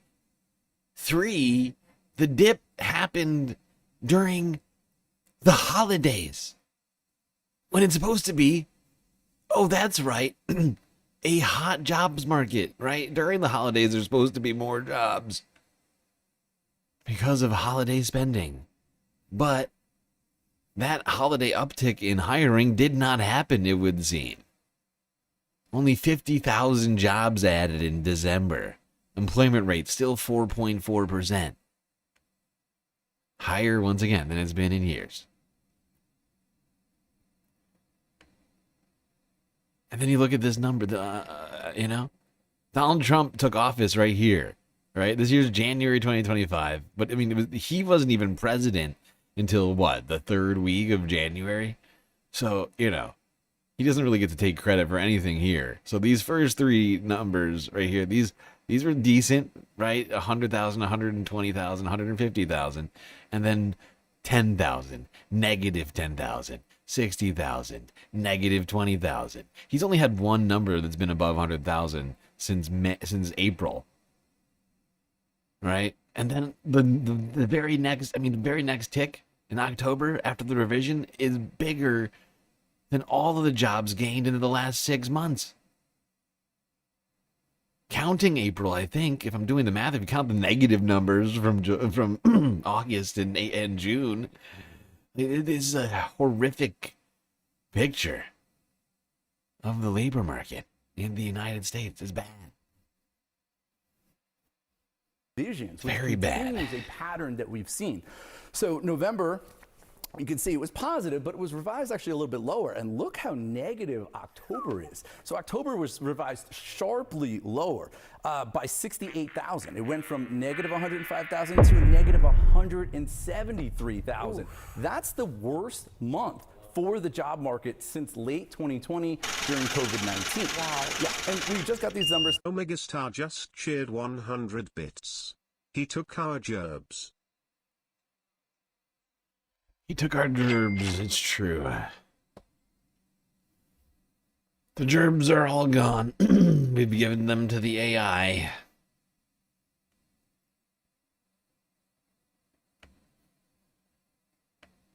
Well, it's not just AI, right? Like, it's not just AI. It's the tariff war. It's the massive decrease in tourism as a result of things like the tariff war, but not just exclusively the tariff war. Of course, people in Canada have been completely avoiding the United States. Well, not completely, but drastic reductions from Canada in terms of buying U.S. goods, coming to the United States on vacation or otherwise. There are so many things that are happening in the Trump economy that are causing there to be less spending, less job growth. Honestly, the immigration crackdown that's one of the things going on here as well, right? Immigrants spent money too. Immigrants spend money, whether they're documented or undocumented. They spend money in the U.S. economy, right? And when money gets spent in the economy, in theory, that creates jobs. All of a sudden, you have a whole bunch less spending, and then you have less jobs as a result. It's not rocket science. It's basically just simple arithmetic.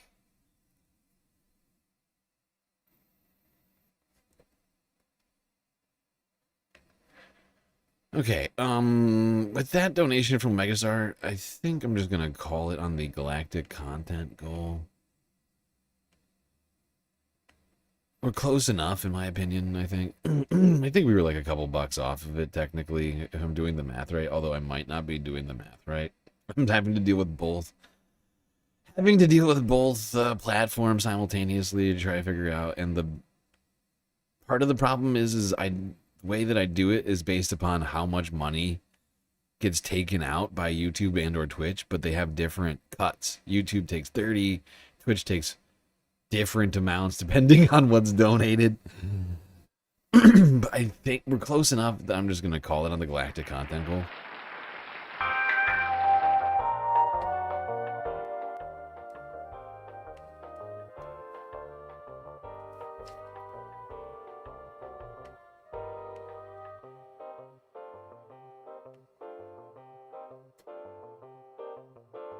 Alrighty, everybody. Well, there you go. We have done it. Galactic content goal has been completed. It's official. Bask in the glory. The glory brought to you by space fams like you. Without your donations, we would not have done it. But we have, in fact, done it. And that's why your eyes are seeing all of this confetti. That's right, the donations of space fams have cumulatively completed the galactic content goal. Which means that we are now insured to get every single galactic clip that I have prepared for the show tonight. Generally speaking. Show's not going to end suddenly. We're going to get at least 8 hours of content in. It's official, so write that down. Unless I am struck dead, the show will go on. All right, everybody. Confetti party is coming to an end.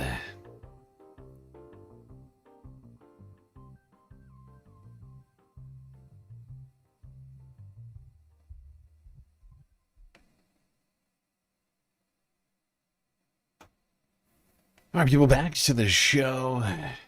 Thank you all for your donations. Truly appreciated each and every one of you, no matter the size. It all helped us complete the goal, I know that much. Also, thank you to Dull Surprise for the follow on Twitch. Don't think I didn't see you. All right, now, back to talking about the economy. Moving on from jobs numbers to the Federal Reserve. Monetary policy.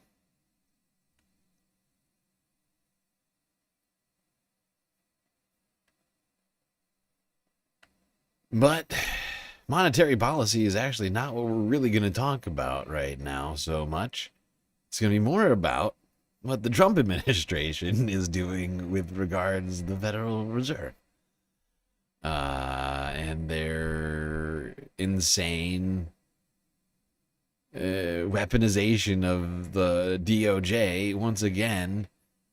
Now this time against another one of Donald Trump's enemies, of course, Federal Reserve Chair Jerome Powell, who Donald Trump has levied all sorts of insults and attacks against in the last year for not lowering interest rates fast enough, even though inflation's incredibly high, and all sorts of other things. And of course, let's not forget that at the end of last year, the Federal Reserve did lower interest rates. Twice.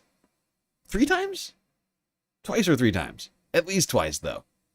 And so, Donald Trump has gotten essentially everything that you could expect, and if not more, from the Federal Reserve, with 2 lowering of the interest rates. But that's not enough for Donald Trump. He still thinks that somehow Federal Reserve Chair Jerome Powell, J-Pow,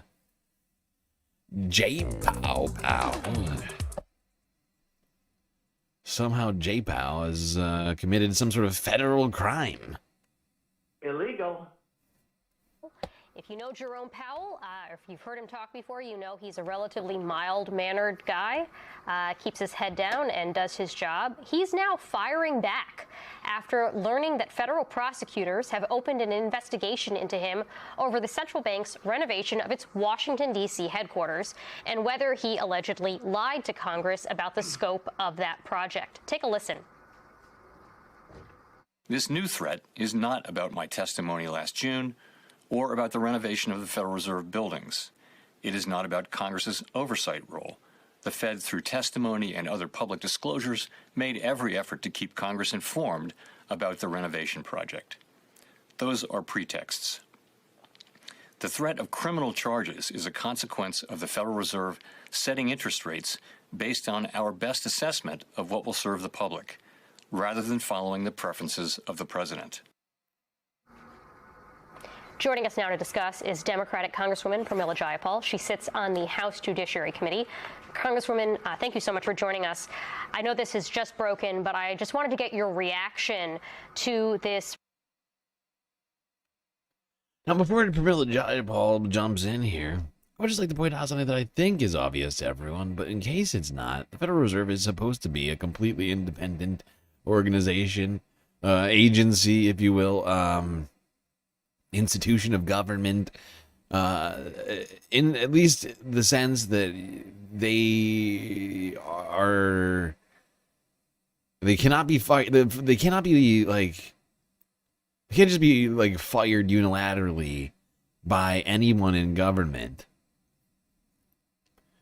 And they're supposed to make decisions completely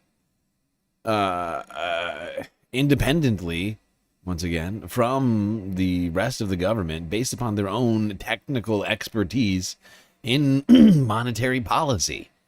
Right? These people are put there for a reason because they supposedly have expertise in monetary policy. You know, like many of them are former bank, most of them, in fact, almost every single one of Federal Reserve Board governors, members are all former bankers or have economics degrees. These are all supposedly experts. And they like, once they get the job, they're supposed to do that job completely irrelevant of who's in power. Mostly because of the concern regarding having a monetary policy dictated by politics rather than sense. And, you know, math, the numbers, if you will. It's science. Reporting that the president or his DOJ is now criminally investigating the Fed chair. Yes, I mean, that clip that you played was the part that stuck out to me from the Fed chair's statement. He says these are pretexts. What he's really doing is, I am the next person on his political enemies list, and he's going after me because I didn't do what the president wanted. And I think that is incredibly dangerous. And I think what Powell is pointing out is let's see how the bond markets react to this. The Congress specifically gave the Fed chair the authority and the independence to do what the Fed chair felt was best in the interest of the U.S. economy. And clearly, Donald Trump is now. Yeah, and speaking of the bond market, now, there wasn't a mass sell-off in the bond market, but the bonds did go up. There was selling in the bond market today, across the yield curve, as they call it. And the fact is that yields, interest rates continue to go up right now. Even with the Federal Reserve lowering interest rates, we've been talking about this phenomenon recently.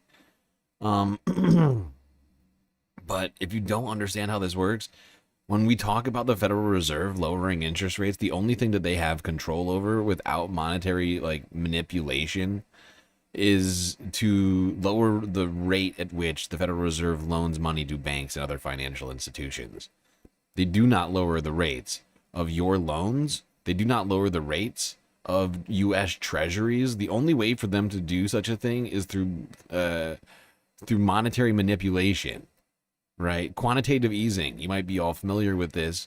It's been a while for many, I think, since hearing that word, because it's been a while since we've been living under that policy. But in the wake of the financial crisis, right after the housing market and the stock market imploded, they lowered bond rates artificially by spending trillions of dollars over a period of nearly 10 years. A little bit less. It was like 7 or 8 years, but almost a decade of trillions of dollars being spent to artificially lower bond prices. And that's the only way for them to to force interest rates down. Otherwise, it's up to the market. It's up to people buying and selling bonds on the open market. And right now they are selling them more than they are buying them, mostly, from my estimation, because people are losing faith in the U.S. government. Especially people abroad, but it's not exclusive. Jerome Powell, because he's not doing what Donald Trump wants him to do. Congresswoman, let me read for you what Republican Senator Tom Tillis, who is not running, we should note, for re-election, he put out a statement condemning this move on X, saying, quote, if there were any remaining doubt whether advisors within the Trump administration are actively pushing to end the independence of the Federal Reserve, there should now be none. It is now the independence and credibility of the Department of Justice that are in question. I will oppose the confirmation of any nominee for the Fed, including the upcoming Fed chair vacancy, until this legal matter is fully resolved. Do you expect more GOP senators to follow Tillis's lead here, or is he only doing this because he's leaving Congress? I can't say there's been too many profiles of courage on the Republican side. That's right. But I'm glad he's saying it, and I hope that more do, because, look, this is at the center of every issue that we're talking about with Donald Trump. Donald Trump is using the weight of the federal government to do what Donald Trump wants, not what is in the best interest of the country, not what is in the Constitution, not respecting the separation of powers. And that's what he's doing here. And so Tillis is right. And I sure hope that there are other Republicans in the Senate that say the same thing, and that Republicans in the House and the Senate together try to make it very clear to Donald Trump that there are limits beyond his own morality. Yeah. And that would be lovely to see. I think you all want to see that. Republicans locating their collective spine and standing up to the president. There's a fascinating and revolutionary and innovative concept from Elijah Paul.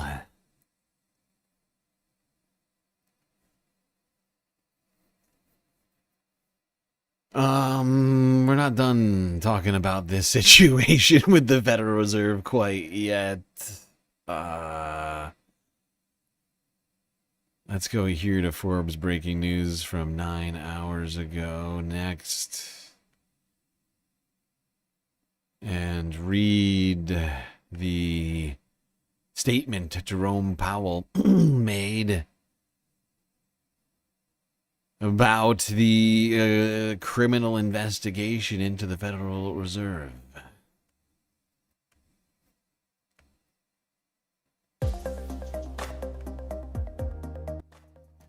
Read Jerome Powell's statement about the criminal investigation into the Fed. Federal Reserve Chair Jerome Powell addressed the American people directly in a video message on Sunday night, calling the Department of Justice's investigation into the testimony before Congress last June a quote-unquote consequence of the central bank setting interest rates based on its own analysis of the economic conditions rather than on President Donald Trump's own timeline. Trump, who originally appointed Powell during his first term, has frequently clashed with the Fed chair during his second term, labeling him too late Powell for failing to cut interest rates at a faster pace. Trump is also fixated on the claims that the Federal Reserve has mismanaged the renovations of the bank's building in Washington, D.C., although Powell has rejected these accusations. An investigation was finally opened in November by Office of Janine Pirro, the U.S. Attorney for the District of Columbia, the New York Times reported. Transcript of what Jerome Powell said on Friday: the Department of Justice served the Federal Reserve with grand jury subpoenas threatening a criminal indictment related to my testimony before the Senate Banking Committee last June. That testimony concerned in part a multi-year project to renovate historic Federal Reserve office buildings. I have deep respect for the rule of law and for accountability in our democracy. No one, certainly not the fair chair of the Federal Reserve, is above the law.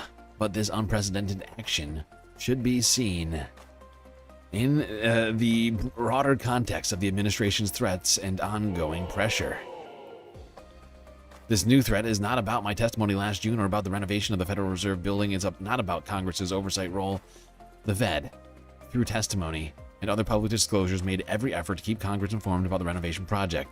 Those are pretexts. The threat of criminal charges is a consequence of the Federal Reserve setting interest rather than following the preferences of the president. This is about whether the Fed will be able to continue to set interest rates based on evidence and economic conditions, or whether, instead, monetary policy will be directed by political pressure or intimidation. I have served at the Federal Reserve under 4 administrations, Republicans and Democrats alike. In every case, I have carried out my duties without political fear or favor, focused solely on our mandate of price stability and maximum employment. That is their favorite phrase. Price stability and maximum employment. Whatever that means. What is maximum employment exactly?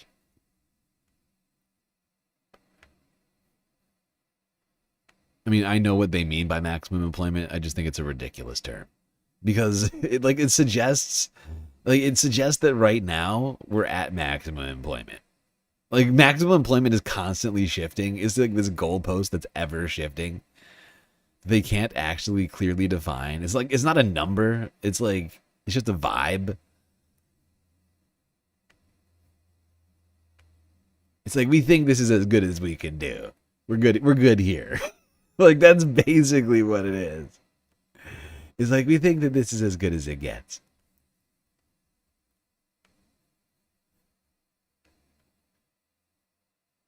I mean, you go read the definition of what maximum unemployment is, and tell me that I'm not right about what I just said. That it isn't completely vibes based.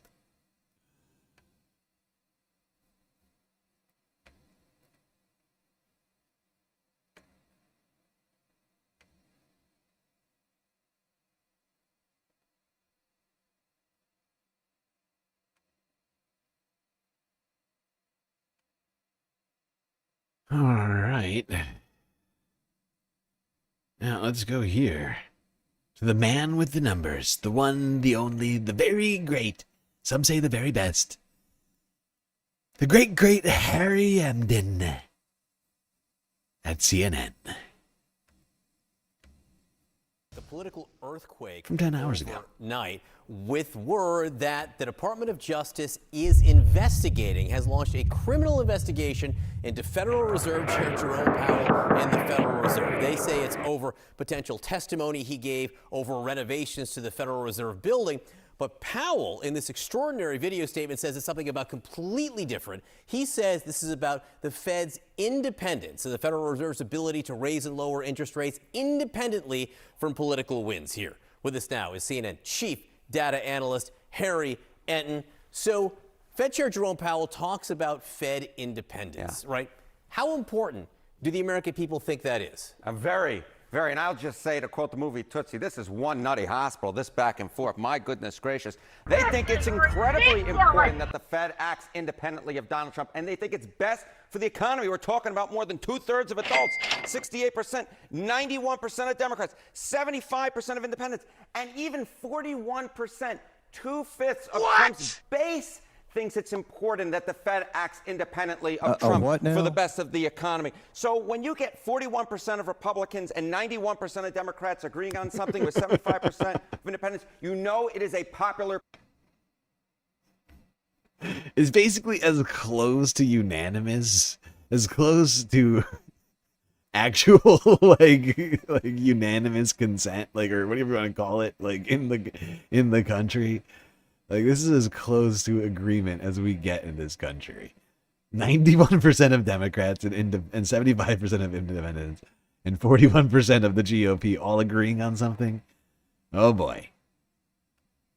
The bottom line is the American people vigorously disagree with the President of the United States on this. They want a Fed that acts independently of him because they think it's best for the economy. So the Trump administration very clearly, to an extent, picking a fight with Jerome Powell, a clear political fight, which has been at play for months, and now perhaps a legal fight as well. Who do the American people sort of pick in that fight? Donald Trump is losing the political fight to Jerome Powell. I mean, you could just see it right here. Net approval rating per Gallup in December. Trump comes in at negative 23 points in the net approval rating. Way underwater. Jerome Powell, not the most popular guy in the world, but at minus 3 points, he's actually the most popular guy that Gallup any of the politicians. Terrible ratings. Goddamn, Donald Trump is 20 points behind Jerome Powell right now. Jesus Christ. Wow. Never had a chance in this fight, it would seem. And the clear winner is J. Powell. Okay, everybody. I just realized we went straight through the third break of the stream by a half an hour. I got too caught up talking monetary policy over here. Oh boy, yeah, you know how I get. I got on a roll. I got a roll over here. Completely lost track of time. We're 5 hours in. Which means we must take another galactic intermission before continuing on with the rest of the stream. Do not worry, though, of course, we will be right back. after these brief messages.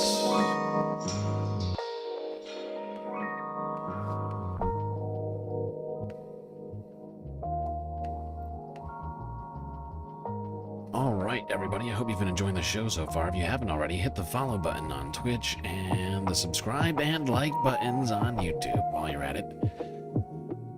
Do consider contributing to the Galactic News Network, as we are, of course, completely funded by individuals like you. A lot of great ways out there for you to show your support. YouTube, super chats, super stickers, memberships, gifted memberships.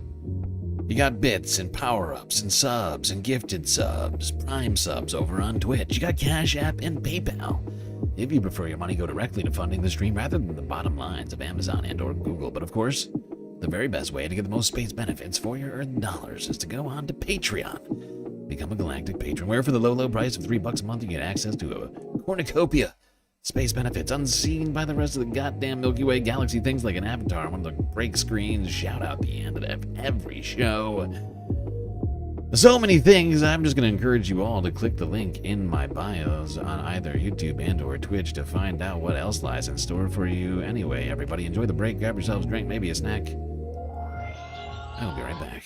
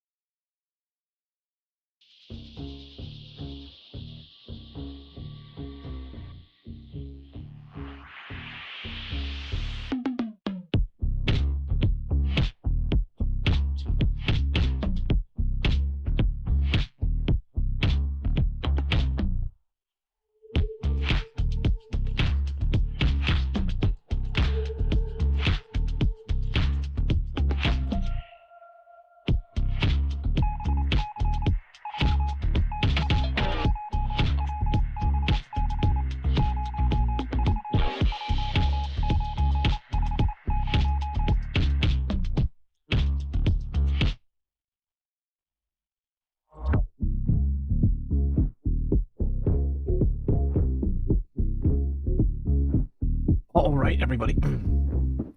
You know what that sound means. It means it's time for us to get back to the stream. So, get those buds back in those seats, otherwise you are going to miss it.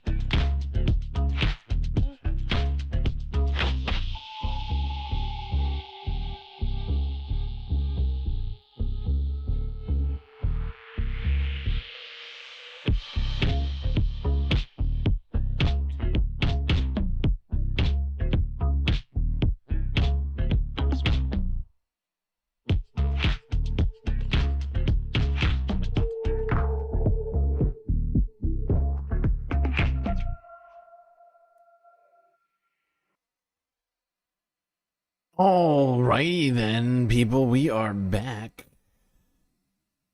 Third break over, fourth half beginning. You better be back in those seats because the show is starting. I'm gonna get back to talking about the economy.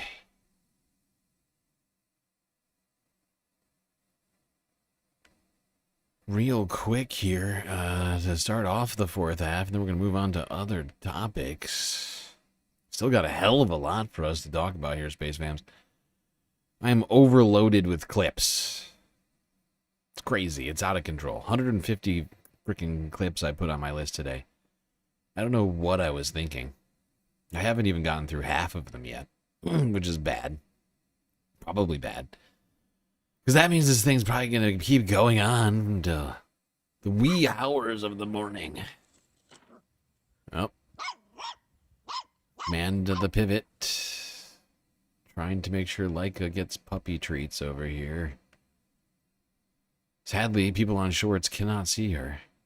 I just think that she takes up too much space on the shorts thing. It's just it just takes up too much space. I'm sorry, shorts. If you want to see Leica, you're going to have to watch on the horizontal stream on either YouTube or Twitch. Leica is, of course, our space corgi, who people are feeding over on Twitch. All right, the economy. How's Donald Trump doing? What are the numbers? Tell us. Harry Emden, tell us the numbers. Is of course a big portion of it, right? It's not just about the cuts, it's also about the economy. And you look at Donald Trump's net approval rating on the economy, he started off at +6 points. You go back a year ago, that was the reason why he won a second term in the White House. Look at this now. He is now 19 points underwater, swimming in the deep blue sea. That is a drop, John, of what, 25 points in just a year's time. President Trump has made crystal clear that he wants lower interest rates. You know, the Fed Chair, Jerome Powell, is 25% drop, 25-point drop here for Donald Trump in 1 year. He is now very much unpopular in his handling of the economy. Awful, People say awful, bad job. Awful. Weak. Everyone's saying it. Awful, weak. Economic Hoon trying to feed Leica more treats, so hot she's right not now. snacking over here. Why aren't you snacking, Leica? Why aren't you snacking? Snack. Get snacking, kiddo. All right. Did we cover Robbie the giraffe? Robbie Road Steamer? Getting arrested? Again? Again? No, we didn't cover that. We're way past immigration talk, so it's going to have to be tomorrow, but I want to look into that. No way. Again? For what? For more Jeffrey Epstein Are you still songs? talking about Jeffrey Epstein? This guy's been talked about for years. All right, now one thing that affects the economy, part of the economy, is auto sales. Auto sales, of course, contribute billions of dollars to the U.S. economy every year. But nobody's buying right now. I don't know. Let's just go here. According to a report from Kelley Blue Book, the average price for a new vehicle has cracked the $50,000 mark for the first time ever. I seriously need to know why all these old, faded headlight used cars are like over $9,000. They are literally building these cars so that you throw them away when they break. Literally, just throw them away when they break. Don't replace it, don't fix it, just throw it away. What's your car payment and what do you drive? Just short of $2,700 a month. But every morning I have to decide if I'm going to drive the Tahoe Premier or the M4 Competition X Drive. It's official. Car dealers are struggling to sell their inventory, and consumers are not putting up with the increased prices. According to this November insight from Cox Automotive, looking at mainstream brands, recent inventory trends reveal that some manufacturers may be edging toward overstock territory as consumer demand shifts. Jeep's situation is even more pronounced, with a 24% jump in day supply and a 13% increase in inventory. This is why you have an e-bike? Yeah, absolutely. I'm trying to afford one right now. In fact, Space Fams can contribute to the crowdfunding of an e-bike over on Throne. I just added one over there a little while ago. One person's already contributed to the crowdfunding, so it's on its way. We're on our way to doing it, people. I mean, we got a long way to go on doing that. But just saying, you know, just alerting people to that fact. But yeah, I mean, times is tough. Get in the car. Just ridiculously expensive, more so than ever before. E-bikes looking like more of a viable option. Although cargo capacity is significantly limited driven by on an models e-bike. like the Cherokee, Compass, and Wrangler, putting the brand at a high watermark for 2025 and close to having more vehicles than the market might absorb. And you know what? I'm not surprised to hear that about Jeep. Those vehicles are notoriously unreliable, and there are way better choices in this market, such as Toyotas or Hondas, or those more reliable cars that will go for hundreds of thousands of miles. The bottom line is automakers are walking a fine line, and rising inventories could quickly shift from strategic flexibility to a liability if stock outpaces sales momentum. I'm always asking myself, how are people affording these cars that I'm seeing on the road? I see $50,000, $60,000, $100,000 cars on the road all the time, and I just wonder, how are people affording it? I know a lot of these people are in debt, but in this economy, truly, we can't afford it. We have other things to be worrying about. We have other things to be spending our money on, so it's really no surprise that these car dealers are having trouble selling their vehicles. Economy tonight and our reporting on the prices you're paying for everything. Tonight here, the cost of a new car. What our reporter discovered on the car lot, the average price of a new vehicle in this country, and what's driving this. Here's Matt Rivers. Tonight, it's never been more expensive to buy a new car. According to a report from Kelley Blue Book, the average price for a new vehicle has cracked the $50,000 mark for the first time ever. It's shocking. I think it's obscene.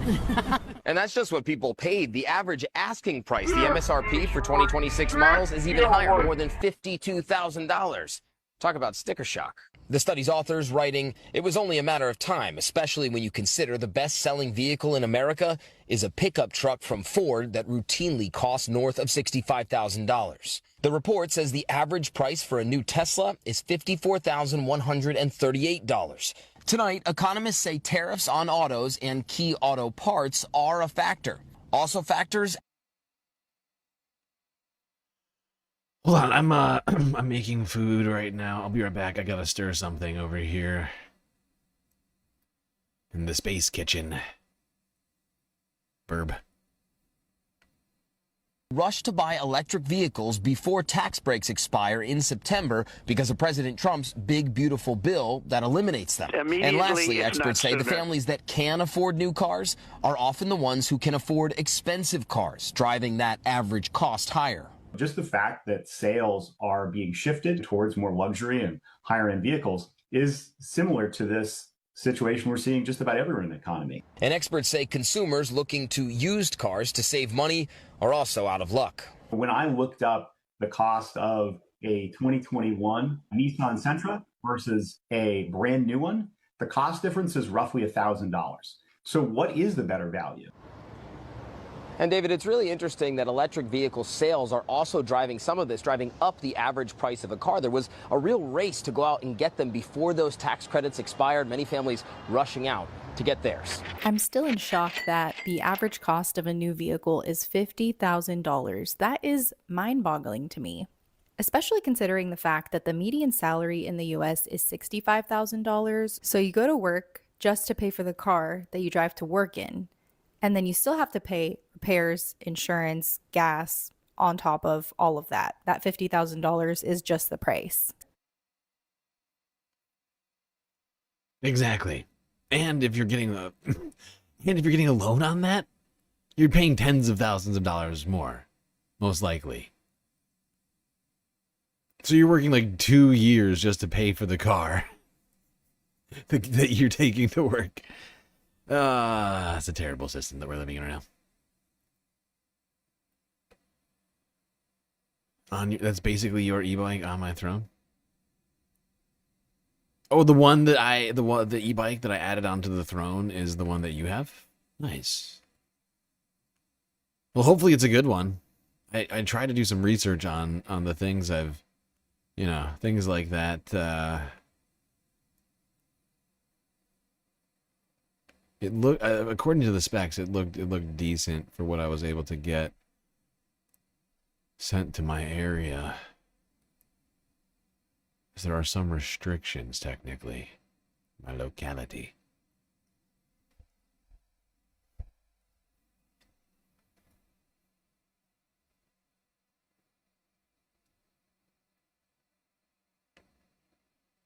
But yeah, people can contribute to the e-bike fund over there. I think it's like a few bucks at a time. And it's not like I need it immediately. It's a little cold down there on Earth right now.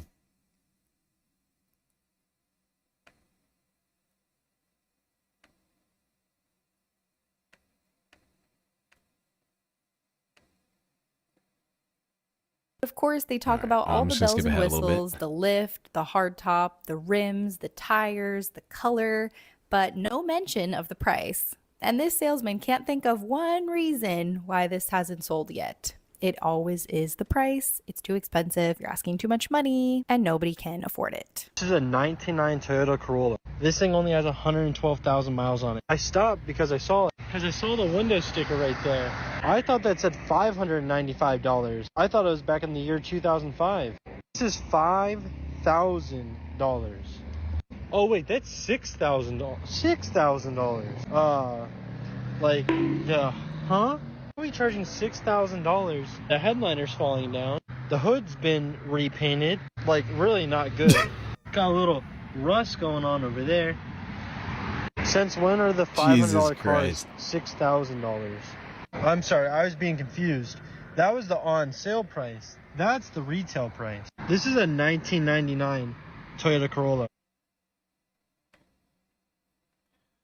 That is a 26-year-old, 100,000 plus mile vehicle going for $6,000. A Toyota. Not a Ferrari, a Toyota. A used 99 Toyota going for $6,000 in 2026. That's insane. Although technically this video is from 2025. I found this randomly while I was doing research earlier on some stuff. It just got into my got into my search feed or whatever it was. I was like, what is this? What do we have here? Marissa Van, you say? Dealerships drowning in cars that they can't sell, you say? That sounds bad.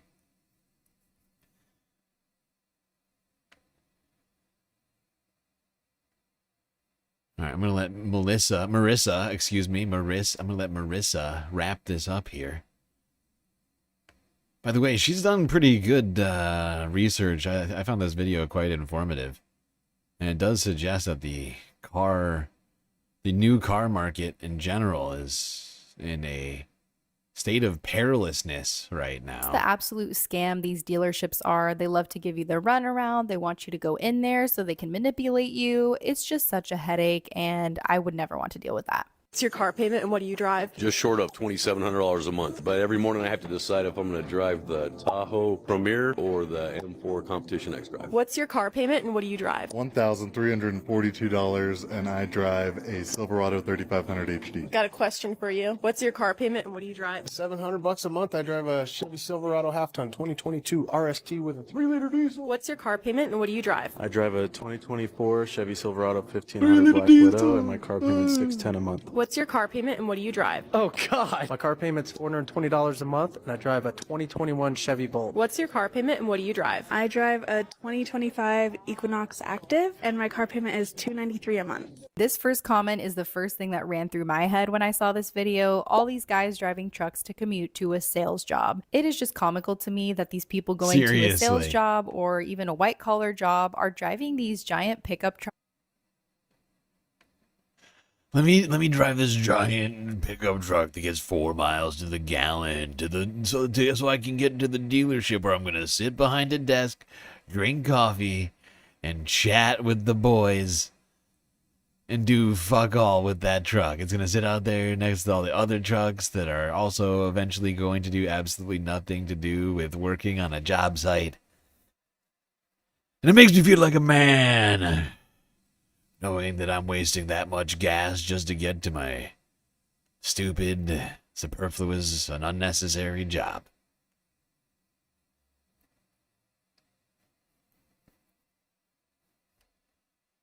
But, generally speaking, people do not have the money for buying new cars right now, hitting $50,000 for on average for new cars. It's unaffordable for many. Unless you want to go into massive debt, I guess you could do that. That's fun too.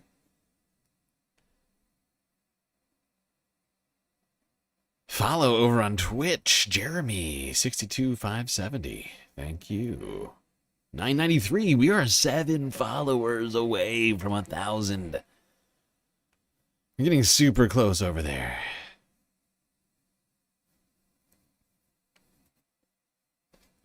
Exactly, Mary. It's like a contractor on an e-bike. You know, it would make perfect sense for those guys to ride e-bikes to their job, right? Like they don't need a freaking pickup truck. What? For what? For window signs? For window signs on the latest Camaro?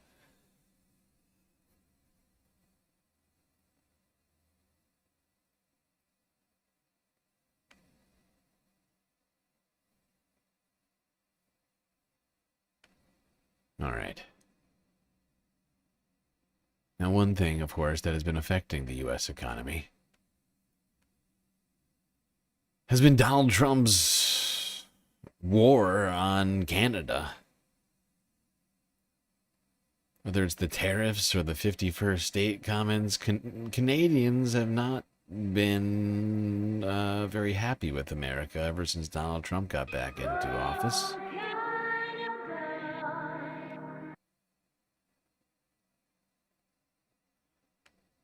Oh, Canada, indeed. And it would seem Canadians, even 1 year into all of this, are still not feeling it.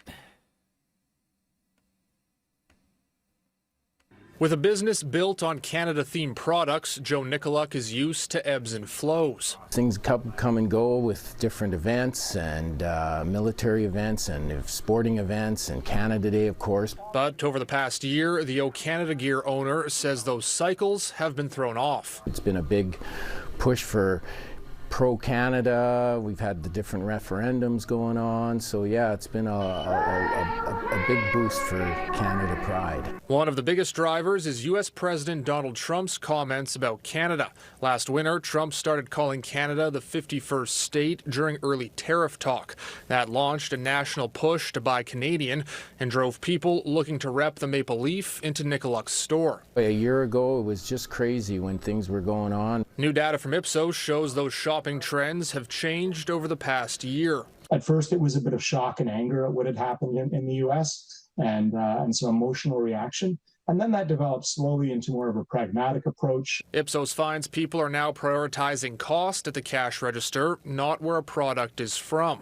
But the data shows Canadians are still changing their spending. And among that subgroup, that is those leisure travelers who are going to travel internationally or within Canada, half of them had replaced a trip to the U.S. with a trip somewhere else. Different habits showing how Canadians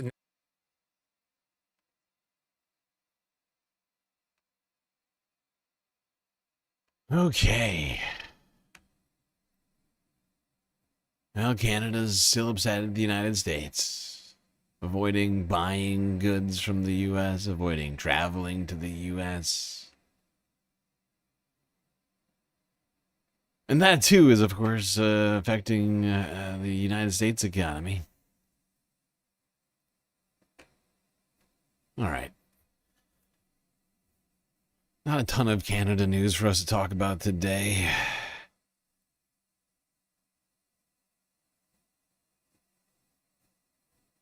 Let's get to talking about AI, specifically Grok. Grok has been in the spotlight as of late over a recent revelation. A disturbing revelation at that. The revelation that Grok can create AI-generated nude images from any photo. And some of the generated content as a result of this has been incredibly problematic, unwanted. What do you call it? Oh, God, I can't think of the word. Probably because this is just not something I think about that often. I know there's a word for this. Whatever. Let's talk about Grok's disturbing AI nude deepfakes. When she posted her holiday outfit on X, this young woman did not think that she would end up naked on the internet. For the past few days, users have been asking Grok, X's generative AI chatbot, to undress women and sometimes even minors without their consent. Illegal. For Marion, this was a violation of privacy. It's really upsetting to see this. You wonder, why would anyone do that? When do you decide to do that to people you don't even know on social media? I think there have been about 30 cases. It hurts to see yourself like that. It's not my body, but it looks similar. And then people can reuse the image anywhere. That's the issue. She reported it to the platform, but some... Yeah, like she said, it's close enough. I mean, just because it's, not literally a photo, like, that's gotta be incredibly difficult. Like, and just, what's the word? It's just dehumanizing. Right? Like, to just, you feel completely out of control. You post a photo online, all of a sudden it just, come on, it's completely fucked up. Doesn't help that she's a minor. Images of her naked are still online. Instances of free and accessible AI that are stripping women and men of their clothing are on the rise. Here, a user asks the chatbot to put this young woman in a bikini. Victims have been advised to immediately report illegal content on the platform as well as to authorities. For their part, ministers and members of parliament have also reacted. Outraged by requests made to Grok AI to strip girls and women, while the image is artificial, the harm is very real.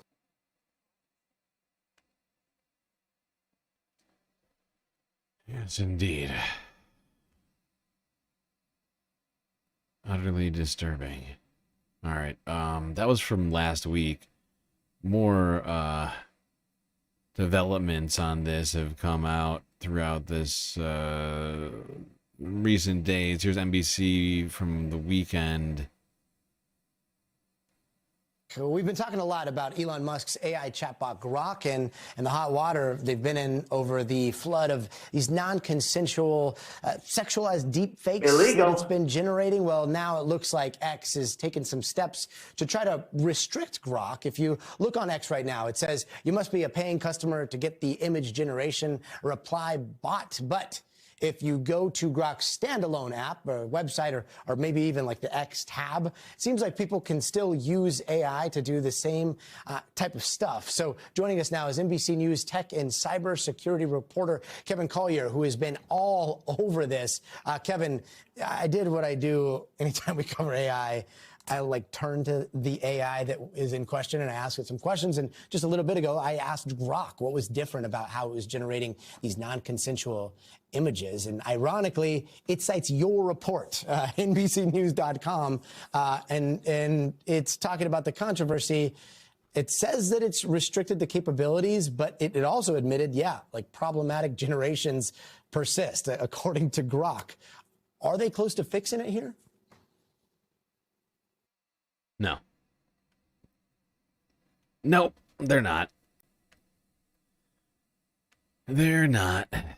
They put like a patch in and all this. Well, I mean, the fact is you can't do a real patch with this, with AI. That's part of the problem. That's part of the problem with AI. It's not like regular code. You can't just go in and like patch some shitty code. Or like, like there's a protocol that needs to be changed. Can't do it. In many cases, it's very difficult to do that. You have to go through a whole, like, just a massive undertaking to attempt to change these things, and you still don't even know for sure whether or not it's going to happen. And it's still continued making generating sexualized images after the changes. So not fixed yet. Not fixed yet at all. And people across the ocean in Europe have been rushing to take some sort of action around all of this. So, simply put, is France going to follow suit and ban Grok? Yeah, I mean, as soon as it started to really take place in an important manner, I think it was back in December, the government, Minister of Economy and Minister of Digital and Minister of Equality took the matter to the court. So since day one, the government of France has been taking this matter very seriously. Because at first, when you look at those images, maybe you think, oh, it's amusing or something, but it's not. It's outrageous. I mean, you have numbers of victims who are just getting themselves undressed by users using this technology, and this is completely illegal, both for the platform but also for the people using the tools, obviously. In France, and I think it's very important to share because everyone who has been a victim of this should definitely take it to the court, because in France, if you're a person using this type of technology to undress someone, to produce sexually and diffuse sexually harmful content, you can get up to 3 years of jail. And here's something I've been thinking about in this, like, because it's not clear where the data is coming from on these training models, right? It's entirely possible that Grok is being trained off of stolen data, like data leaks from, say, like iCloud accounts and stuff like that, right? Like it could technically, technically, some of these things could be trained off of, leaked nude photos of people already, like, existing right? And could merge, essentially like existing nude photos of you, like somewhere in the deep web or something, with another photo of you somewhere else on social media. I'm just saying, I'm not saying that's happening in this situation. I'm saying it could happen. Because who knows where they're getting this fucking data from? They're just buying it or stealing it. Wherever it exists, they're scraping it. 25,000 euros of fine. So it's very serious. There's no such thing as what you do offline and what you do online. Online is not like a total far west where people are free to do whatever they want. And so we definitely the government is definitely looking at this very seriously. That threat of prison time and a big fine, though, who is that for? Is it the people generating the content? Yeah. Is it Elon Musk responsible for the platform? The people generating the content, but of course the platform also has a responsibility. That's why the government also has taken the matter to the court regarding to the platform, because we have very well-defined rules on what are the responsibility of a platform and AI generating tools on harming people.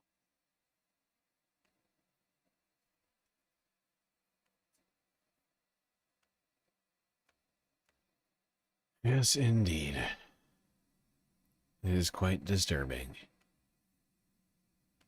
Mecha Hitler now making CSAM for the most disturbing corners of the internet.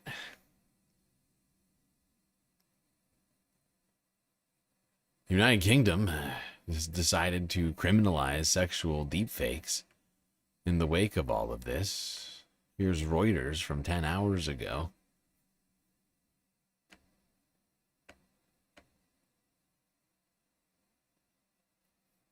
No woman or child should live in fear of having their image sexually manipulated by technology. Yet in recent days, the Grok AI tool on the social media platform X has been used to create and share degrading, non-consensual, intimate deepfakes. The Data Act, passed last year, made it a criminal offence to create or request the creation of non-consensual intimate images. And today, I can announce to the House that this offence will be brought into force this week. And that I will make it a priority offence in the Online Safety Act too.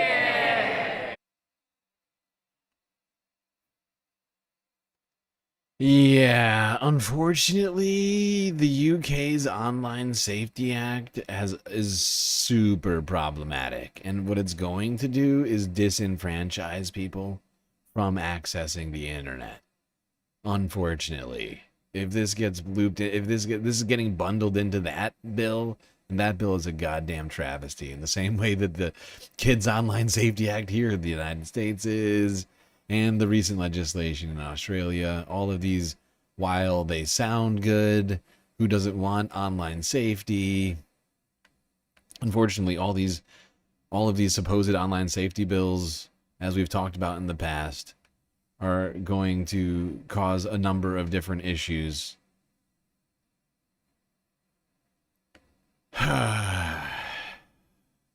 Especially with online surveillance, amongst other things.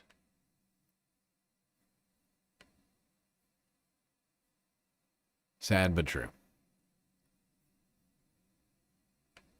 Which means if you're in the UK, you should not be supporting it.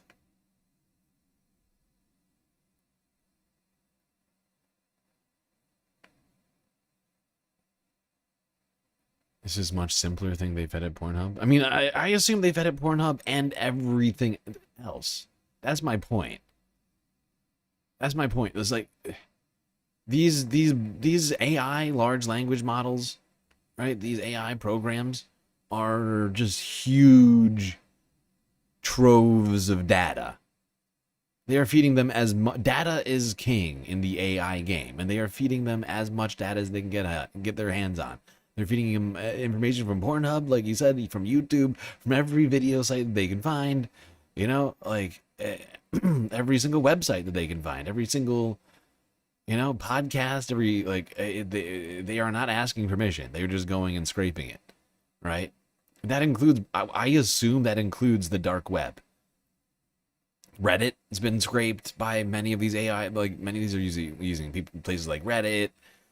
Really, if it exists on the internet, they're going for that data. Regardless of how, you know, whether or not they have permission, how problematic that whatever they're adding into it is, they don't care.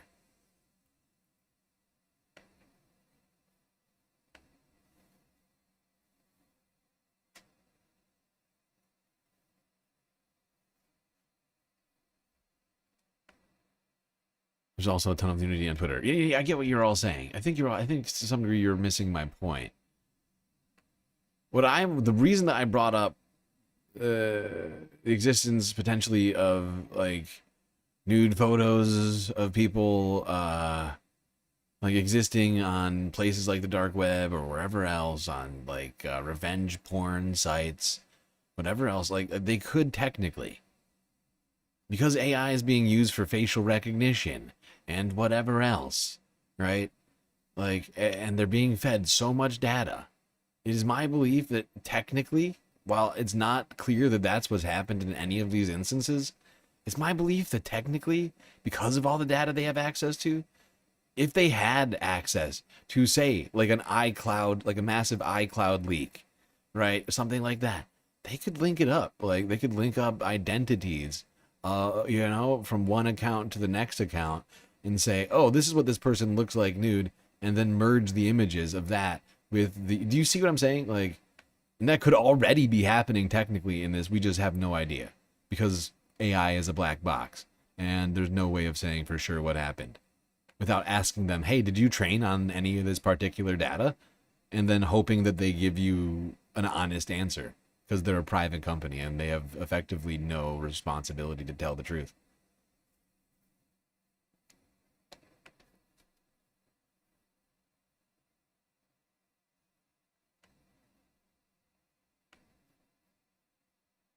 Now, if all that's giving you a headache, well then, perhaps this next video can help you out.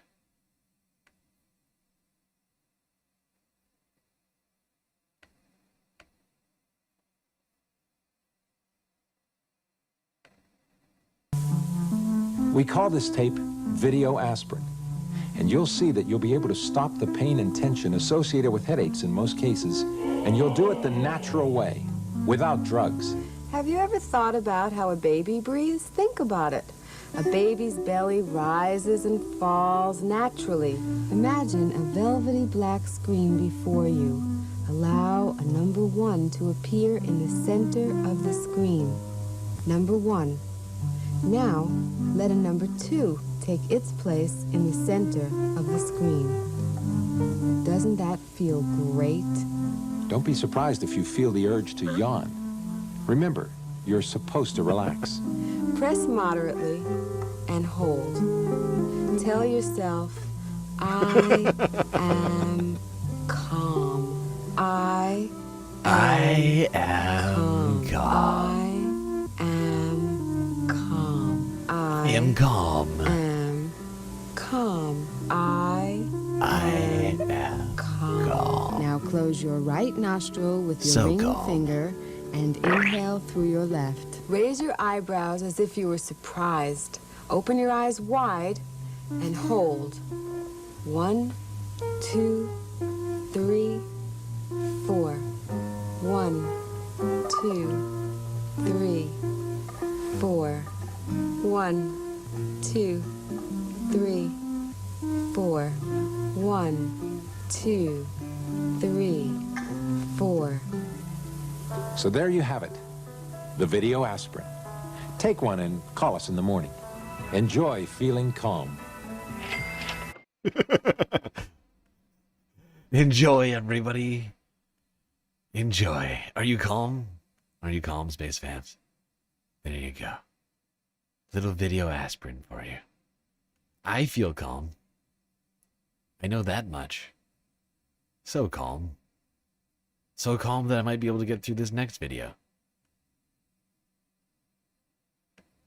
talking about the threat of forever chemicals.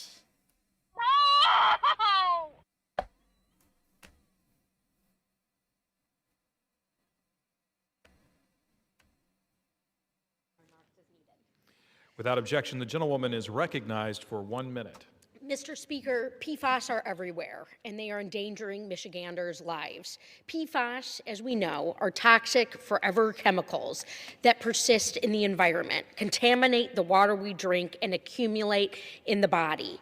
Sadly, Michigan is ground zero for PFAS pollution.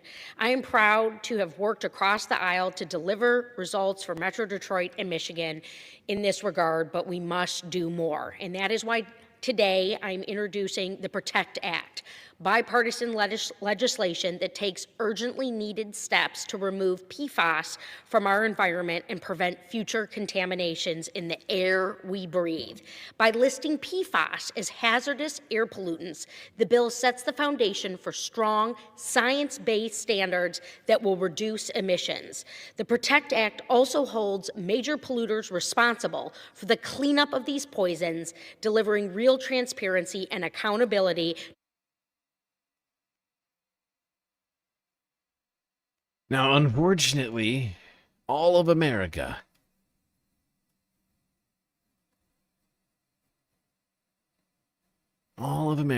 is under threat from PFAS. In fact, the whole world. And we're all a little bit less safe thanks to the Trump administration. As earlier last year, Trump's EPA, Lee Zeldin, decided to roll back forever chemical testing standards in public drinking water.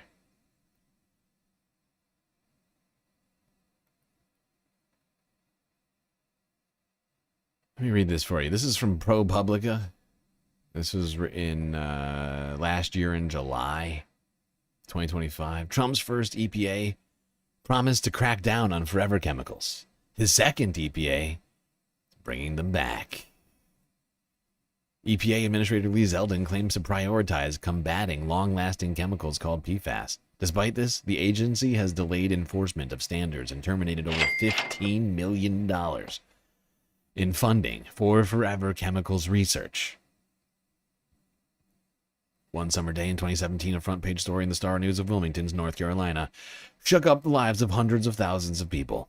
The drinking water system, it said, was polluted with a contaminant commonly known as Gen X, part of the family of forever chemicals. Hold on, I'm going to skip past it. A little bit of this. In the onslaught of legal action and activism that followed, the EPA, during President Donald Trump's first term, took an assertive stance, vowing to combat the spread of PFAS nationwide. In its big picture PFAS action plan from 2019, the agency said it would attack this complex problem on multiple fronts. It would, for example, consider limiting the presence of two of the best-known compounds, PFOA and PFOS, in drinking water, and it said it would find out more about the potential harm of Gen X, which was virtually unregulated.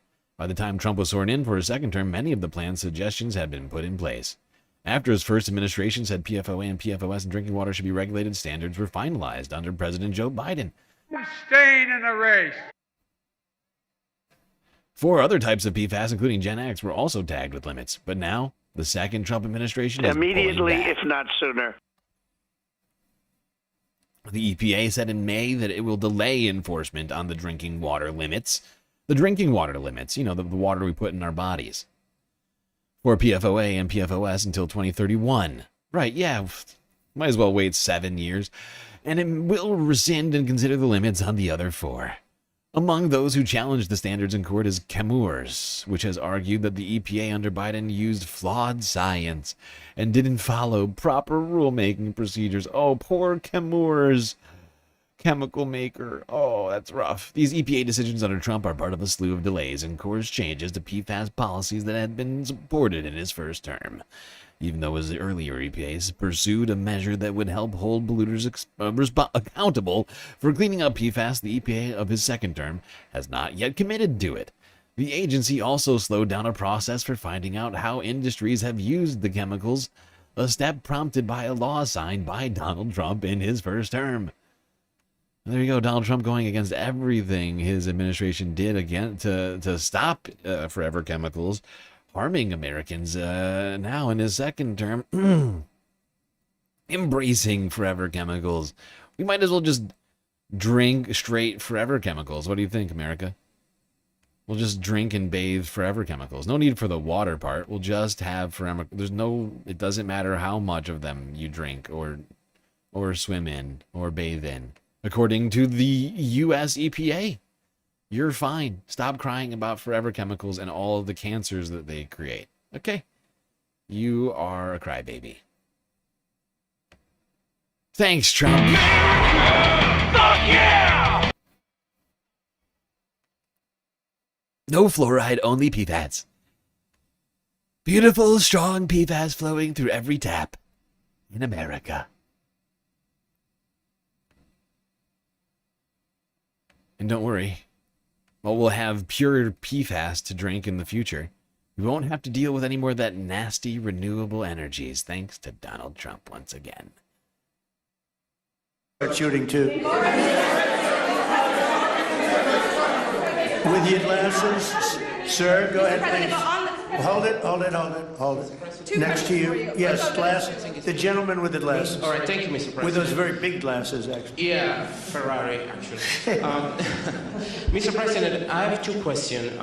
What do you want the European Union to do in Ukraine? The European leaders seem pretty divided on Ukraine.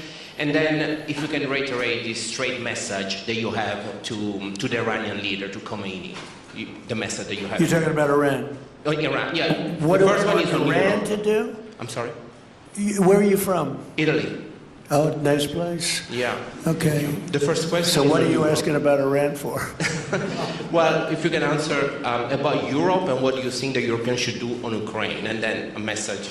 Well, look, Europe has been doing so much for Ukraine, but it hasn't been enough. And obviously, that I would say that President Putin is not afraid of Europe. He's afraid of the United States of America, as led by me. There's no fear of Europe. You know, Europe's fallen behind, and Europe. And JD said it very strongly. I don't know. It's he took a lot of heat, but I didn't give him any heat. Europe is a different place. Europe is changing. Europe has got to get its act together. I love Europe. I guess I came from Europe essentially. I have my roots are in Europe, but Europe is a different place. They have to get their act together. Now they have a great NATO leader, and they've gone up to 5% from 2% GDP. That's a big step.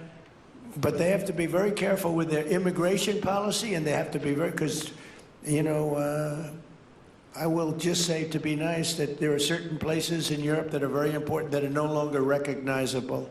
I'm being very nice. I'm being very diplomatic when I say that. They are not recognizable. And they have to be careful on energy, because they're putting windmills all over the place and losing a fortune.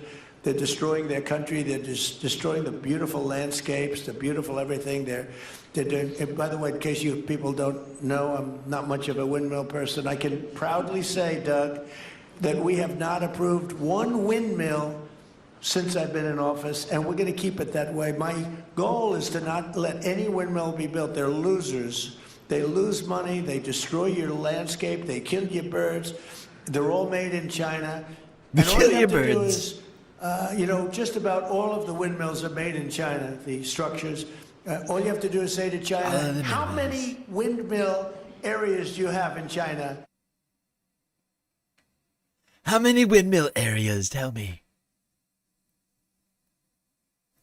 This guy is a deranged lunatic. We have a demented, unintelligent person running the United States of America. Killing your birds. Nasty, terrible windmills. I love birds. That's why I've made it law that real estate developers can ravage formerly protected wildlife lands. Because I love birds so much. I want developers to build in pristine wildlife sanctuaries once protected by the federal government. That's how much I love birds. I'm opening up the national parks for casinos.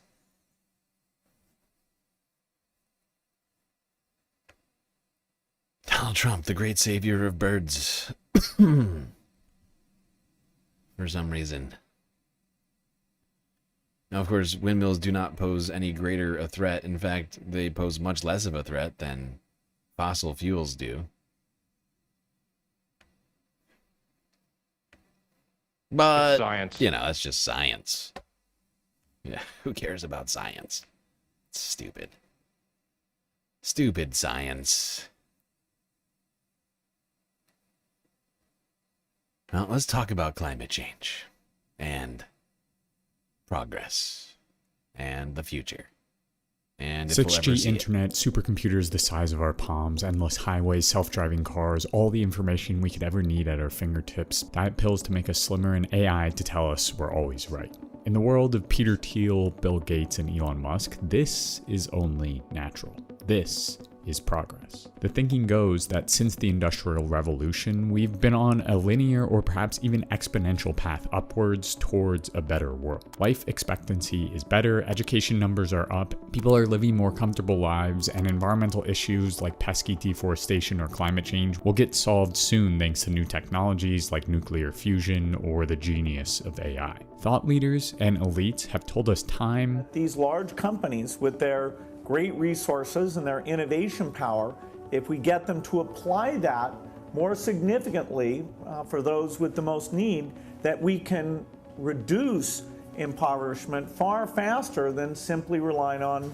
government alone. And time again. For businesses big and small, the energy transition creates the single largest industrial growth opportunity since the Industrial Revolution. That more stuff, more growth, and more production has made the world a better place. But what if they're wrong? What if everything you've been told about the beautiful progress we've achieved over the last 200 years is wrong? What if that endless climb upwards hasn't always been upwards? What if that 6G internet and the latest smartphone model have just masked a festering cesspool of inequality, exploitation, and environmental degradation all along? This video is sponsored by Climatize. 10:32 a.m., January 19th. Bill Gates tweets out a graphic displaying several different graphs that reveal life has improved significantly for many people over the last 200 years. As if to soothe himself for being one of the richest people in the world for well over 2 decades, Gates seemed to argue that actually things were getting a whole lot better for a whole lot of people. Bill Gates... People are lucky to live now, and they should see that that progress is actually taking place faster during their lives than at any time in history. Alongside academics like Steven Pinker, who wrote Enlightenment Now. Overall, net welfare for humankind has never been better and is getting better all the time? It's never been better. Whether it will continue to get better depends on whether we continue to seek human well-being as our goal. Taking up the mantle of what's been called New Optimism, a collection of academics and elites that wield graphs and cold hard facts to explain that actually the world is doing just fine. Exemplified in Bill Gates' January 19th tweet and Pinker's Enlightenment Now, the underlying argument of New Optimism is that capitalism has been a net positive for humans and the planet. If you just look at the graphs, you can see we've made so much progress since the Industrial Revolution. And progress for these new optimists is a linear path.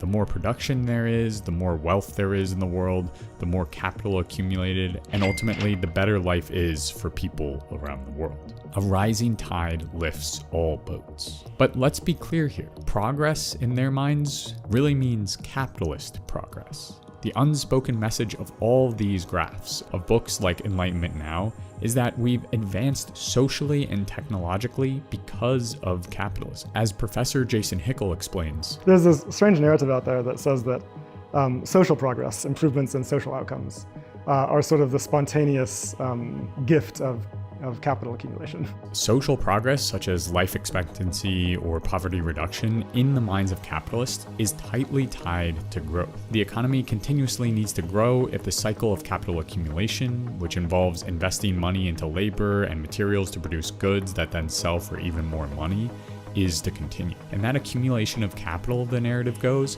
occasionally sloughs off into the social realm, leading to better education outcomes, higher life expectancy numbers, and better well-being. And for the proof, all you have to do is look at the graphs. So let's actually go back to one of those graphs that Bill Gates tweeted almost 7 years ago and really examine its claims. This graph looks at the number of people below the extreme poverty line. Poverty is an imperfect metric for well-being, but a good enough yardstick for getting a glimpse of quality of life under a capitalist world order. According to this graph, the number of people living in extreme poverty has plummeted since 1820. This sounds amazing, and I wish it were that simple, but the graph unfortunately hides some truths. The first of which is that accurate poverty data doesn't exist before 1980, so the majority of the graph is just guesswork. Next, extreme poverty, according to this graph, is defined as living with under $3 per day. More accurate numbers for what is needed to sustain a somewhat normal life hover around $8 per day. One economist puts the poverty level around $7.40 a day, while the New Economics Foundation concludes that around $8 is necessary to reduce infant mortality by a meaningful margin. This paper even concludes that we should throw out the dollar per day metric and instead look at the costs of collection of bare necessities needed to survive in any given context, which is often far over. He keeps saying the wrong things and no one corrects him. Is that a response to is it a response to Donald Trump? I assume it is, because absolutely, he continues to walk through life unimpeded by facts and reality.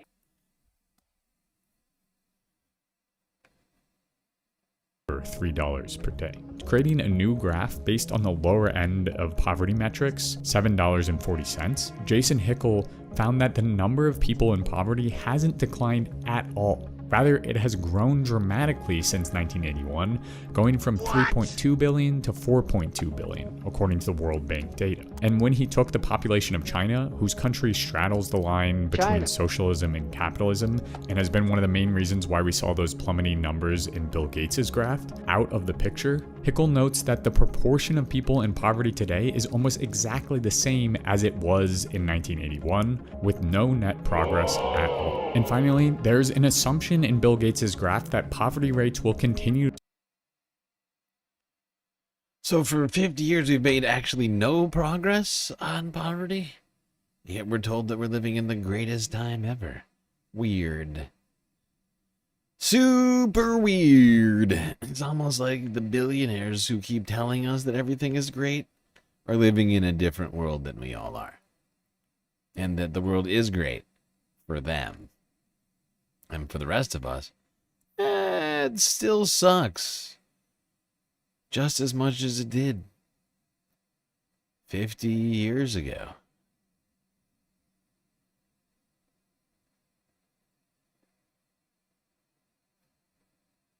Throughout the 19th century, the British were hard at work bringing so-called progress to India. British capitalists enclosed and privatized the communal forests, waterways, and lands of millions of Indian peasants. As Jason Hickel writes, the colonists wielded these policies to make the rural farmers of India at the mercy of hunger, so that they would have no choice but to intensify agricultural production for export to London if they wanted to survive. In short, British capitalists brought the wonders of capitalism to India.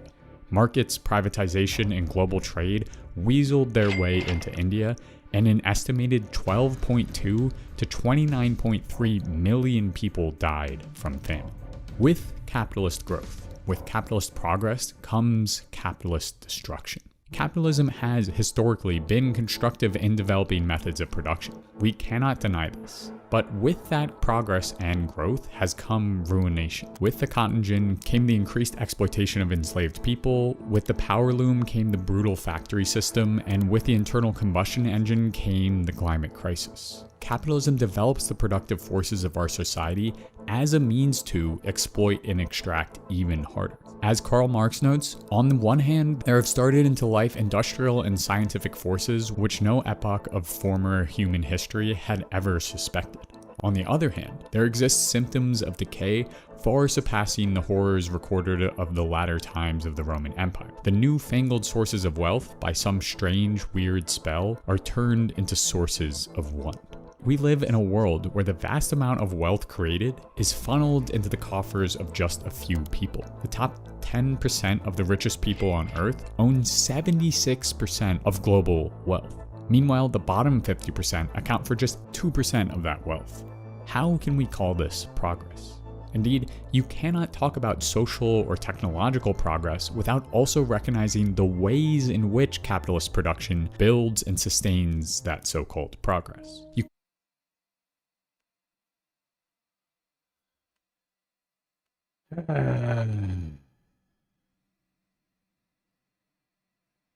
is disturbing.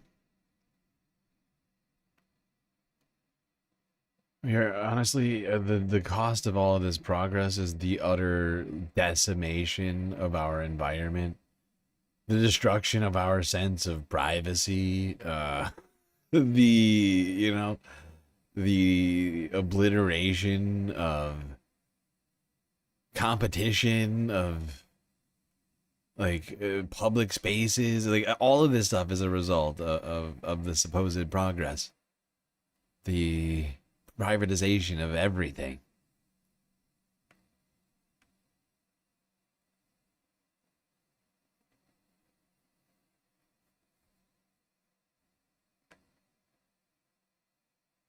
Let's talk about what real progress might be. A what now? Despite all the ills of capitalist exploitation and degradation, things do look remarkably different than they did 200 years ago. So, does that automatically mean that the engines of capital are the cause of any sort of social progress we've achieved? The answer is no. Indeed, most social progress, environmental repair, and climate action have come not from the continuous growth of capitalism, but despite it. The 8-hour workday, for example, or even occupational safety measures and monitoring were not just handed down to us by factory owners out of the goodness of their hearts. Instead, it was because workers banded together to make change. Strikes like that in 1872 in New York City, where over 100,000 workers walked off the job to demand an 8-hour day, or in 1886 when 350,000 workers across the country struck with the demand 8-hour day with no cut in pay, were common throughout the late 19th and early 20th century, and eventually forced employers to standardize the 8-hour day. Progress and well-being, then, comes most often from movements, unions, and everyday people struggling against capitalists for a better life. And the same goes for climate change. Most of what we've accomplished so far in terms of emissions reductions didn't come from corporations following the good of their heart, let alone following profits. Climate progress came out of pressure from the climate movement, whether it be directly blocking the construction of pipelines, shutting down coal plants, or pressuring regulators to actually do their job. Climate action has been driven by courageous people everywhere working against the insatiable appetite of capital accumulation. So reforms within capitalism like the 8-hour workday, cleaner air, decreased child labor have all come from labor and social movements fighting for their lives against the forces of capital. But even those wins are constantly under threat. Capitalists in the US, for example, have successfully started to roll back child labor laws, environmental regulations, and are actively hunting down and disappearing immigrants in ICE raids. So as we look towards the future, it's crucial to remember the true engines of social progress. It's not profit, it's not capital accumulation, it's real people struggling for better lives and a healthier environment.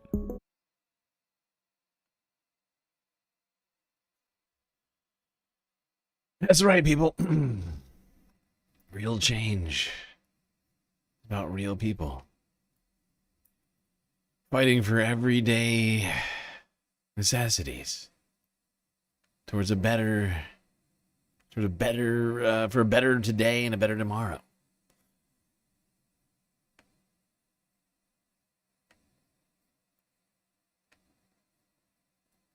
It's Space Fams coming together, discussing the day's topics. Places like this.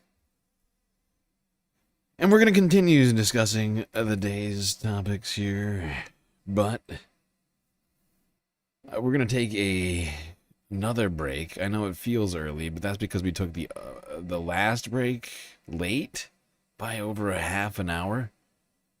And I'm just trying to get us back on schedule. So we're going to take another quick break here. And then we'll be back talking about the environment a little bit more. Weather, news,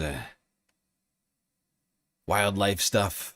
Got a few Sunday Funday wildlife stories in here as well. Seeing as you all didn't get a Sunday fun day last night. All right, everybody, quick galactic intermission, and we'll be right back after these brief messages.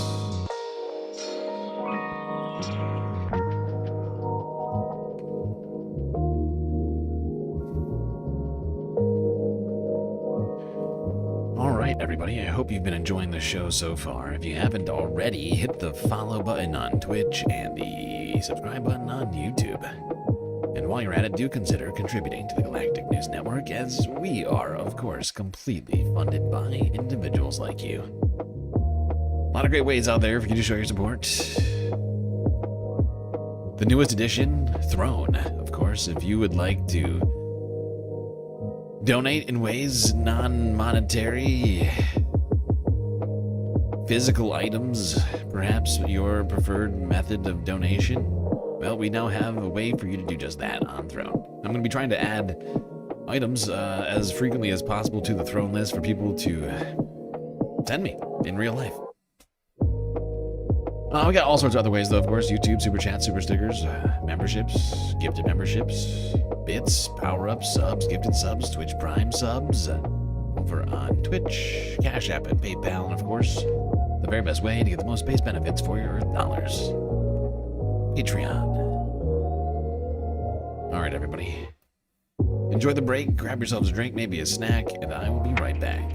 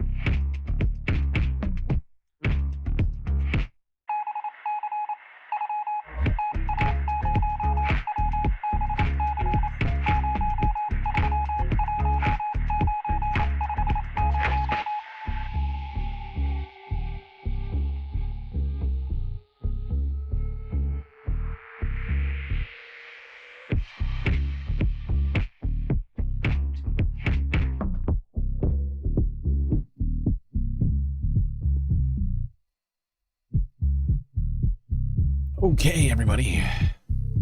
We are back.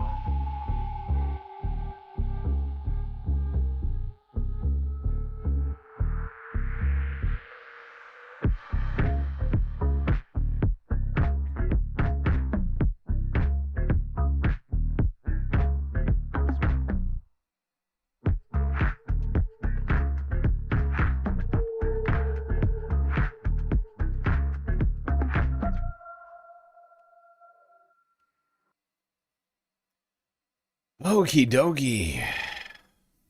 Fourth half over fifth half about to begin. Let's start up in Alaska,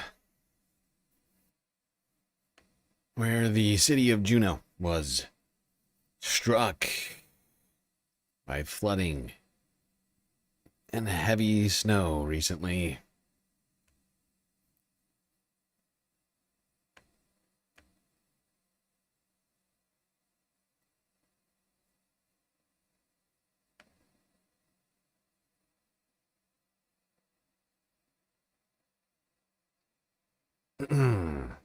In Juneau, Alaska, the same area that has received their seasonal snowfall total in just the last several weeks, totaling up anywhere from 80 to 90 inches of snowfall. And now an atmospheric river has settled in over the area, dropping several inches of rainfall as those temperatures have warmed upwards of 40 degrees Fahrenheit. And behind me, these are one of the highest risk roads for avalanches. That is a very real danger as a lot of this snowfall becomes very unsettled. Now, yesterday, there were evacuation advisories issued for any residents that do live in the known slide areas, and those that were elderly were assisted by several law enforcement and EMS. This is a very heavily populated area, and this road behind me is one of those roads that are just as, if not more, susceptible to these slides than the rest of the city.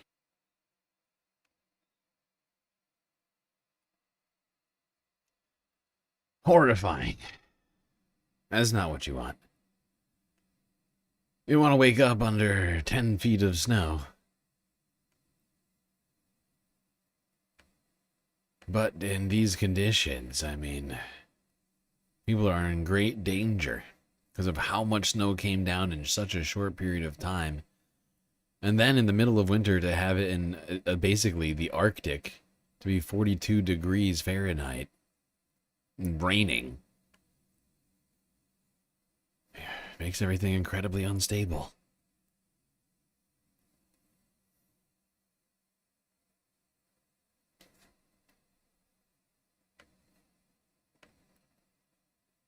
All right, I'm going to skip a couple of stories here just because I'm moving so slow tonight. Sorry, everyone. But let's go to this one. This is sort of a Sunday fun day story type deal here. Intended this to be a story for yesterday. Had I done a Sunday fun day story or a show. Let's go to California for an update on a story we've been following for some time now. Longer than a month. We have been following the story of one bear and one man. A bear just trying to live the berry dream. Found a little place to rest his tired bear head one day. Decided to make himself at home. That place was the basement of one Los Angeles man in Altadena. Now at 1, after more than a month under an Altadena home, a California black bear is packing its bags. You know, you can't tell me that when you see this bear trying to pull itself out of the hole, that it doesn't remind you a little bit of Winnie the Pooh. Like, sure, he's a lot bigger and less cuddly, technically, than Winnie the Pooh, but it just reminds me of Winnie the Pooh getting stuck. You know, I feel like everybody must know what I'm talking about. Like Winnie the Pooh getting stuck. Old, yeah. Oh, bother. And looking for a new place. Good afternoon. This is the KTLA 5 News at 1. I'm Glenn Walker. And I'm Lou Parker. That 550-pound unwanted house guest is out the door, much to the relief of one happy Altadena resident. KTLA 5's Jillian Smuckler joining us live now with exclusive details on how that bear was finally convinced to seek greener pastures. Jillian. Hi, Glenn and Lou. Yeah, we've been following this case.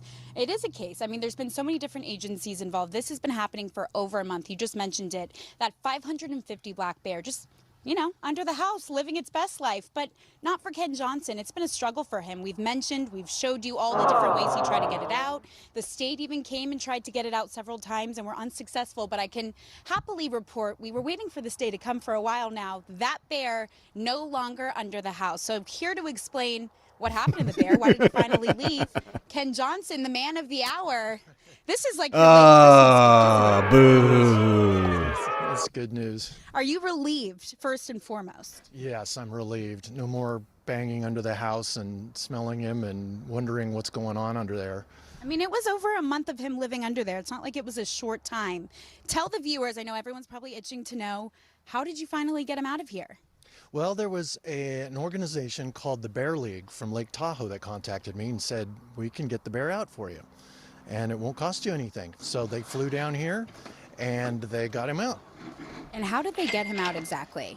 Well, it was sort of the same methods that Fish and Wildlife used. They used paintball guns and just got him irritated until he wanted to come out.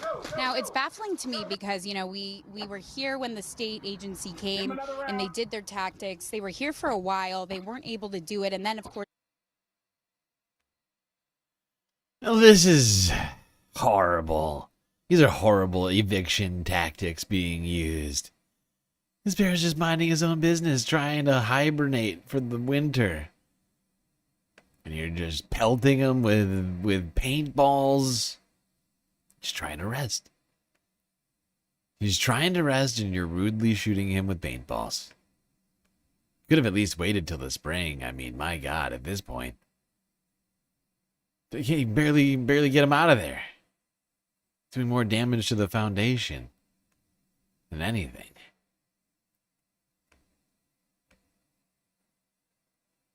I'm still on Team Bear over here. Okay. That bear was minding its own business. If bear fits, bear sits. And I don't know why you're fighting that. It's the circle of life.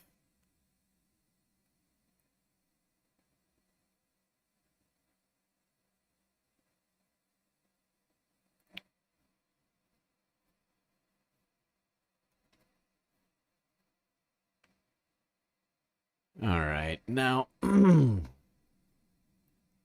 go back up north to Canada. Talk about a different wildlife issue. A crisis. A Canadian parrot crisis. A what now? I did not stutter, sir. I said a Canadian parrot crisis.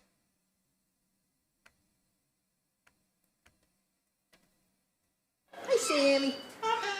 It's snack time, and at 71 years old, it's a routine Sammy knows by heart. He came to Parrot Partners Canada after outliving his original owner, and now calls the rescue home along with 54 other aging and surrendered birds. We get them from all walks of life all the time, and we generally get up to about 5 a week inquiries. Will you take my bird? She says it's a crisis quietly unfolding across the country as rescues like hers struggle to keep up.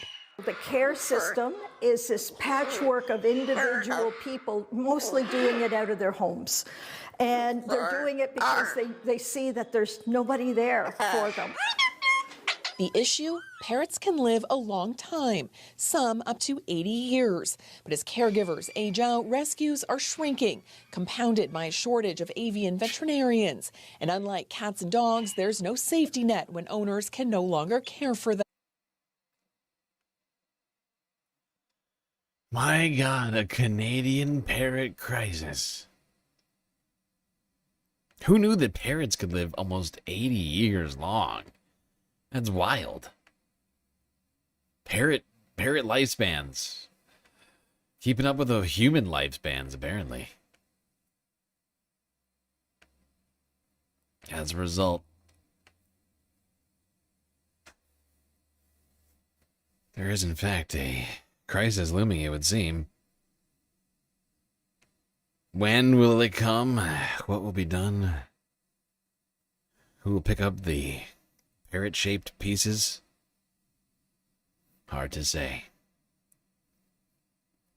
Now, let's go back down to the United States, central New York. Syracuse. Syracuse, New York. Even as They've been parrots getting hammered by snow, or at least they were last week.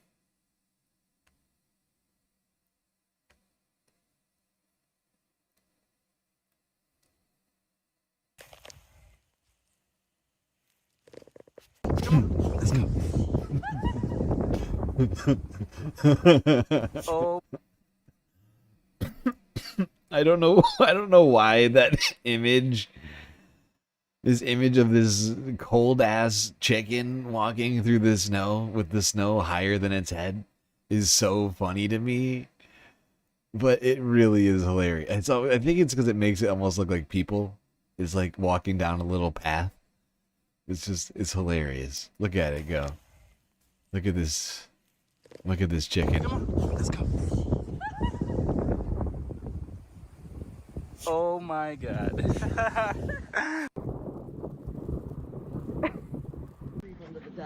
Yeah. It's so deep here.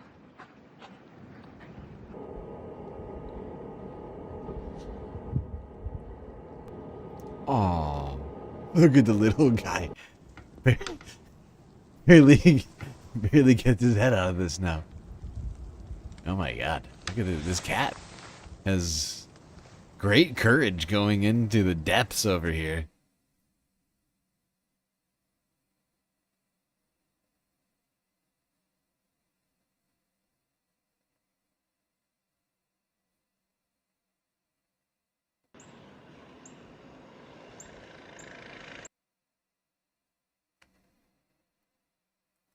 Oh, there you go. All the puppies. All the animals enjoying the massive snowstorm that was hitting central New York last week. That was a Sunday Fun Day story.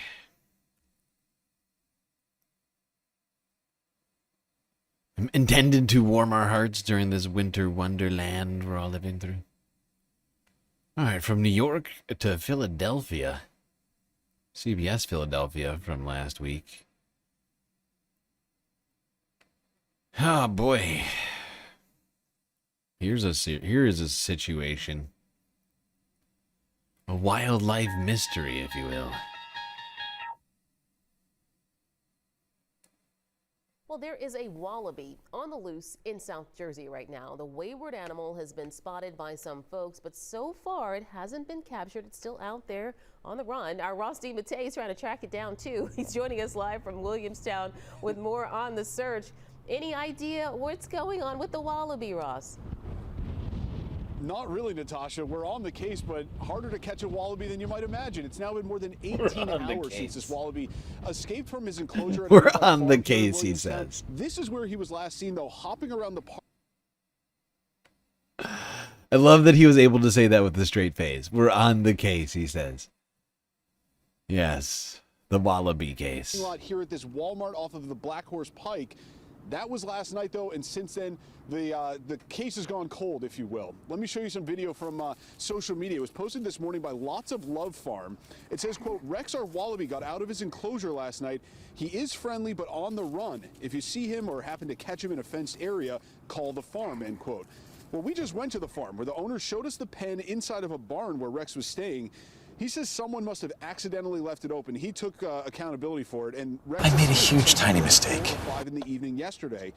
Well, according to a captain with the Monroe Township Police Department, multiple officers were dispatched to this Walmart near Malaga Road last night after reports the wallaby was seen hopping around there and he was nearly hit by a car, but the officers were unable to locate the animal. The owner of the farm says he just wants. There we go, a wallaby on the loose. Will it ever be found? Who knows? Who knows how long a wallaby could survive in the winter wilderness of Pennsylvania, middle of January? I mean, wallabies originate from Australia. I don't get a ton of snow in Australia, from my understanding.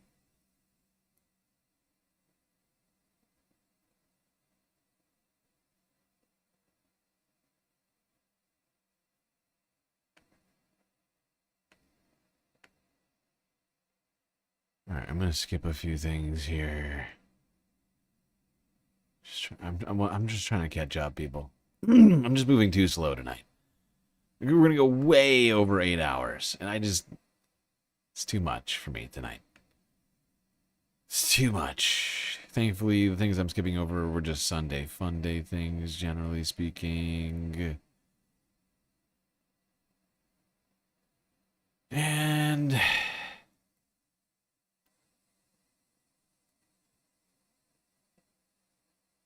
here we are. TRT world. Let's talk about the forgotten American. The forgotten Americans, really. The many forgotten Americans, the victims of Hurricane Helene. And honestly, Milton, but Hurricane Helene did more damage. But everybody, Donald Trump promised on the campaign trail last year, actually, no, sorry, 2024, to help. Claimed that the Biden administration did not do enough to help. Now, all those people, as it turns out, are waiting for what help. now? Damn it, that's loud.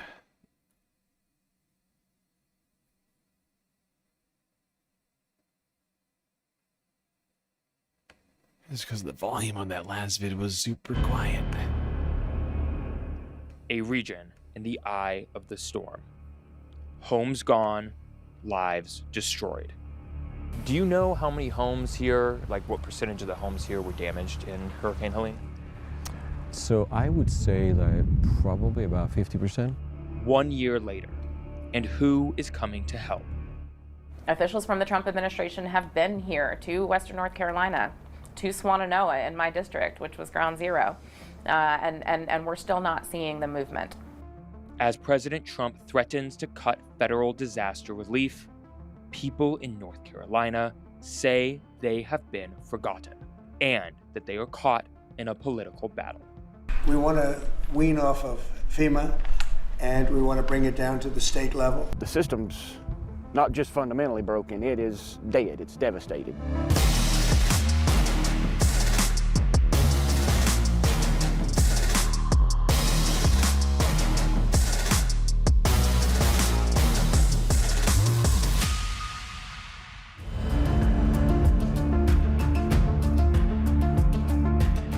North Carolina, it's a hotspot for tourism.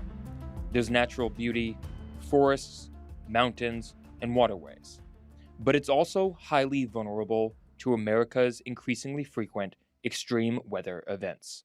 More than a year ago, Hurricane Helene tore through this part of the North Carolina mountains. The storm surge in the wind was so extreme that it rewrote the paths of rivers up here.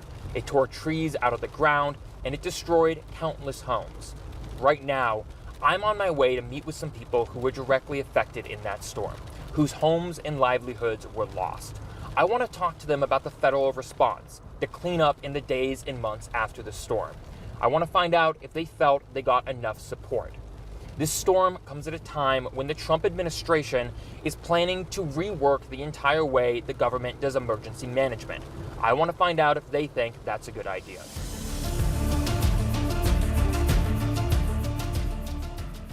I went to a friend of mine's house up top of the hill and stayed up there and watched as the water rose higher and higher and higher and higher. Within, by what I hear, I don't know how much truth there is to it, but by what I hear is we got 15 inches in around an hour and a half. Hurricane Helene approached North Carolina around 8 a.m. on September 27, 2024. What unfolded next was widespread destruction, flooding, landslides, and devastating winds across the southern Appalachian. Most of the damage was done to the roof and to my plumbing. When the water come under, it washed all my plumbing, insulation, everything away. Oh my God. Oh my God. I'm getting, oh my God. Oh my God. Oh my God. Pause. Wait. Pause. I just got a goddamn advertisement. Oh my God. You're gonna love what I just got an advertisement for. Chat, you gotta see this. You have to see this. Look, it's like looking into the mirror. You can see yourself now. Can you guess what I got an advertisement for over here? On my monitor? Oh my God. Time when the Trump administration No, you son of a bitch. Oh, you killed me. You just killed me. No. Damn it. I got an advertisement for the Melania documentary. I love that I just got ad dollars for that. I mean, like 2 pennies, or like less than that, but still. It's messed up you get ads on your own stuff. It's whatever. Technically, I'm paying myself when I watch an ad. But I got a freaking ad for the Melania documentary. You know, the Amazon tithing to the Trump administration? Here we go again.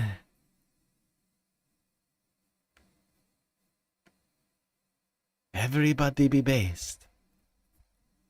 Or slightly, but the wind, because there must have been something wrong with my roof. It was an old trailer, so every time it blow down, when you're standing inside the trailer, you could see the ceiling go down every time the wind would blow, and you could hear the rafters and the cracking and popping.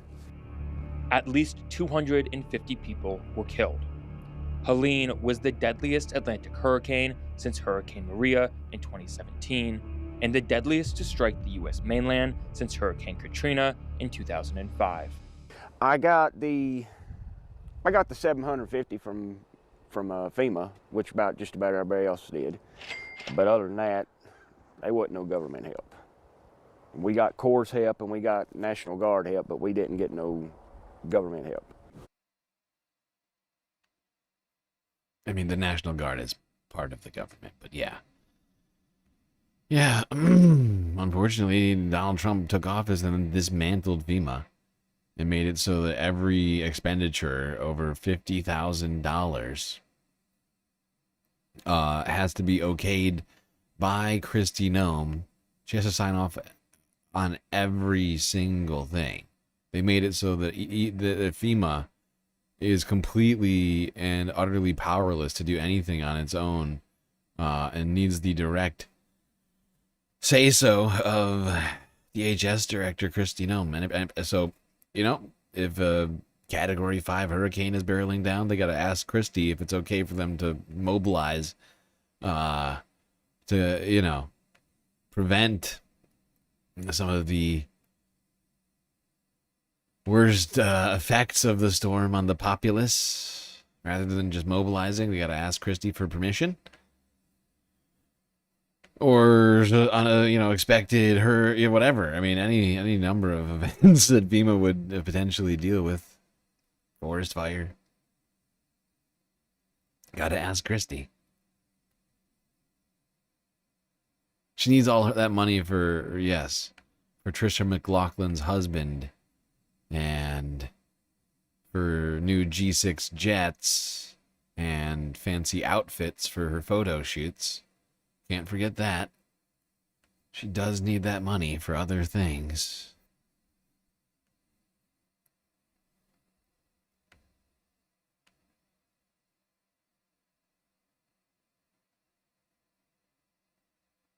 All right, let's go over here. This is a strange story I had intended for Sunday Fun Day.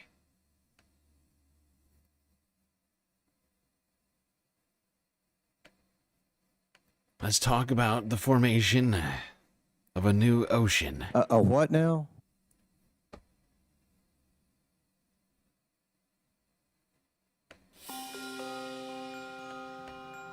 Right in front of our eyes, a new continent is being born. A volcanic eruption for the first time in 12,000 years. And the ocean floor emerging from the ground. What is that? It's like water moving. People here are living on the edge with regular earthquakes and unbearable heat as millions of years of geology splits Africa in two.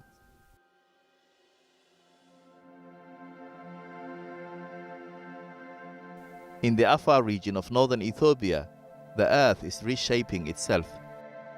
20 years ago, these massive cracks opened up out of the blue, 8 meters wide in some places, a rift running over a 60-kilometer stretch.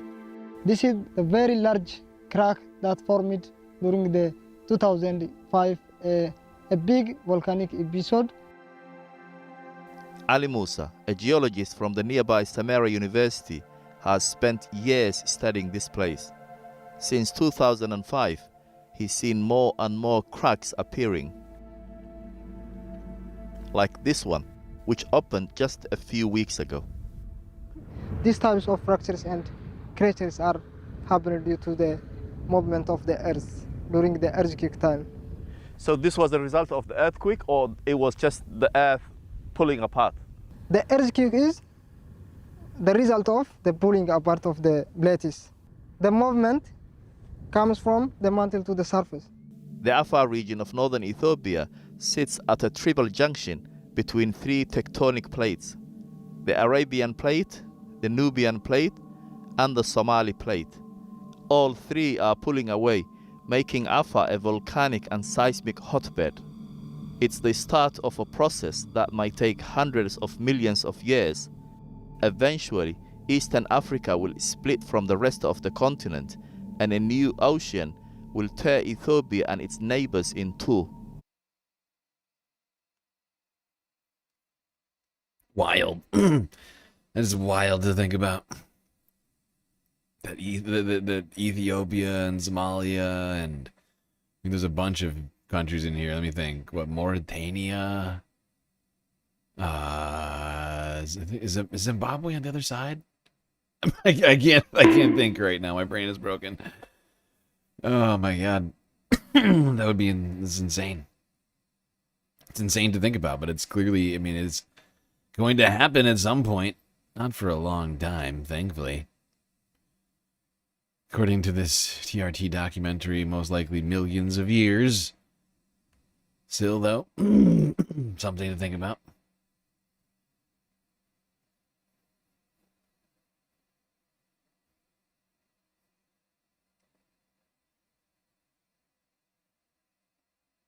Your Twitch ads have recently shifted to join the army. I thought they were doing record numbers. Didn't they say they were doing record numbers of new recruits? Why would they need to advertise? Why would they spend taxpayer dollars on advertisements for army recruitment if they were doing record numbers of recruiting? That seems sort of counterintuitive. It's either evidence of waste or evidence of lies. It's not clear which one. Could be both.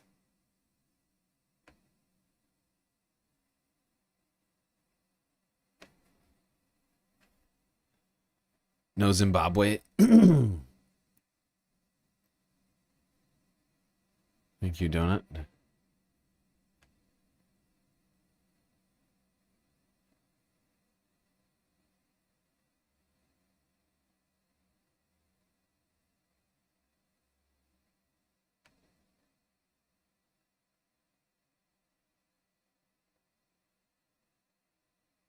I lost my place. Oh, yes. Okay. Let's go here to a fascinating... I don't know what to call it. It's like a It's like a strategy. It's also like a... It's like a culture. It's something of a cultural... I don't know if you want to call it a trend. But let's go to Indonesia to talk about a religious environmental ideology.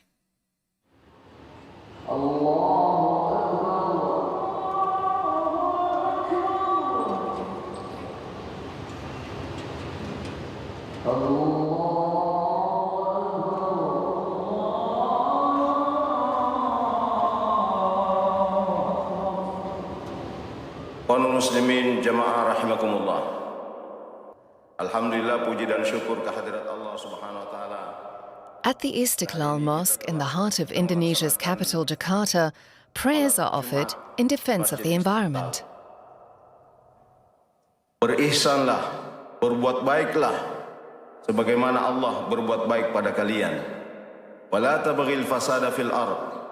Innallaha la yuhibbul mufsidin. Jangan sekali-kali merusak di muka bumi ini, karena Allah Subhanahu wa taala tidak mencintai orang yang melakukan kerusakan. Istiqlal is the first mosque in the world with an eco-certification, a powerful example of the Indonesian Muslim community's commitment to the green movement. Here, wastewater is recycled into drinking water, and 1/5 of the mosque's electricity comes from the sun, captured by more than 100 solar panels. At the helm of this revolution stands university lecturer Farid Sainong. Istiqlal, representing the 800,000 mosques in Indonesia, has a priority to be the good example for eco-friendly mosques. His ambition is to transform 70% of the country's mosques into eco-friendly sanctuaries. Indonesia is at the forefront of the climate crisis. But in this country, home to the world's largest Muslim population with around 244 million believers, Islamic institutions have taken up the battle against climate change. They are issuing green fatwas, refurbishing mosques, and training groups of environmental activists. Is the country setting an example for the rest of the Islamic world? Green fatwas, she says. Why can't we get Christian nationalists to care about the environment like Muslims here in fucking Indonesia? Like just like 10% as much would be nice. Or just engaging in religious greenwashing. To reach as many people as possible, Quran schools now offer environmental courses taught through the lens of Islamic theology. Assalamualaikum warahmatullahi wabarakatuh. Farid is training the next generation of imams and murshidat, female religious advisors in Muslim ethics. Well, good morning everyone. The Prophet said, simply plant it. So if you have a seed on your hand, on your palm, then we simply plant it. Even in the panicking situation, and the worst panicking situation might be the end of the day, right? The Qiyamah. Adapting Quranic teachings to today's environmental challenges requires a profound rereading of the sacred texts. Farid Sainong draws on more than 700 verses in the Quran that address the protection of nature. They are public speaker basically. They are going to speak in mosque with the whole congregation they have, and it's quite a very effective strategy to share the awareness, of course. It is easy. I do think this is highly interesting. I don't think I'm the person to take this up here in the United States, but somebody out there has got to find a way to use the messaging of things like the Bible to get environmental. Because I've read a lot of religious texts. I've read the Bible as well, both the Old Testament and the New Testament. And, if you do actually genuinely believe in the things in those books, there's a lot of stuff in there. God created the world. And if you don't steward it, you are essentially spitting in God's face. How rude. Incredibly rude.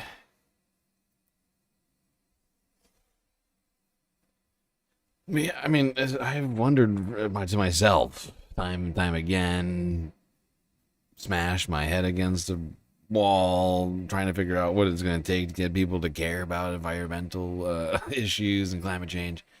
Maybe that's it. I don't know. I wish I could say, but it is something that speaks to people.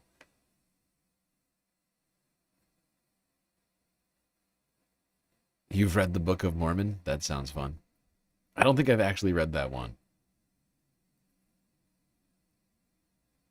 Like, I'm familiar with, like, the LDS stuff, but, like, I haven't physically read the book. Like, I've just heard people, I've heard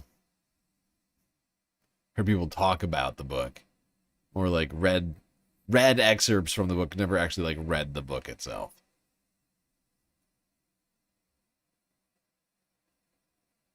Although I have been invited to, though I never took up, going to one of those, like, LDS, what's it called?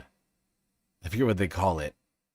They, like, go around, they, like, invite all the people, like, oh, come watch the, I forget what they call it. Some sort of weird, theatrical gathering. It sounded weird. They had pamphlets. They had, like, illustrated pamphlets and stuff. I found it kind of hilarious. So I sat there and entertained, like, just sort of, like, entertained it while I listened to these guys go on about it. Like, really? Is it...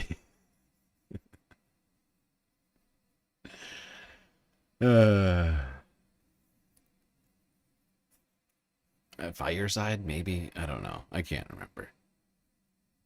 I couldn't tell you.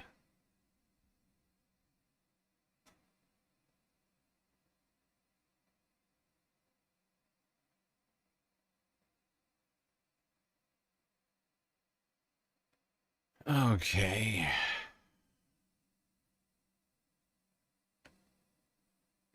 Two more quick environmental stories here. One in the Philippines, an update, the latest update on the horrifying tragedy. This deadly landfill avalanche. Dozens are apparently still missing. Who knows how long it will take to go through this literal pile of trash to find the human bodies amidst the rubble.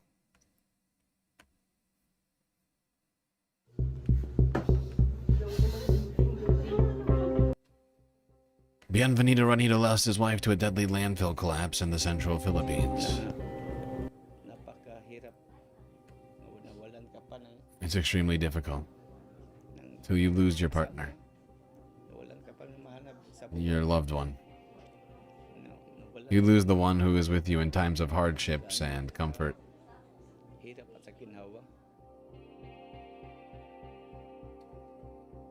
The January 9th avalanche in Cebu killed at least 8 people. 28 were missing as of January 10th, I think that said. As of January what? January 12th. It was yesterday. People were suddenly fleeing, and they said the garbage exploded. When I went outside, my immediately thoughts went to my wife. I quickly took my motorcycle and rushed to the landfill. When I got there, I saw the collapsed building, and it was buried by the garbage. I just screamed. Authorities said over 100 workers were at the Benalú landfill when it collapsed. Dozens of rescuers have managed to rescue 13 people alive so far.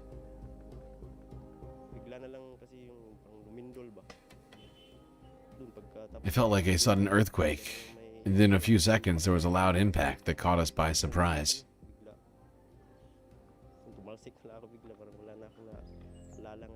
I was thrown off my feet, and I don't remember what happened next.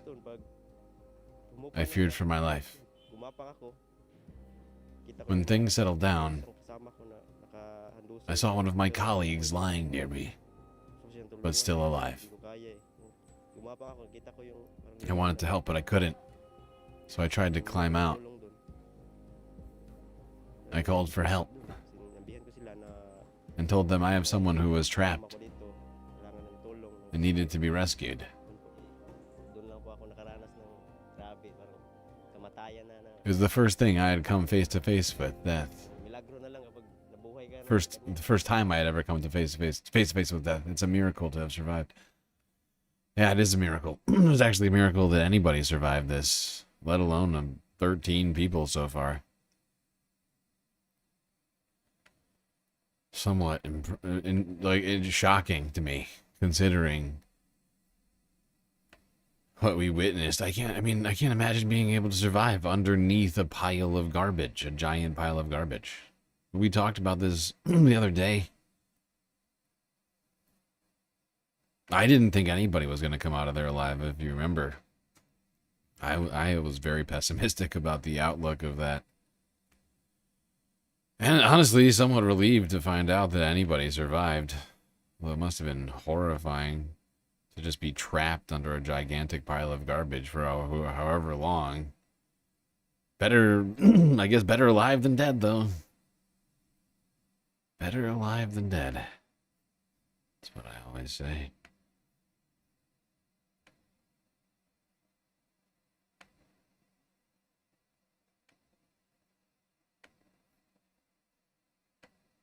All right, another story with another update. The massive brush fires in the province of Victoria in Australia are still going on.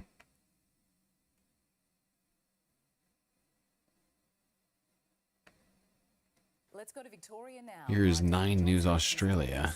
In Seymour, which is just 90 minutes north of Melbourne. Amber, the threat in Victoria is far from over. Good morning, guys. Victoria is certainly not out of the woods just yet. We are at a relief centre that has just been set up at the Aquatic Centre here. And the emotion down here today is utter exhaustion. Almost everyone down here has made the incredibly difficult decision to leave their homes, and many more have found out that their homes have been destroyed. So as you can imagine, it's been an incredibly difficult... A landfill avalanche, like in Idiocracy? Yeah, actually, it's exactly like the movie Idiocracy. I did not think about that reference. It's an allegory. So far, 300,000 hectares of land has been burnt right across Victoria. And to put that into perspective, that is equivalent to a third of the greater Melbourne area. So a third lost there. 115 structures have been destroyed. That includes dozens of homes, and many of those homes belong to volunteer firefighters who've been out there on the fire front, some of them spending almost 30 hours out there with no breaks, protecting other people's properties, all while their homes were burning. So The conditions are a whole lot calmer, a whole lot cooler today, but there are still 10 fire fronts at this stage, and they are expected to burn for weeks and weeks. I checked not too long ago, and there's still a number of emergency warnings in place right across Victoria, whether it's in the southwest, in the central part of the state, which is where we are now, or to the east. And some of those emergency warnings are at a point where people have been told that it is too late to leave. That's for towns such as Alexandra. They've been told that it is too dangerous to leave if they have not already done so. So they must take shelter today because homes and lives are still at risk. So still a developing situation out here today, and we'll keep you updated throughout the morning. Let's turn to the latest on the bushfire crisis now in Victoria, where new evacuations have been issued in the early hours of this morning. Victorian Premier Jacinda Allen joins us live in Melbourne. Premier, we're seeing a sharp drop in temperatures, but we know that the danger is far from over. What's the latest on the situation this morning? Look, that's exactly right. Today continues to be another difficult and dangerous day because we have a number of active fires, again, in different parts of the state. And what's occurred overnight, which is of particular concern and worry, is we've had some new fires emerge in the Otways region as a result of lightning strike that came through the state.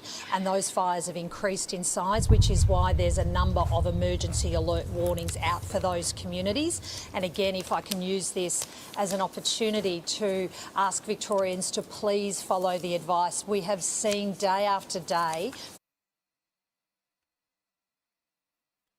These 3 fires are fucking massive.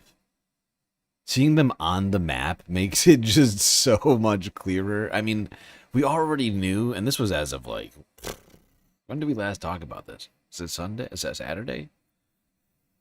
Might have been Friday. I can't remember the last time we actually talked about this. The last time we talked about this, it was at nearly 1 million acres already having burned. Like 750,000 or something like that. In freedom units. In hectares, I believe 200,000 hectares burned between these 3 fires.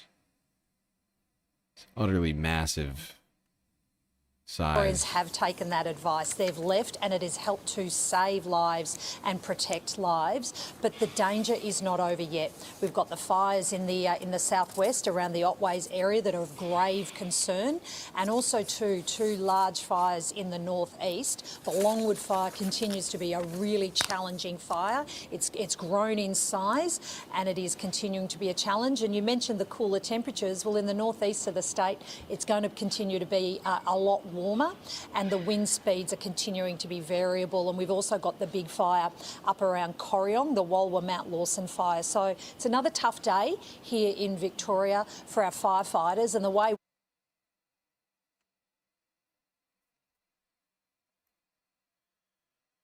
Okay, well, there you have it. Those fires in Australia continue to burn. And experts predicting it to continue for weeks. It's going to continue to threaten lives and property, wildlife, and of course, you know, every single wildfire releases just a massive amount of carbon dioxide and other greenhouse gases into the atmosphere. So that's good too.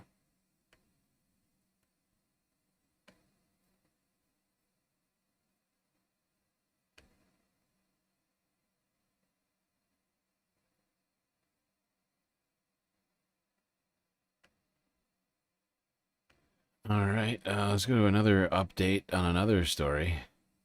Last time we did the space news, we talked about the sudden, unscheduled departure of the ISS astronauts. The astronauts who arrived on the joint NASA SpaceX Dragonfly mission? I can't remember the name of it now. But they are ending their mission over a month early due to some unknown medical condition aboard the ISS. At least one astronaut dealing with some sort of medical situation. What it is it an alien baby inside of their stomach? Is it the flu? We don't know. But we do have an update. CBS, 11 hours ago. They brought on a retired astronaut to explain what might be going on. And big news from NASA last week. On Friday, the organization announced it plans to return Crew 11 back to Earth next week. The crew was in the middle of a trip to the International Space Station when a crew member suffered a medical issue. NASA has not shared any details about that medical issue, but here to discuss this with us is retired commander of the International Space Station, Leroy Chiao. Leroy, thank you so much for your time today. We obviously don't want to speculate about the status of any of the crew members, but during your time with NASA, was there ever a situation like this that required a crew to return home early? No, during human spaceflight over the decades, we have experienced medical events in all phases of flight, launch and ascent, descent and entry, and of course on orbit operations. But we've never had a situation where we've had to terminate a mission early and bring the crew home. Now, historically, the Russians have had a few issues like that, not very many, just one or two. But, when you fly long duration missions, this is the kind of thing that could happen, or will happen, I should say, because although we're very well medically screened and examined before flight, some kind of a medical... I mean, he says it like it's a guarantee. This is in my understanding, this is like the first time this has ever happened. The astronauts have been called down early from a mission, unscheduled, over something like this. So it's not a normal thing we're dealing with here. Issue can crop up. Yeah. And we're pretty well equipped to deal with it. We've got extensive training. We've got a lot of resources on board, and of course we can talk to the doctors on the ground. We can even send scans down, and so I think out of an abundance of caution, NASA is bringing back the crew a little bit early.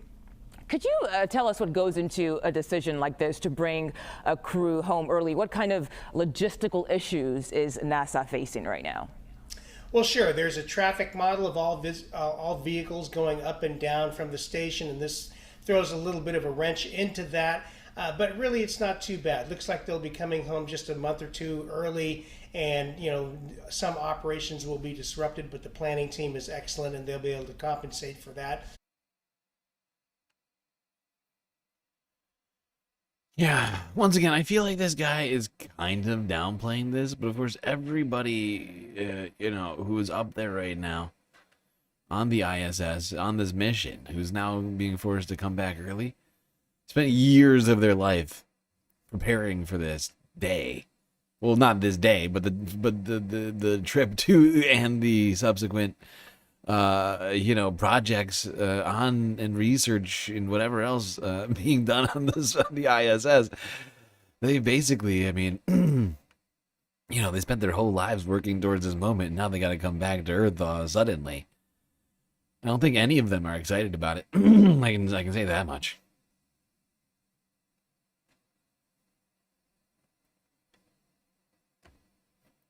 I don't think people are thrilled to be coming back early. But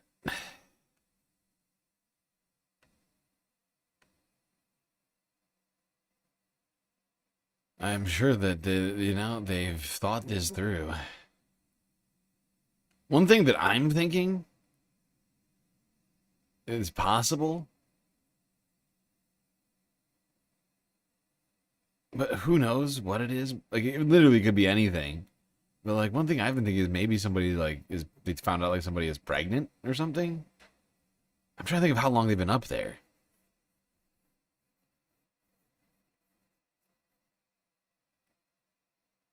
Like, I'm just trying to think of like what medical situation would necessitate you coming back to Earth so quickly, right?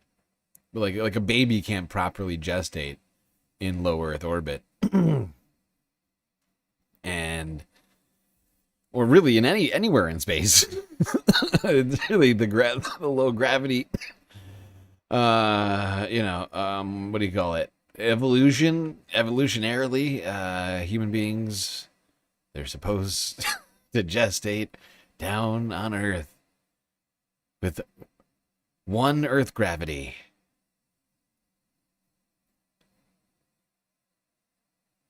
You thought they had just started their mission. Yeah, it was pretty recently. I just can't remember the exact timing of it right now.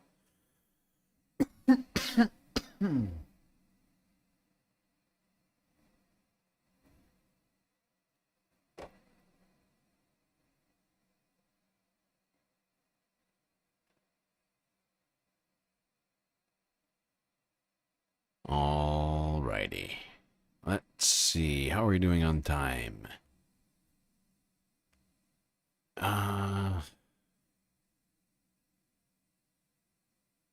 Let's move on to the global segment of the stream. And we're going to start in the same place we've been starting many of our latest streams. The global news of, honestly, perhaps some of the most importance as it relates to U.S. foreign policy. And that is, of course, Venezuela and the Caribbean. Let's go here.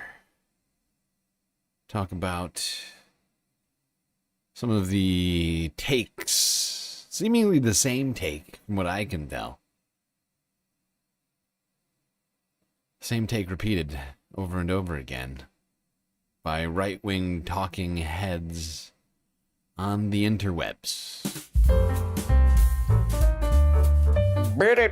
Oh, hey guys. Hello. Oh, hello. Bless you for clicking on this video. Anything helps. Thank you so much for clicking on this video. Anything helps. Anyway, how you doing? How you doing, man? Yeah? Right.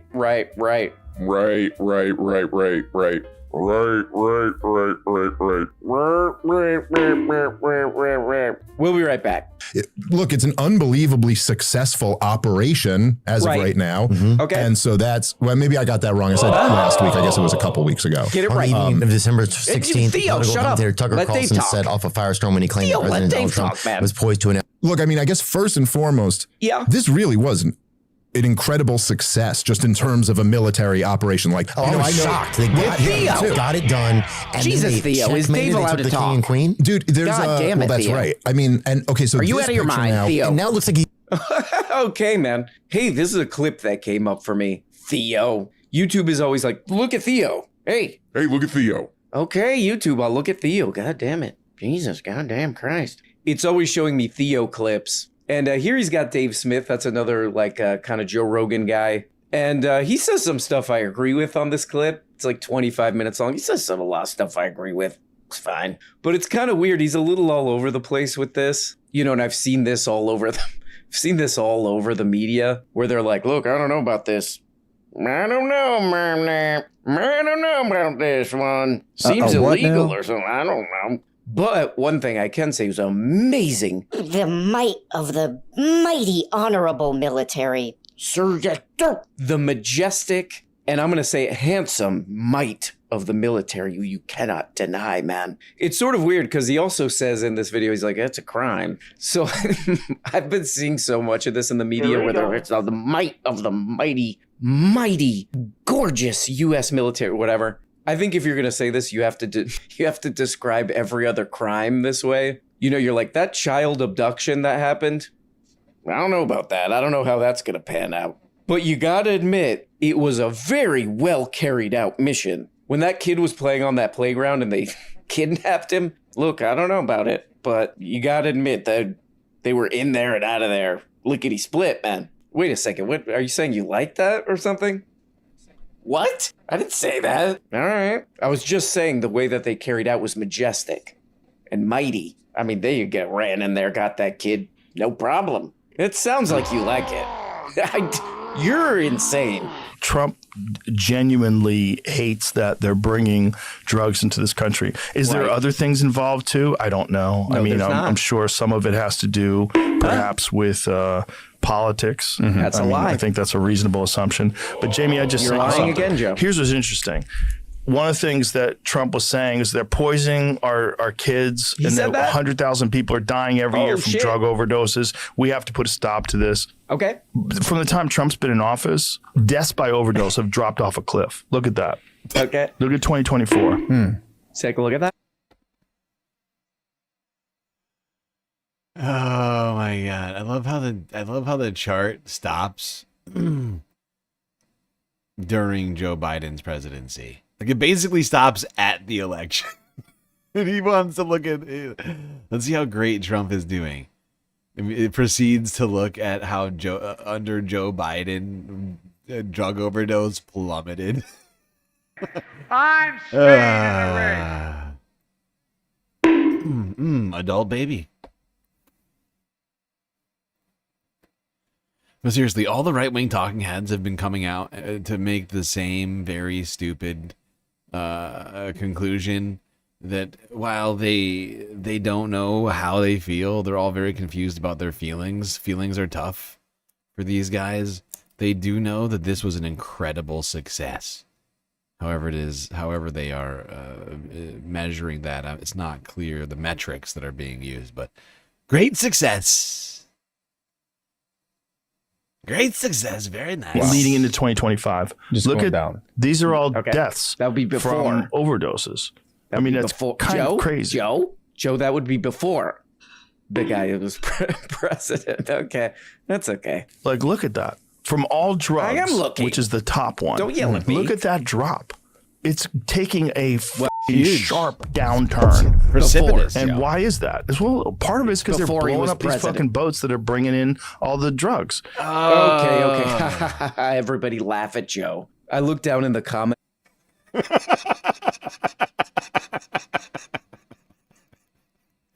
I mean, I think we deserve to laugh at Joe. I mean, this guy is just consistently too stupid to read. It's kind of incredible just how stupid Joe Rogan is. Like the guy, just over and over again, is just proves that he is too stupid to read. Like too dumb.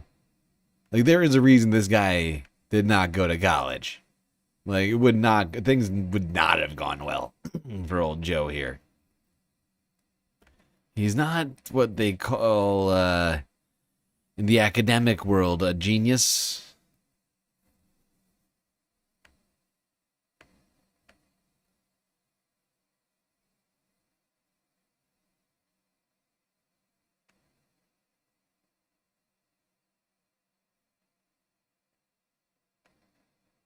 Well, let's see what other crazy things I'm they're put in saying there, over step here. down to drugs, man. Then everyone says, Joe, you're an idiot, all this crap. It's mean. But I, as a Joe fan, listen to the most recent Joe 5 days later. He's got Kurt Metzger on. Check that out. I'm not starting wars for no reason. Everybody voted for Trump to not have. Hey, my kids watch this. Okay. Everybody voted for Trump to not have a war in Venezuela. I know that. Right. Nobody voted, so they're like, no. We got it. No fentanyl. That's a lie. I mean, I don't know what idiot thinks fentanyl is coming from Venezuela, but only liars and morons think that. And if I'm wrong, can we see the evidence? We saw the video of you. Whoa, Kurt. Whoa. There's no way I'm getting any edgewise words in when Kurt is on there. Kurt's he's right on a lot of stuff, but hey, what was I going to say? Oh, right. Hey, you can't call Joe a moron or whatever you. Shut up, man. I don't know if he would have gone in so hard on that if he saw the very previous episode of Joe. the previous, like, definitely stopping the drugs, man. That's for certain, probably, because I'm looking at this graph. I'm looking at this graph in a very strange way, where I'm saying, look, the president that came on my show really stopping the drugs before he was president. Adult baby. Yeah. That's unfortunate. I think I don't know this Kurt Metzger guy. I had to look him up. I think he's like a Joe Rogan adjacent, like an orbiter comedian. I'm honestly completely unfamiliar with his supposed comedy. But he is right. You have to be either a moron or a liar to say that this is somehow solving the drug crisis in America.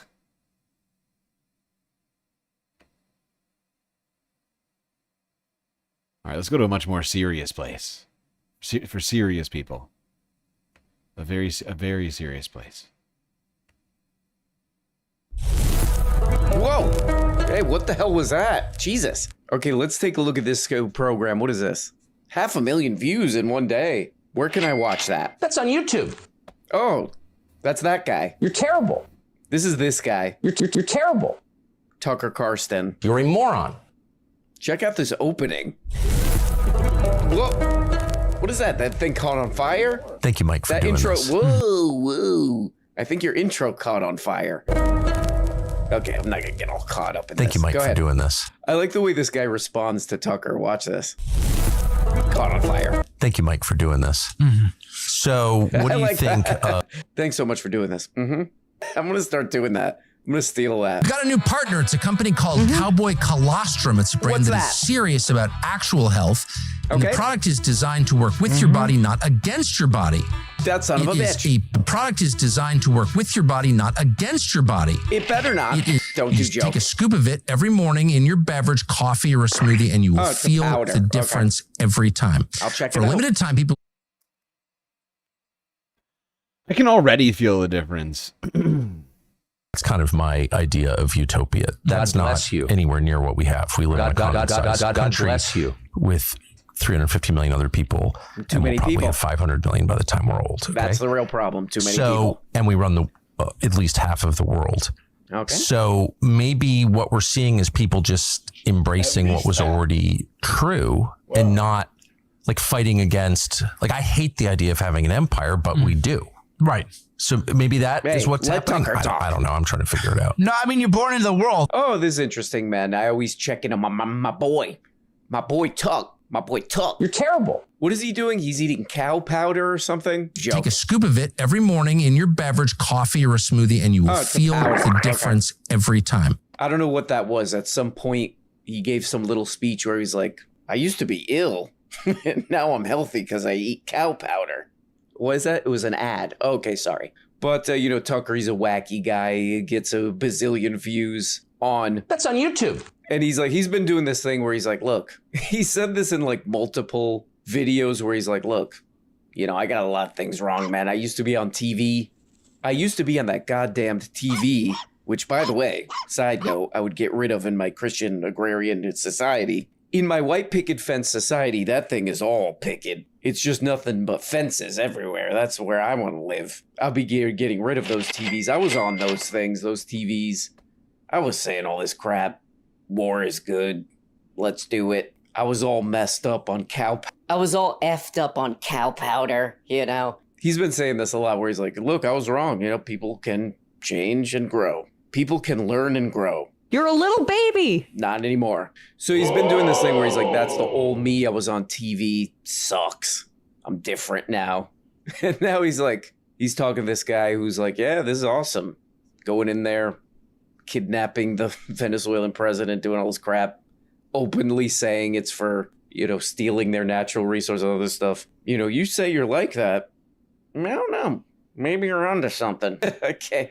So that's not the old you. It's the current you. Okay. All right. Look, man, I'm obviously against all this stuff, but I don't know. Maybe I'm not. Okay. All right. What's this show about? What are you doing? With neo-Bolshevism or Marxism, however people want to characterize it. And they do not have a good plan for the U.S. They want to loot it. They want to destroy it. They have a deep hatred for whatever reason of white people. White people of European descent are just absolutely hated by all of these forces. Oh God, the neo-Bolsheviks are coming for the whites. Oh, God, white America, watch out. The neo-Bolsheviks, they are coming for you. Oh, it's horrifying. I'm sure he has a lot of evidence to back this claim up. And not just by them, by the neocons. We don't... hate Europeans, too, for some reason. I'm not exactly sure why. What's interesting is I feel like the right wing is always also simultaneously claiming that the left is strictly wealthy, affluent white people, right? Isn't that sort of what they say all the time? So they're wealthy, they're affluent white people they're like self-hating whites, essentially. Christians. This is an interesting part right here. By the way, watch Tucker put on his little glasses. Here we go. So you had a tweet about this yesterday, I think. Glasses on. Here's your tweet. Get your paper, man. If you were a demon with dominion over the planet and you wanted to increase the amount of human suffering across the world, you would eliminate the white population. Yeah. Okay. Yeah, that... So you see what's happening. The death of whites, they're massive.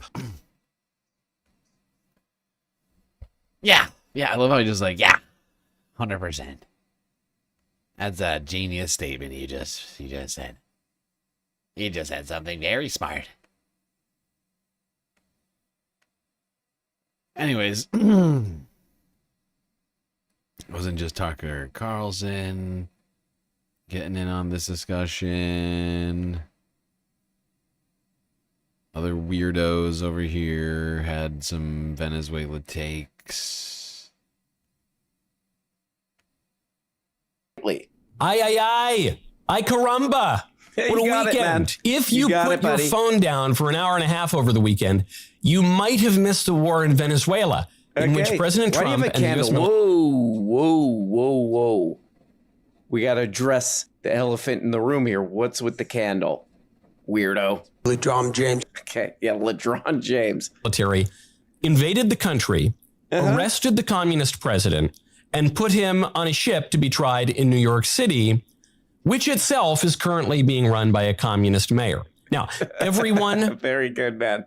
Oh, man, this is the best guy. This is the best Daily Wire guy. He's an actor. He used to be an actor, and they said, I'll do this instead. I love him because he's like the least genuine. Like the whole time he's figuring out what the Daily Wire people want to hear. That's why I love this guy. He's the best of them. And, I actually like this better than like the New York Times. I was listening to Ezra Klein's thing on this, and they're kind of dancing around. Oh, this might be good. Maybe. I like this guy who's pretending to believe this stuff because, he's just like, the acting career didn't work out.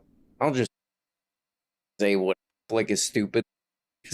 Compound. What's with your set? To the time they were out of the country, back in international waters with the president of Venezuela. Why do you have a candle? It was 88 minutes. Oh, okay. Now, how did they get from the sea into Caracas? They just turned off all the power and the defense systems in the country. Because apparently we can do that. And then we sent in a team of like a dozen special operators, and they just took the president. Without incurring any casualties. It was, I don't care if you are the most isolationist right-winger. I don't care if you're the most anti-American leftist. You better care. You got to be impressed, because I think what this military action leaves a lot of Americans thinking beyond thoughts of Western hemispheric hegemony and American imperialism and the drug trade and the international order. What it makes us think first is, man, we still got it. We still got it. There is no other. We still got it, says Michael Knowles. Almost forgot his name. We still got it. That's what we're all thinking right now while we watch us invade another country and illegally seize their leader. We still got it. That's what we're all thinking, isn't it, folks? As we blatantly and flagrantly shirk international law. Still got it. America.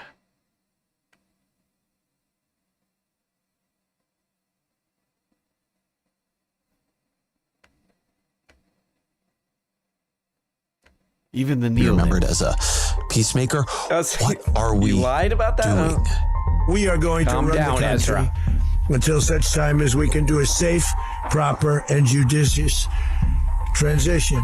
This was a profound gamble from an administration that, to a very large extent, ran for office this time, promising an end to these kinds of gambles, criticizing those that previous presidents had made in the past. So what is the collection of arguments, telling the truth? views? Oh, it's a profound gamble. All right, man. It's a profound gamble. One in which you may cut your meat. This guy's terrible. I don't know who watches this crap. But anyway, this stupid YouTube video has one of my favorite type of comments here. Look at this guy right here. The voiceover audio is way too overcooked. It's way too overcooked on compression and EQ. Sounds straight up distorted. That's my favorite kind of comment. Some minor tech grievance. Hey man, I listened to this stupid thing. Sound sucks. Hey, got some problems with your audio there, pal. That is a helpful comment. Now, Ezra here, I mean, it is shocking that Ezra doesn't have a better take than that. Of course, I'm kidding. Whoa. PB alert. Paul Bet Davidson. Look at my Paul Bet Davidson. Reconnaissance launched precision strikes on Venezuelan air defense's military sites. Ironic. To throw them off, by the way. And then 201 helicopters of Delta Force reached Maduro's fortified compound, forced face fire. One helicopter hit. Extraction completed. 4:20 local time. Maduro couple flown out abroad. Helicopter to USS Iwo Jima. Ooh, that's my PB. Paul Bet Davidson. It's a full-blown PB alert. Put out an APB for PBD. Look at my Paul Bet Davidson. He's doing the thing too, Oh man. Look at this precision strike from the greatest. From the most handsome and beautiful and gorgeous and seductive military operators. He's going on and on about this, And again, you got to do this for all crimes, all the worst crimes now, Oh man, that guy tricked me into some multi-level marketing scam. Took all the money in my bank account.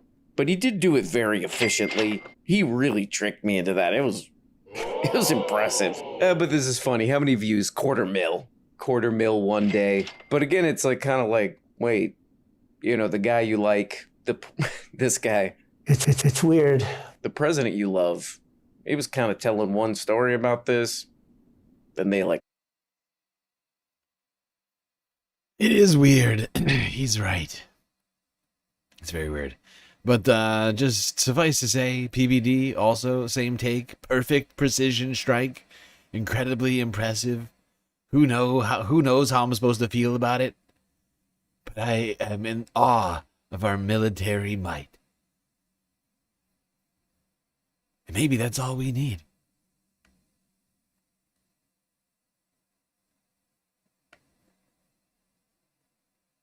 All right, everybody, we are 7.5 hours into the stream.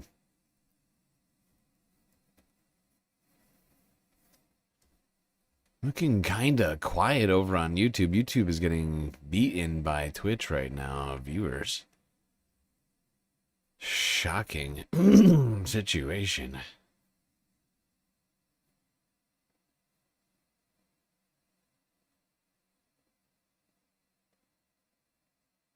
I'm going to take a quick break here. And then we will be right back after these brief messages.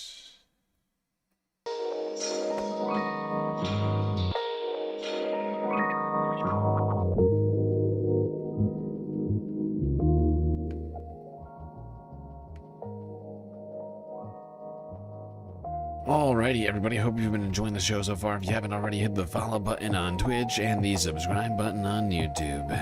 And do consider contributing to the Galactic News Network, as we are completely funded by individuals like you.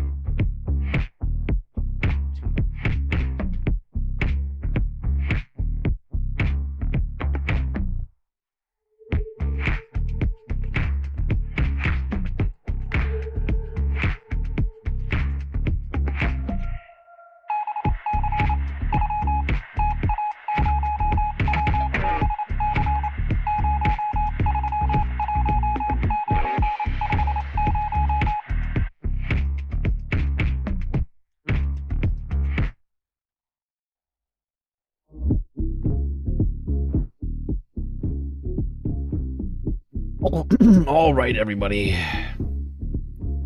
Time for us to get back to the stream. Just a few moments, and the break will be over. So you'd better get back in your seats.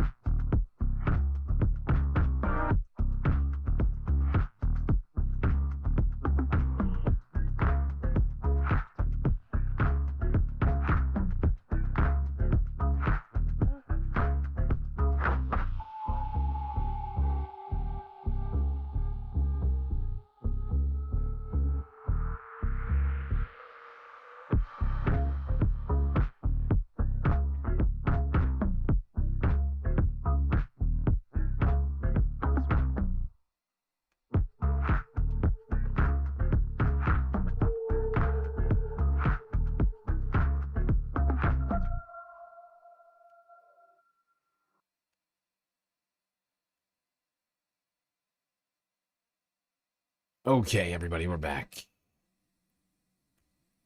We are back. And we still got a bunch of stuff to talk about.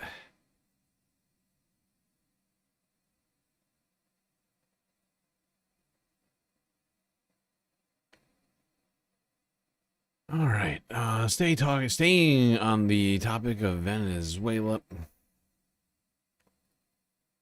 Let's go here. Kyle Kalinske of Secular Talk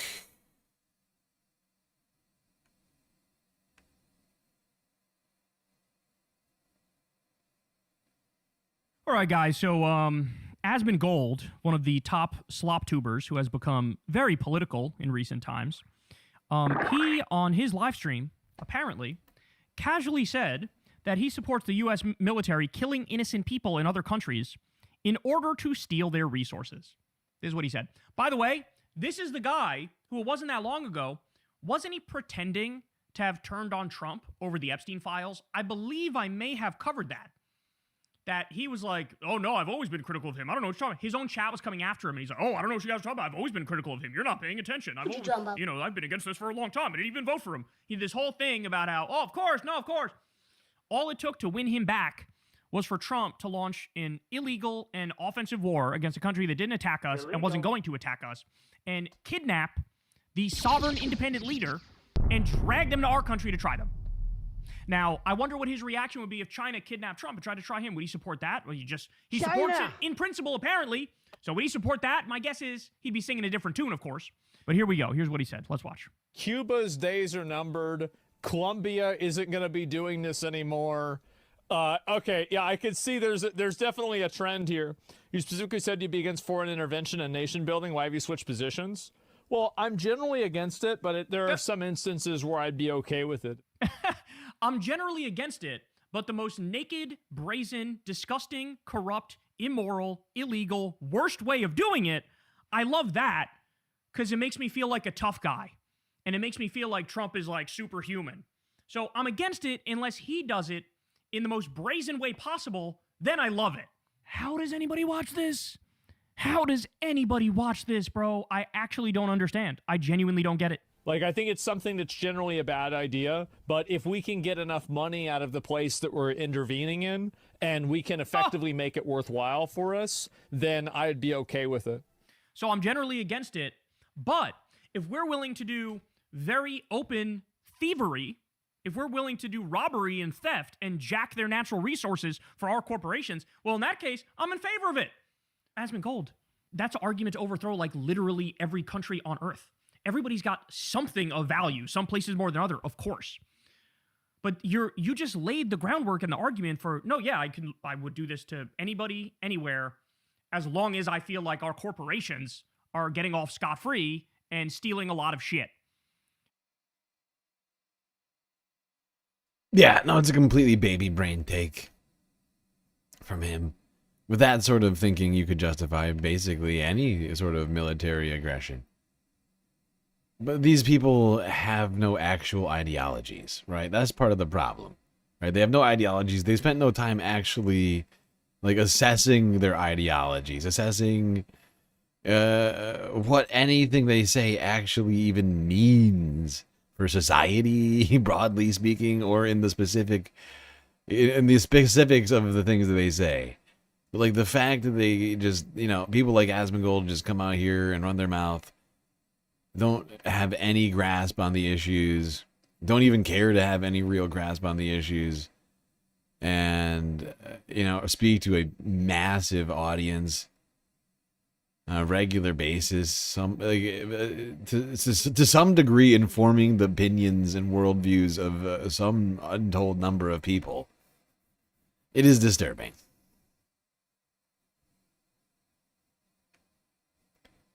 The fact is, if Asmund Gold knew anything, like, this is a complete departure from anything America has ever done in terms of, like, in broad daylight, right?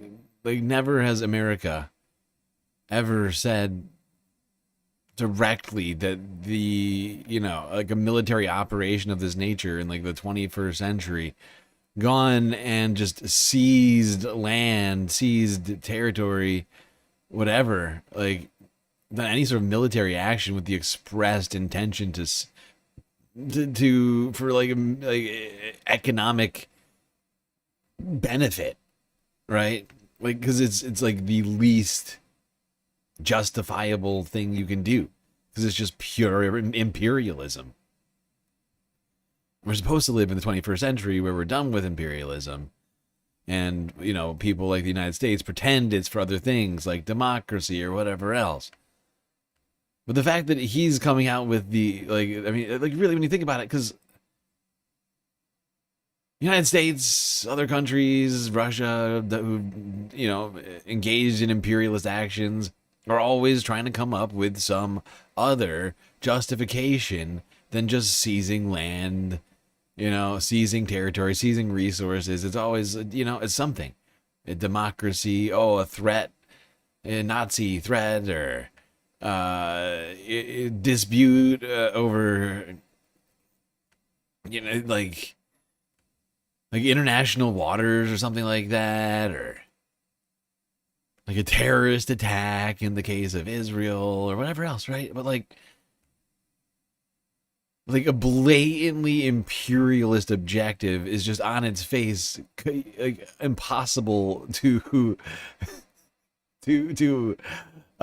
justify in the 21st century when we're supposed to be way past that sort of a war.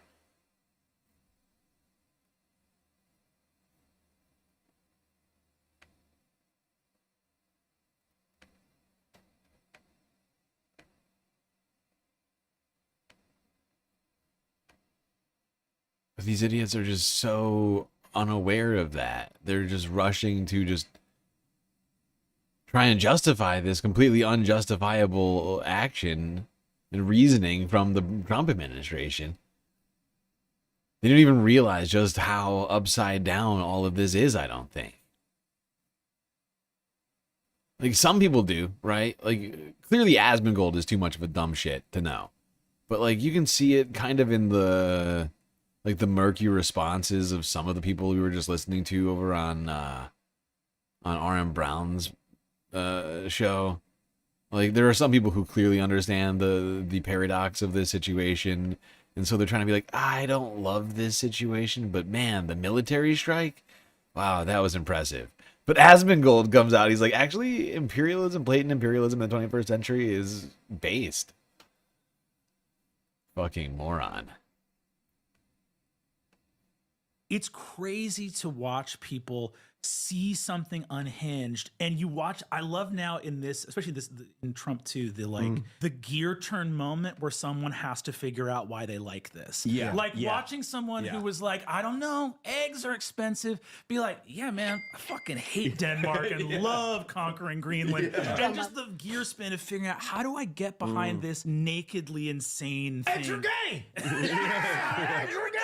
It's crazy, man. That's Twitch as a medium. I get to see people change their minds in real time. I get to see propaganda as it's being designed in real time. And yesterday's horrifying incident with the 37-year-old Renee Good getting shot and killed in the middle of the street in her own neighborhood by an ICE agent who should not have been there. I saw people genuinely go from, yeah, this seems really bad. I actually watched the footage. Like, I've always been a supporter of ICE until this very moment. This is my last straw, I think, to then get bullied back into submission and to whip themselves into a frenzy and go, by the end of the day, oh, actually fuck around and find out like she deserved it, which is just rank cruelty. I mean, there is nothing redeemable about this position. It's a nightmare, man. And I think you do watch there's a lot of like what ends up getting leveraged against people when you see that, like, no, get back in line, this isn't how we feel, is literally people leveraging, not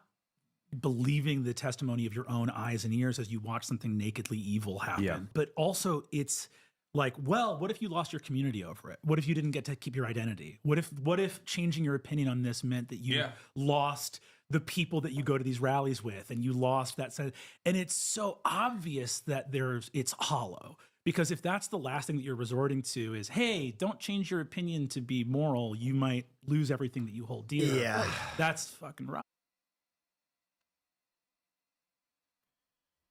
Yeah, Brennan Lee Mulligan just described a cult. I think he's perfectly aware of that fact.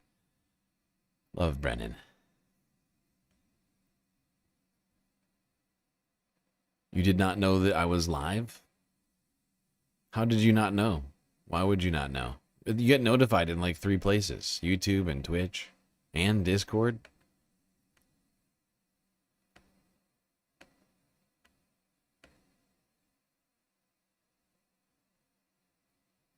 Yeah, what Brennan there just described as a fucking cult. Okay, if you find yourself completely, you know, subverting reality in your brain so that you can continue hanging out with your friend group, if you're deciding to just completely disavow the truth and reality because everybody in your friends and the leader of your friend group is saying everybody is that no, we're not allowed to recognize reality, you're in a cult.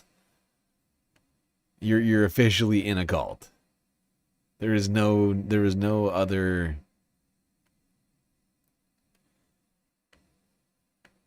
there's no other description really of what's going on there better than that. All right, while we're talking Venezuela and talking cult members of the Trump clan trying to figure out how to pretzel themselves into accepting, you know, the supposed anti-war president doing a bunch of wars, and specifically in Venezuela. Let's go here to Trump's first attempt at doing a coup in Venezuela. Let's go back to 2019? I can't remember what year it was now. But back in Trump's first term, they tried to do a regime change with a man by the name of Juan Guaido. And Juan went on for a long-form interview with CBS Miami yesterday. You can tell how popular Juan Guaido is by how many views this video got. 364 views. You thought I was going to say 1,000, didn't you? Nope. 364 views. This was put up yesterday. Already has less views than this stream. By a wide margin. Let's go here. Now, from CBS News Miami, this is Facing South Florida with Jim DeFede. Welcome to Facing South Florida. I'm Jim DeFede.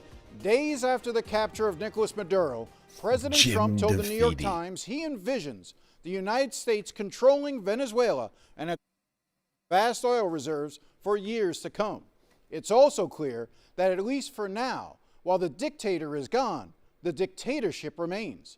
Delcy Rodriguez, Maduro's hand-picked vice president, is the country's interim president, while Interior Minister Cabello...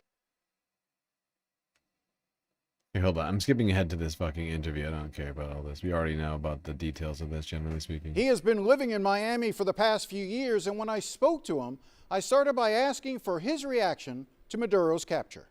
Well, for me, from the perspective of a Venezuelan, the first word that came at my mind was justice, I have to say, for that people who was kidnapped by the regime, for those who try to remove his vote that regime once and again. For the first word that came was justice, but also hope, opportunity to get back to my country. I mean, I'm in exile in this moment for the persecution of the regime. And with me, 8 million Venezuelans, 25% of our population are in exile because that regime. So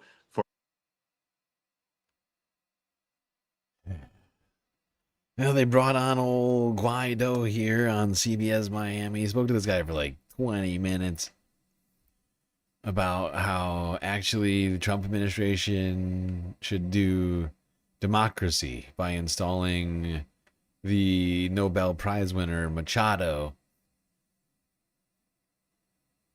into power and such.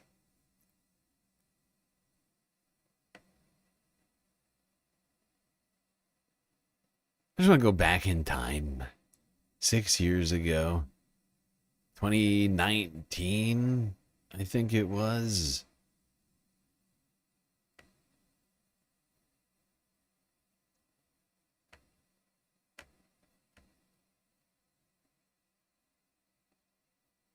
This is Democracy Now! I'm Amy Goodman. We're broadcasting from Washington, D.C.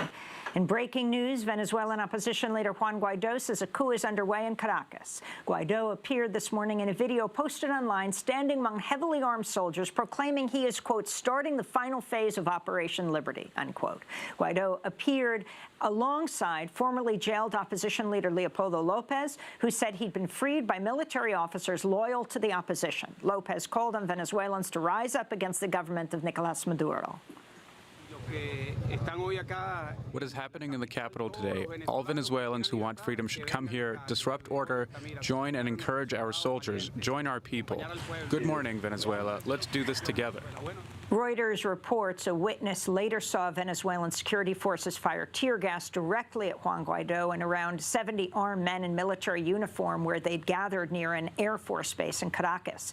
The coup's announcement was welcomed by the president of the European Parliament, who called it a, quote, historic day for the return of democracy and freedom to Venezuela. Colombia's right-wing president, Ivan Duque, tweeted, "We call the military and the people of Venezuela to place themselves on the right side of history, rejecting Maduro's dictatorship."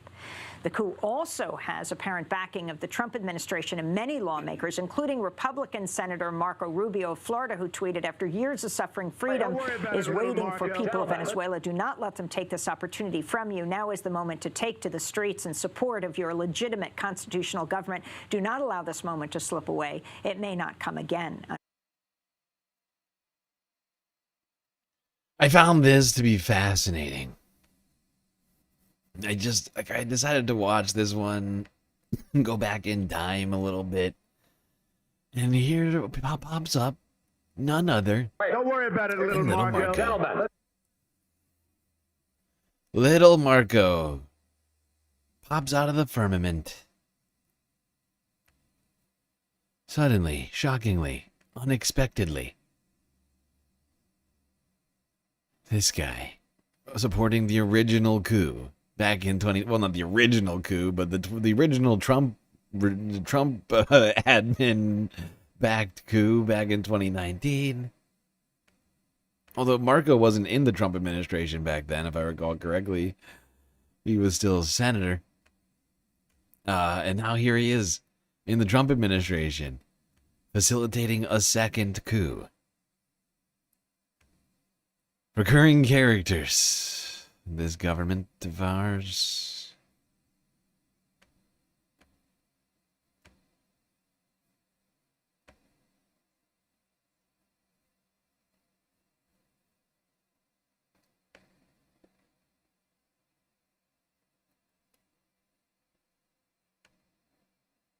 All right. Now, Donald Trump, I think it was over the weekend, held a round table dinner. It's actually a rectangular table. A dinner at the White House with oil executives to talk about how they were going to carve up Venezuela. One oil company executive, that of ExxonMobil, made some very fair points during the meeting regarding the logistical issues with U.S. oil companies going to Venezuela to open up oil fields. Things like security, among other things. Possible issues here. Donald Trump on Air Force One had this to say about the comments of the ExxonMobil CEO. Look at Caroline. She's having a blast. Look at her. Living the dream. Have any oil companies made commitments to you, sir? Have any oil companies made commitments to the United States after your meeting on Friday, sir? Which have Exxon, Conoco? No, I didn't like Exxon's response. We have so many that want it. I'd probably be inclined to keep Exxon out. I didn't like their response. They're playing too cute. What backstop?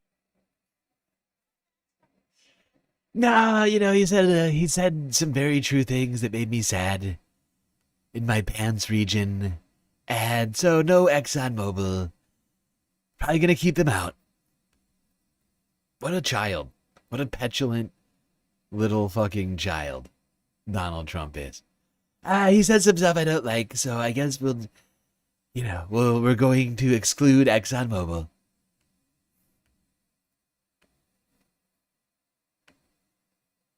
It's just insane. Not that I have any love for ExxonMobil, but I just find it fucking insane. That's all it took for Donald Trump to be like, actually, I think you guys don't deserve to be in the club. You're fired. Pack your bags, get out. You're off the show. Terrible ratings.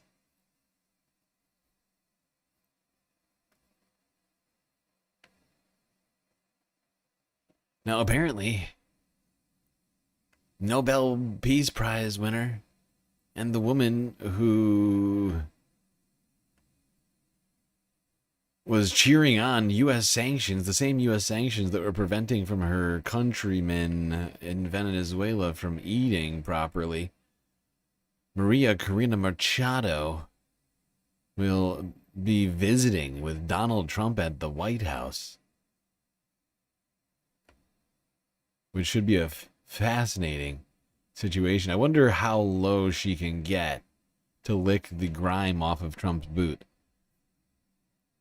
Because that's going to be directly correlated to whether or not she gets any help from him on this situation. She better wear a suit. I know that much. We also have this bit of news just in from the White House. Venezuelan opposition leader and Nobel Peace Prize recipient Maria Corina Machado will visit the White House this Thursday, face-to-face with President Donald Trump. Now, this comes amid U.S. pressure campaigns going on in that region, including, and this made huge headlines, the U.S. capture of the former Venezuelan president and President Oh my Trump's fucking quest to- God. It's fucking insane. It is fucking insane that these guys are still calling what had happened and what is happening in Venezuela a pressure campaign. A pressure campaign does not involve murder, kidnapping, and invasion.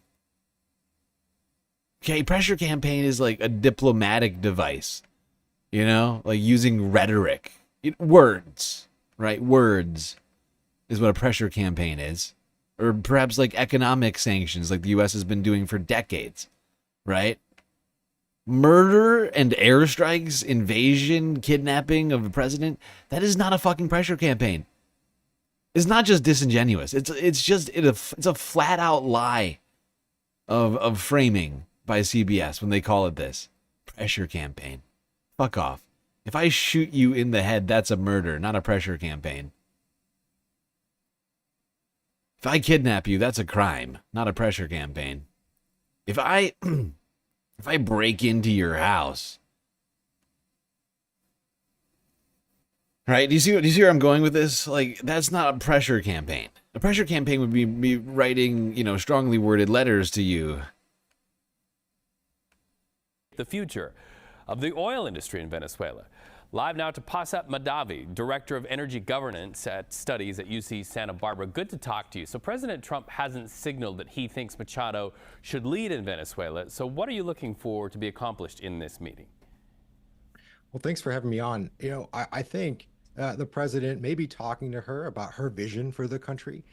In particular, he may be interested in her plans for the oil industry. What kinds of assurances she can give to foster greater investment by American oil companies in Venezuela. Well, and we know that at least one major oil company said they didn't feel like they could see a viability and a path forward investing billions of dollars, not knowing what the future of Venezuela was from a political standpoint. So is this just another chess piece to bring her in to talk about maybe currying favor with the oil companies?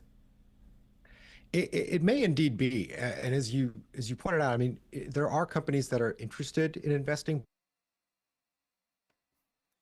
So they're going to bring a woman in who did not win an election officially, who does not have the support of the people, to come in and reassure the oil companies? In what way?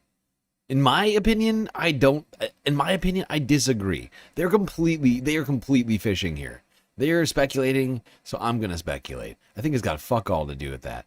I think that she is coming in. I don't know what levers she pulled, what strings she pulled, but somebody got her this meeting because she wasn't gonna get it without help from somebody. Somebody helped her, someone powerful, and there's a lot of powerful people who want to help this woman. She just got a Nobel Prize. Like, let's get serious. Like, somebody pulled the strings to get her in the room with Donald Trump to try and help her sell the regime change, right? Because they haven't done the regime change. They just kidnapped the president and left the entire regime in place. And there are forces at play here trying to get this woman in front of Donald Trump to get him to whatever, to like get her to schmooze, to brow, to brown nose her way to victory, essentially, and so that she can ride in on, U.S. helicopters, an airdrop into the parliament of Venezuela and take it over the government. Like, that's what this is about. That's what this meeting is for, is to get that outcome, right? Someone with enough connections has gotten her this meeting with Trump.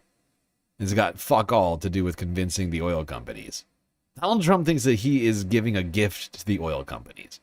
He doesn't think the oil companies need any. We just got done listening to him say, we already got plenty of people. We might just leave Exxon out. They're not very jazzed about it, and we don't need them. Everybody wants in. That is not why this is happening. The Trump administration don't think that they need any help convincing the oil companies. And honestly, I mean, to some degree, I think they're right. I think at least Chevron and Citgo are very much interested in this. Because it technically, to some degree, like, represents them reclaiming their own assets that were nationalized. Assets that really were, of course, originally Venezuelan until they were seized by capitalists.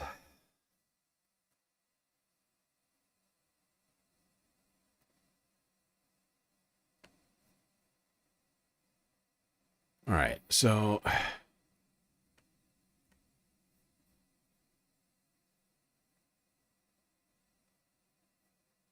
we've been going 8 hours.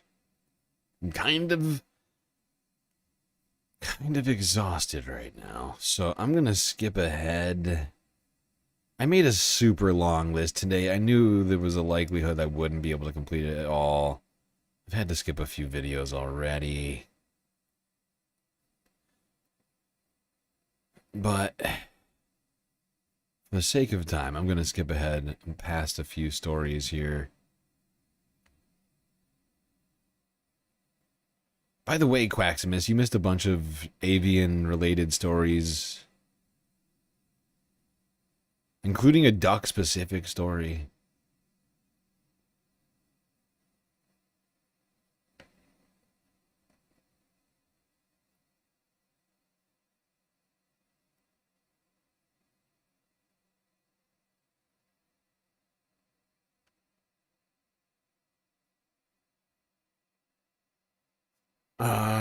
Where do we pick this back up? All right, you know what? Just for fun, I'll do a couple of quick ones here in the UK.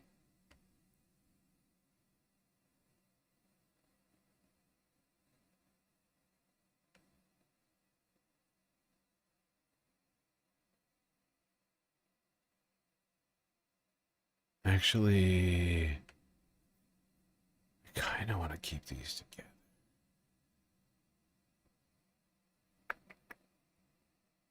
All right, we'll do one. We'll do one in the UK. We're going to do one.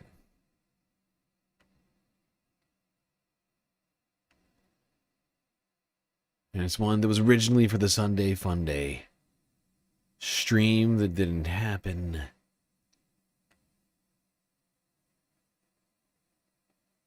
If I can get there. Jesus Christ, why is this taking so goddamn long?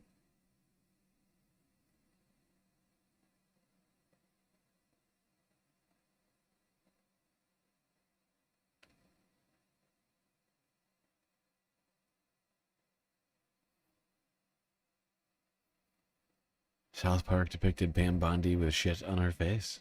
Is that true? All right. Here's a Sunday Fun Day story for you folks in the UK.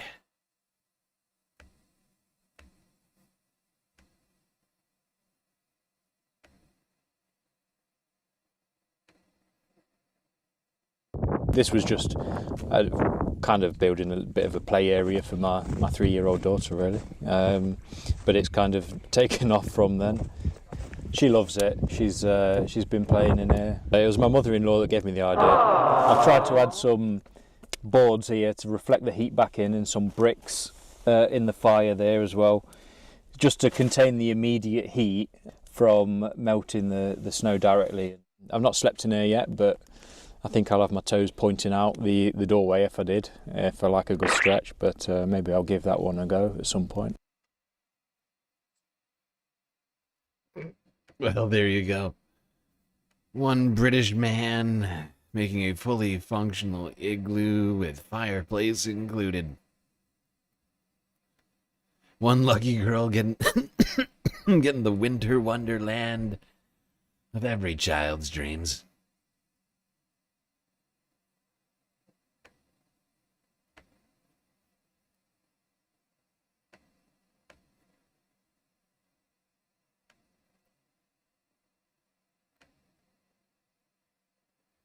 Okay. Now to what is potentially a what do you call it? A preamble. Preamble to the near future. In France. Last week, 10 people found guilty of cyberbullying. Cyberbullying of France's First Lady, Brigitte Macron. Illegal.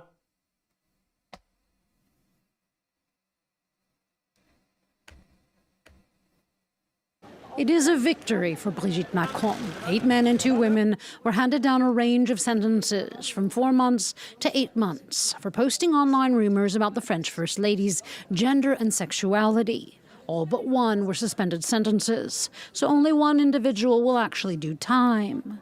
But for Macron and her lawyer, the case is about setting an example of the effects of cyberbullying. What is important is that there are immediate cyberbullying awareness trainings, and for some of the defendants, a social media ban. But for one of the convicted who's vowed to appeal, the case is proof for him of a muzzling of free speech in France. In countries such as the United States, there is the First Amendment, which guarantees free speech.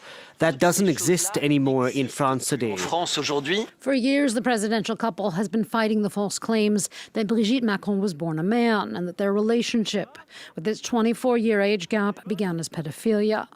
They filed a case in the United States for defamation against a conservative podcaster, Candace Owens, for amplifying these falsehoods. That case is ongoing. Here in France, the that photo of amplifying Candace, these falsehoods. Oh my god! Look at her. Candace is having a great time over here. Yeah, Candace has been making bank, spreading these falsehoods about Brigitte Macron. Even though I'm fairly certain she's 100% aware that it's not true. But how do you prove that somebody knows that something is not true? Proving a negative is tough. There would have to be some sort of like communication with her and somebody else, or like evidence of like her having done the research, and like I don't know, like but for now, Candace, safe from legal ramifications for her online actions.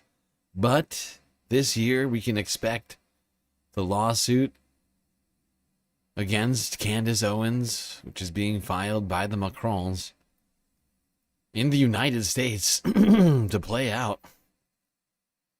That should be fascinating That should be fascinating content. I'm honestly kind of looking forward to it. I'm not gonna lie.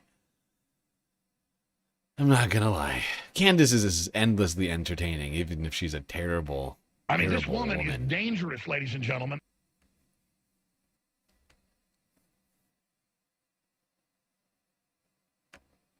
Kind of looking forward to it for so many reasons.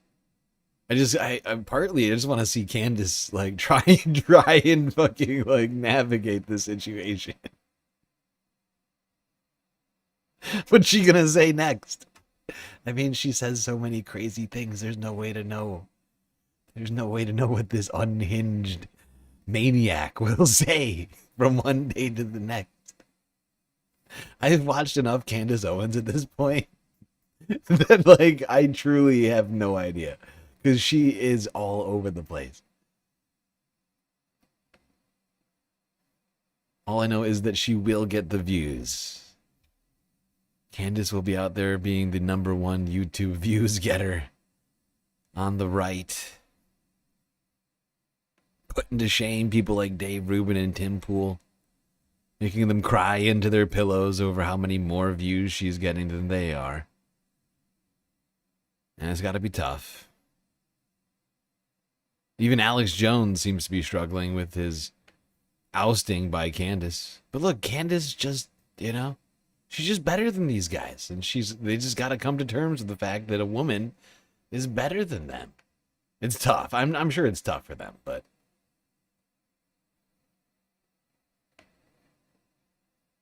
she doesn't believe anything says she was a garden variety shit lib before she...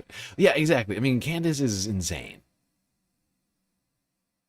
But she understands, like... I feel like the thing Candace does understand to some degree is marketing and, like, psychology. And, like, and how to... And, like, legally... Like, not legalese, but, like, she knows how to, generally speaking... like avoid making direct claims or accusations. She knows how to talk circles around a thing to the point that the audience gets what she's trying to say without ever directly saying it in a way that remains entertaining and yet never actually says anything.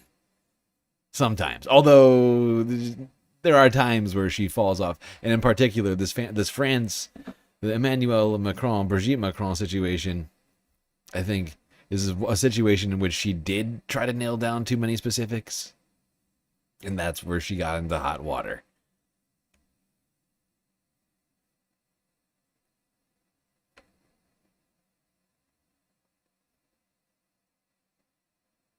All right, let's go to Iran. This is probably going to be the last story of the night, but we've got a hell of a lot to get through on this.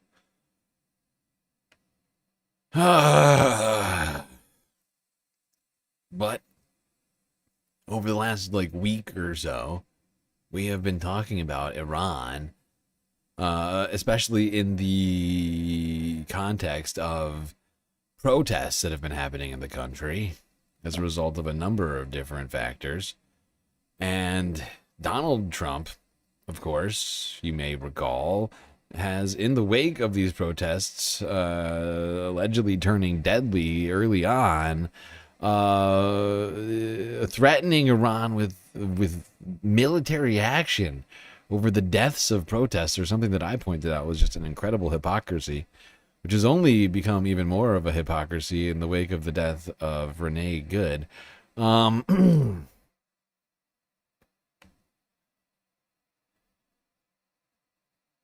Let's start this off here from 2 days ago over at CNN.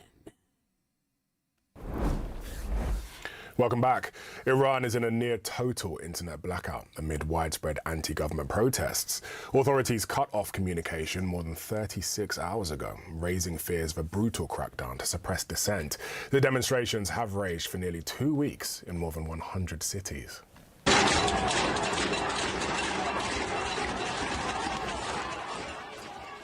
You are seeing footage there from the capital, Tehran, where some protesters chanted, "Long live the Shah." They called for an end to the Islamic Republic and the return of the Shah's exiled son. Meanwhile, US President Donald Trump issued another stark warning, threatening to hit Iran, quote, where it hurts, if it uses violence against protesters. Iran's supreme leader has said Trump should focus on, quote, his own country. For more on what's taking place across Iran, I want to bring in our Paula Hancock's in.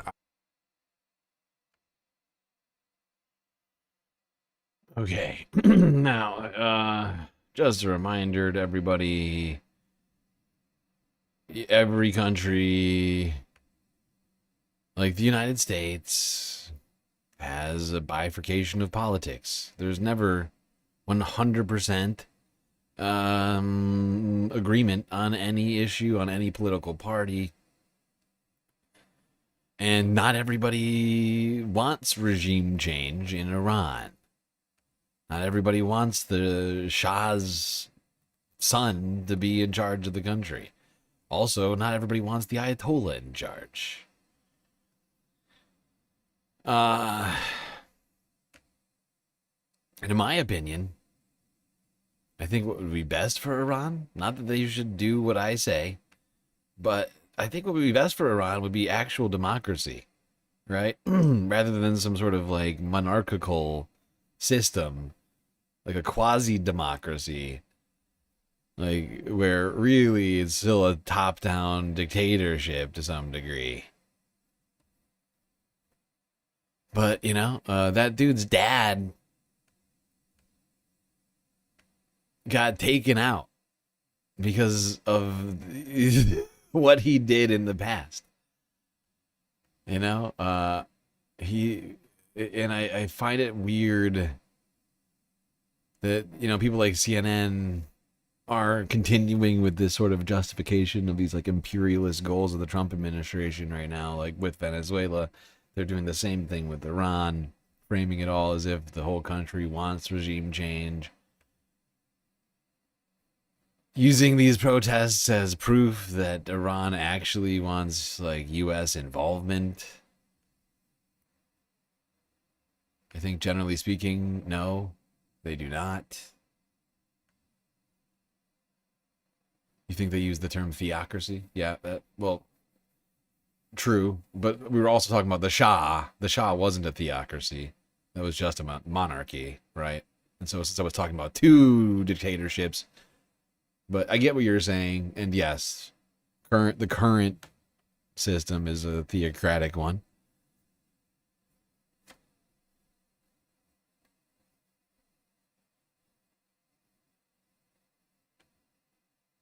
What in the ever-loving fuck was that word salad?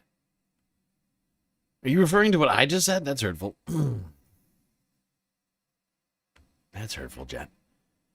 But the point is that the Shah basically went against the democratic forces in the country of Iran back in the, what is it, this 70s? 60s, 70s? I can't remember when that happened now. But the democratically elected Prime Minister Mohammad Mossadegh was basically, you know, taken out by, in combination, the Shah and the United States and British forces, like working together so that oil companies could remain in Iran. And at this point now, like, the Ayatollah got to power because of that fact, right? Like, the Shah was taken out of power, and the Ayatollah wound up being in power because of that. And I find it very unlikely that the vast majority, or even the simple majority in Iran, actually want the son of the Shah back in. But I could be wrong. It's honestly hard to gauge living in the West. To some degree. Was it in the 50s? Why did I think it was the 60s?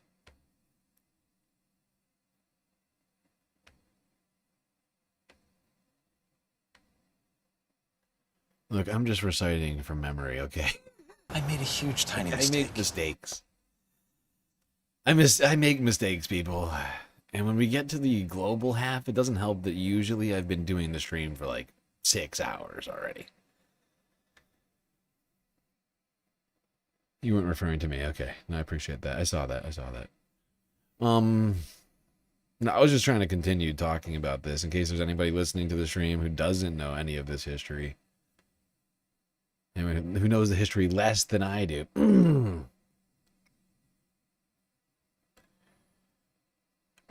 Let's go here. This is from yesterday out of the Associated Press. In the wake of all of the threats from the United States, Iran has come out with a warning of its own that if the United States or Israel do anything,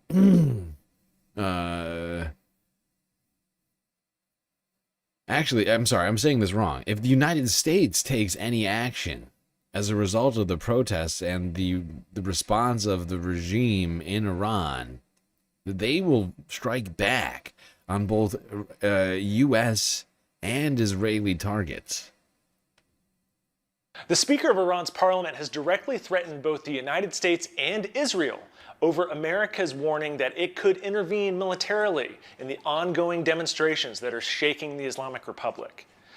Parliament Speaker Mohammad Bagher Khalibaf made the comments as his fellow lawmakers rushed the floor and shouted "Death to America." This was aired live on Iranian state television and shows just how much Iran is trying to push back as these protests go on.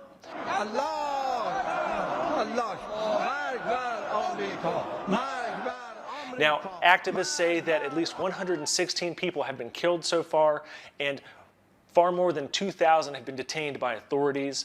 Video showed protests in Tehran as well as Mashhad, Iran's second largest city, overnight. And it remains unclear just what's going to be the trigger for Trump to get involved militarily. He's continued to make these threats over the last few days as Iran has shut off the internet, shut off telephone lines, and continued to confront protesters. Now, the Iranian threat that Khalibaf made also said that Iran would be willing to take preemptive military action as well. But ultimately, any military operation would have to be approved by Iran's supreme leader, the 86-year-old Ayatollah Ali Khamenei.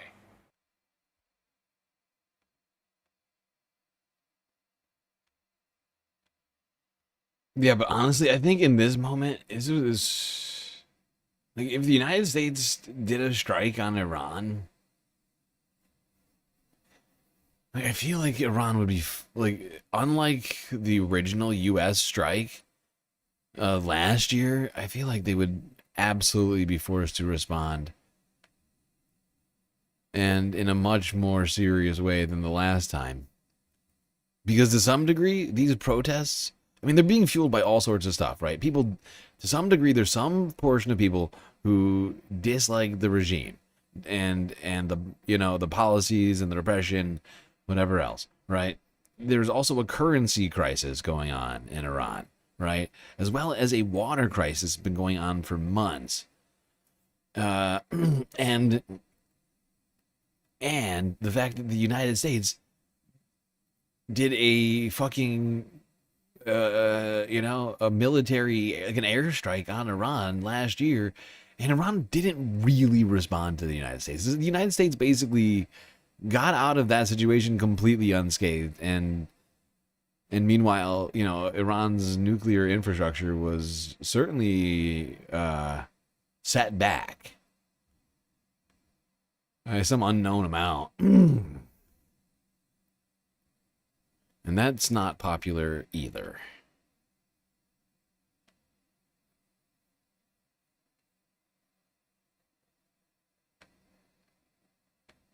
All right, I'm sorry. Which one is this?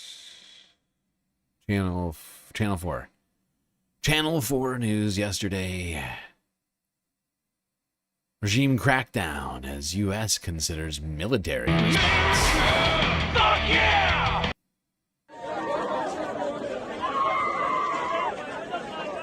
For days now, we've been hearing reports, unverifiable given Iran's internet shutdown, that hundreds of protesters have been killed in an escalating crackdown. Now, what seems to be the first tangible evidence. A video that we're told was physically smuggled. Iran did some rather damaging airstrikes against Israel in response. That's not how I see it. That's not how I remember it. But maybe maybe I'm wrong. But the airstrikes that I feel like you're talking about were already ongoing, right? I feel like it's hard to distinguish between the two. They were, because Iran was already doing airstrikes against Israel before the U.S. ever did the, Midnight Hammer or whatever it's called. Right, they had already been doing airstrikes on multiple areas within Israel, just massive ones, right? For days before the U.S. ever did that strike. Of the country after it was shot on Friday outside a morgue on the southern outskirts of Tehran. The morgue already so full, families left having to identify loved ones in the open. Some families, we're told, instructed to pay to have bodies returned. Others warned against public funerals. We've spoken to an Iranian activist and doctor based in Vienna who himself has been in touch with his colleagues in the country. Sadly, the severity of the injuries suggests that police and security forces deliberately targeted the protesters with intent to kill. The shootings were direct, aimed at the head, neck and chest. According to our colleagues, as well as videos and audio files sent to us, most of the injured suffered wounds to the head and neck. The killings reportedly extending far beyond Tehran, just as the protests have. 70 people said to have been killed here in northern Rasht. And from southern Shiraz, an audio message from a hospital doctor whose voice we've disguised. Guys, we cannot make any calls. Please contact the TV channels and tell them we desperately need surgeons, neurosurgeons, orthopedists, ophthalmologists. We cannot call them. There are 20 patients here and we can do nothing. They've all been shot in the head. But last night, across the country, protesters again filled the streets. A US intelligence official describing it to the Reuters news agency as an endurance game between protesters trying to keep up the pressure and authorities trying to clear the streets through fear.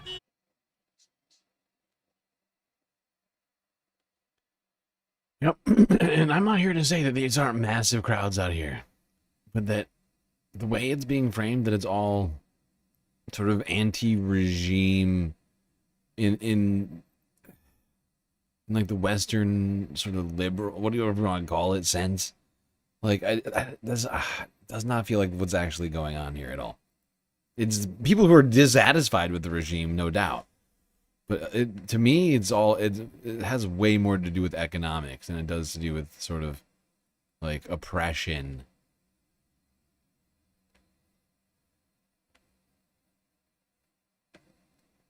Like there's accusations of like corruption and mismanagement and all this other stuff.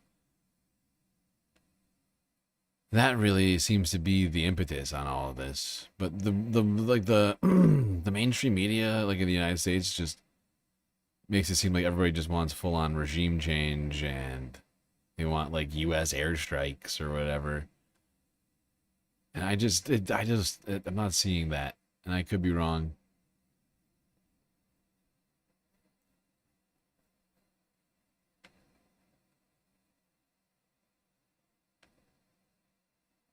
Your head is exploding? That seems bad.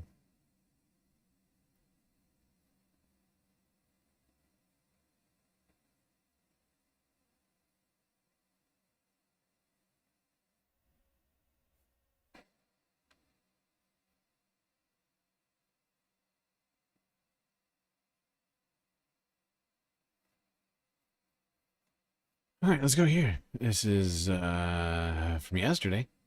Donald Trump weighs potential military intervention in Iran. Iran is escalating threats against the U.S. That's after President Trump offered his support to Iranian protesters as anti-regime demonstrations continue to rock Iran. Do you hear the fucking framing coming out of CNN? Iran has levied threats after Donald Trump showed his support for the protesters. How did he show his support for the protesters? Oh, that's right, by making threats against Iran. They're like laying cover for Donald Trump like no other, and it's fucking insane. But really what they're laying cover for is just imperialism more Iranian generally. protesters as anti-regime demonstrations continue to rock Iran. The president posted on social media yesterday, Iran is looking at freedom perhaps like never before. The U.S. stands ready to help. In response to Trump's comments, Iran's parliament speaker told Trump that U.S. military and shipping centers would be considered targets. And this morning, the New York Times cites that multiple U.S. officials are saying that the president has been briefed on options for possibly striking Iran. In the meantime, at least 78 people have been killed in those protests. That's according to a U.S.-based human rights organization.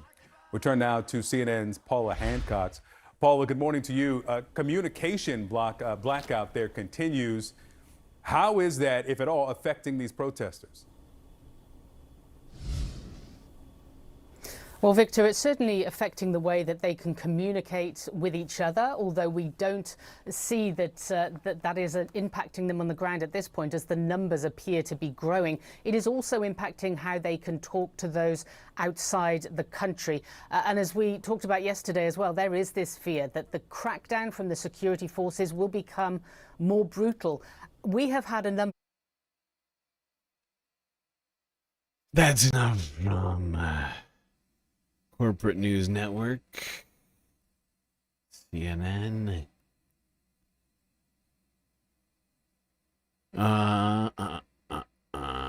Donald Trump weighing a potential strike in Iran. Now, not long after that story came out, Donald Trump said this.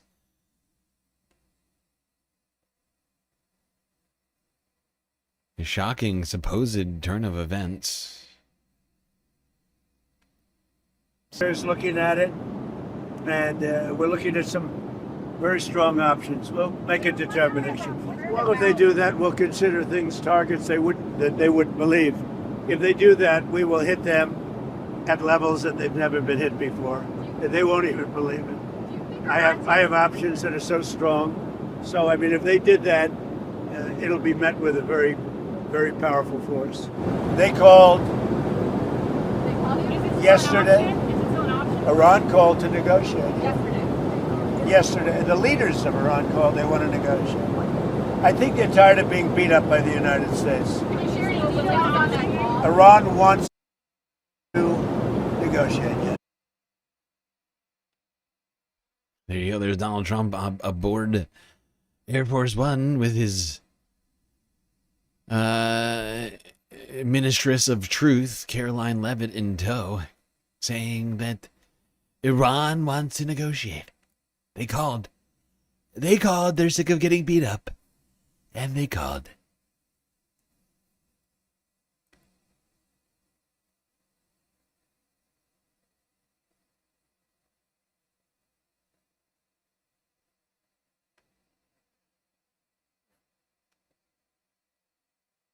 Okay, now let's go here. Forbes breaking news.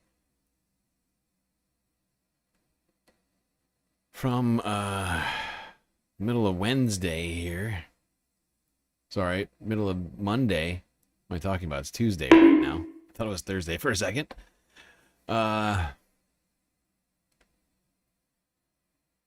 Here's another demonstration, a massive, massive demonstration. I mean, utterly humongous. Look at all these people out here. What's the title of this? People hold pro-regime demonstration in Tehran. Oh. So it's not as much of a protest as it is a rally.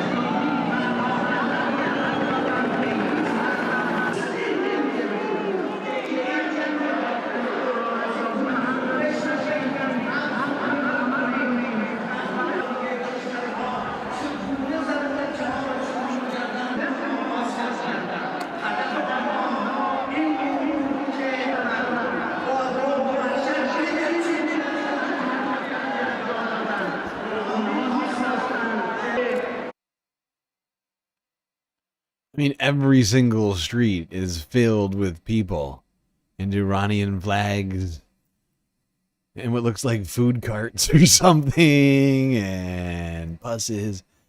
I mean, it's just full of people out here.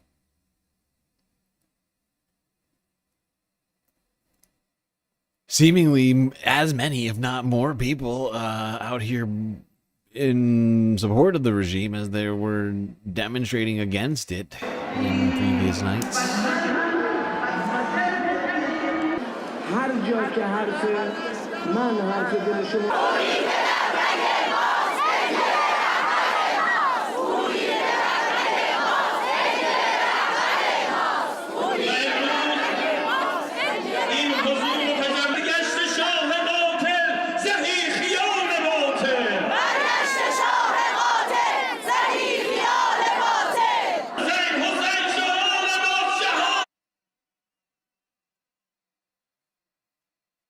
Well, there you go. Pro-regime demonstration in Tehran. And widespread unrest. You can see this sign is a U.S. flag and an Israeli flag next to each other with red boot print on both of them.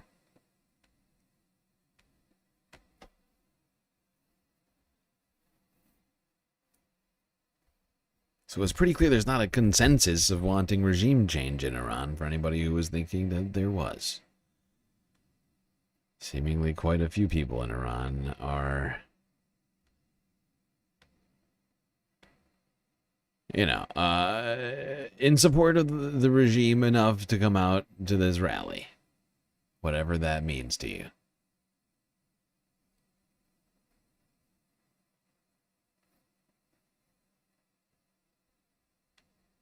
All right.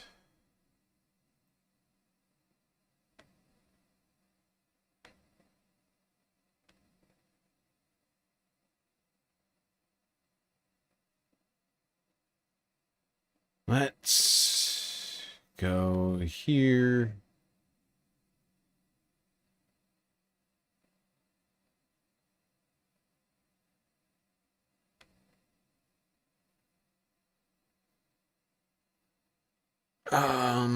Owen Jones 14 hours ago.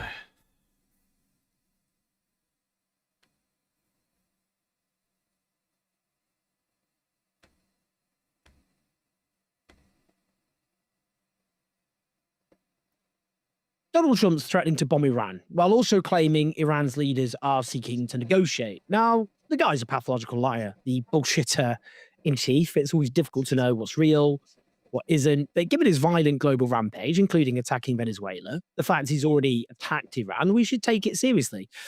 Let's just have a listen. Something willingness from Iran to engage diplomatically with you, or perhaps negotiate on nuclear program. With Iran? Yeah, do you think they want to engage diplomatically with you? They do. They called.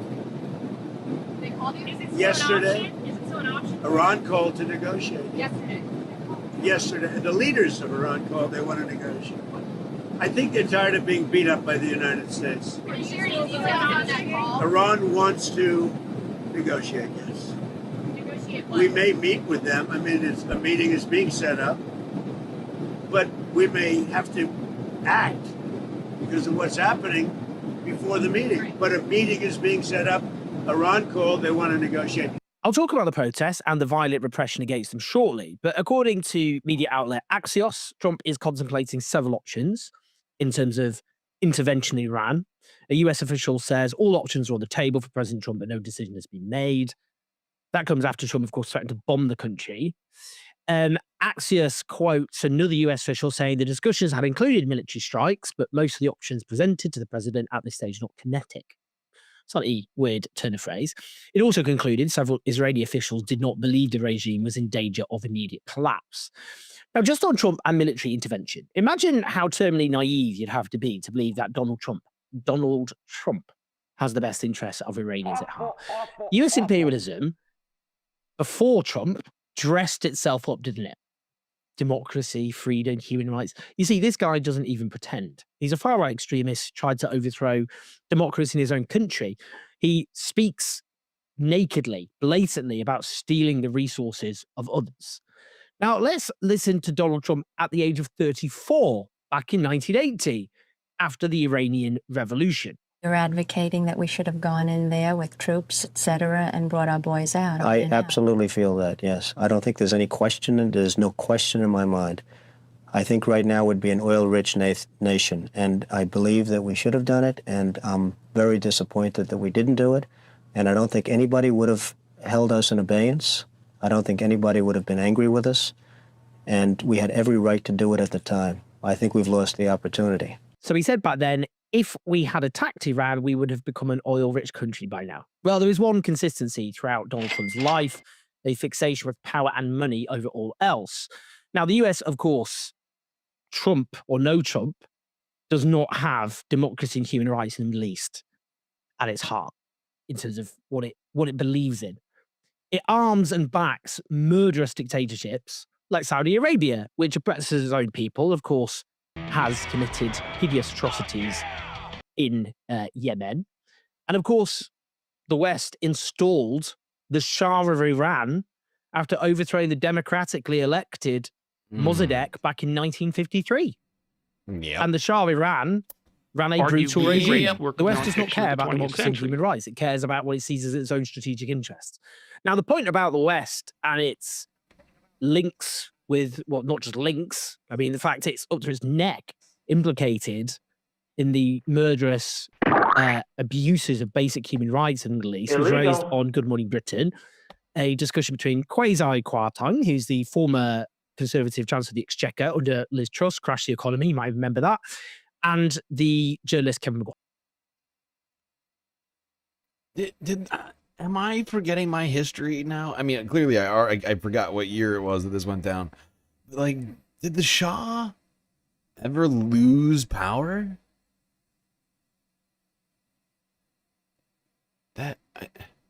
Did the Shah lose power at one point? I thought I could have sworn that he was in power the whole time and that he just got assistance from the United States in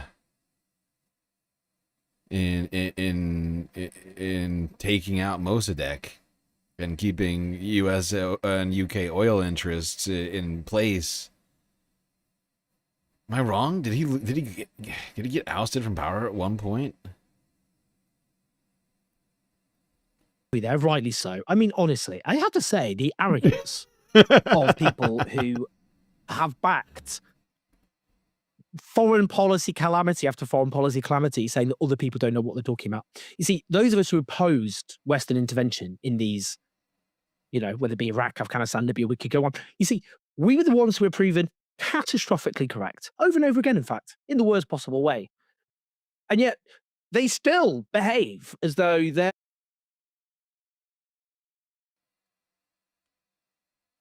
Okay, I felt like I had to look it up, and I was right. The Shah had an uninterrupted rule for 38 years, from 41 to 79. At least that's what appears to be the case. The statesmen, the people who know what they're talking about, the grown-ups in the room, and we're just malign children, dangerous extremists. Now, if we look at the national security strategy, like if I'm not mistaken, before the Ayatollah came to power in the 70s, like Iran kind of had like a constitutional monarchy like the UK. Right, like with the parliament, but you still had a king, or in this case, the Shah, right? Like, and the prime minister at the time was Mohammed Mossadegh. He's the one who got the nationalizing of the oil fields happening, and so on and so forth. Trump is very open about the abandonment of the pretense of democracy. It says that, you know, the position of the Trump administration will require dropping America's misguided experiment with hectoring these nations in the Middle East, especially the Gulf monarchies, into abandoning their traditions and historic forms of government. We seek good relations and peaceful commercial relations with the nations of the world without imposing on them democratic or other social change that differs widely from their traditions and histories. We recognize and affirm that there was nothing inconsistent or hypocritical in acting according to such a realistic assessment or in maintaining good relations with countries whose governing systems and societies differ from ours, even as we push like-minded friends to uphold our shared norms, serving our interests as we do so. They don't care about democracy or human rights. They never have, but they don't even pretend anymore. Now, I mean, we don't. That's true, especially now in the age of Trump. You know, honestly, Donald Trump is paving the way for everyone to just, you know, say, forget all of the nuance. Forget all of the pretending that we're here for, you know, democracy or freedom or whatever else. Let's just do the economic wars that we know that we're actually waging, and just do them brazenly out in the open. Let me seize this territory. That looks nice.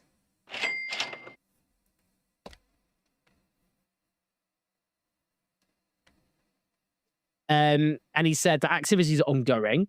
He said, when we struck Iran last year, we were on their territory and knew how to prepare the ground for the attack. I can assure you that our people are working there right now. So, you know, Israel has no interest, zero interest in a free, democratic, stable Iran. I mean, what it wants is chaos. And we can see that's what it's promoting across the Middle East. It wants regimes that are weak. It wants weak central authorities and fragmentation, because that's how it believes it will indefinitely maintain its relative strength. Now, Reza Pahlavi, who is the son of the deposed Shah, the former dictator of Iran, who was installed, of course, by the West, his father, he was overthrown because his regime was despised. Well, you know, the people who he's linked to are far right. I mean, you know, Reza Pahlavi. Yeah, but they're exactly the sort of people that the Trump administration would love to see in power. I'm fairly certain that they're banking on if Reza 2 gets into power, the U.S. oil companies will be able to come in there and drill baby drill and whatever else. They're probably right.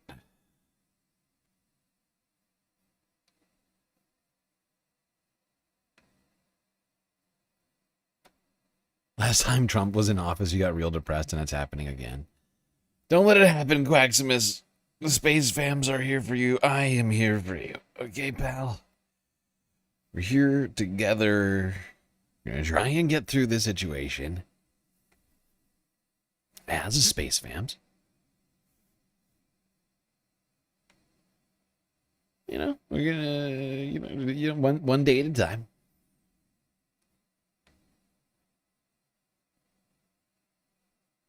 All right, people.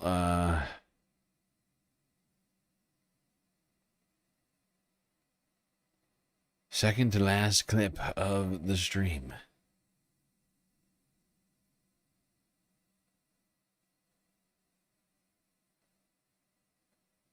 That's inaccurate because the monarchy was not absolute. I don't know what that was in reference to. I mean, I generally know what you're talking about, but I don't know what I said that was wrong.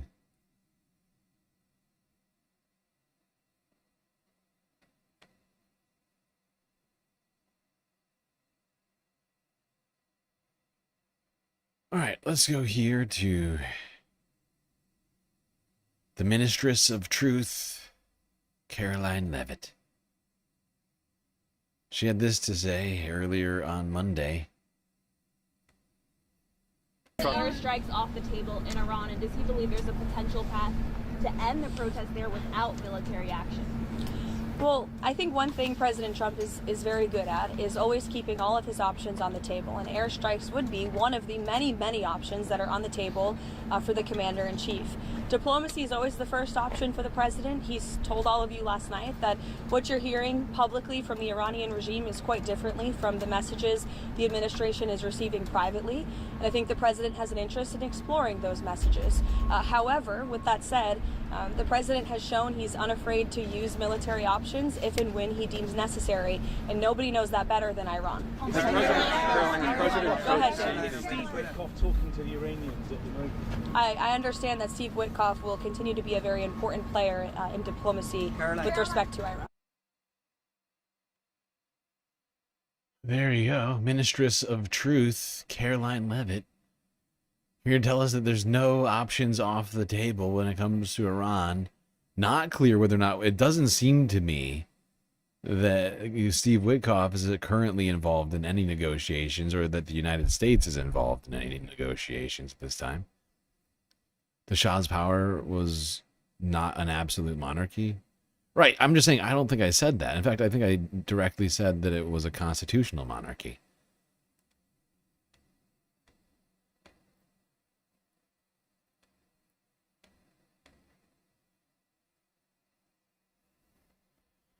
With the parliament, hence Mohammed Mossadegh, the former prime minister.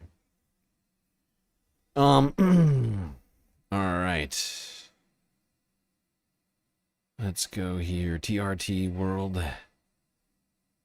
5 days ago, U.S. foreign policy turns to military power over diplomacy.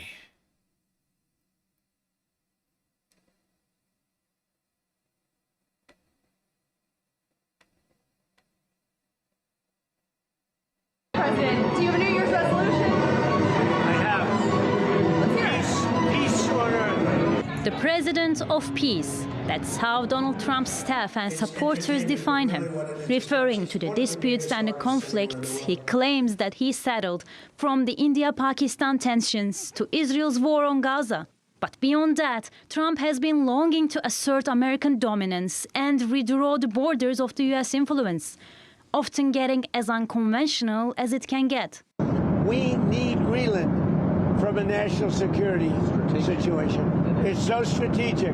Right now, Greenland is covered with Russian and Chinese ships all over the place. Thank you. From wanting to buy a self-governing Danish territory, Greenland, to try to convince Canada to become the 51st state of the United States. I'll go back. I'm glad you upgraded me to president. Oh, did I say?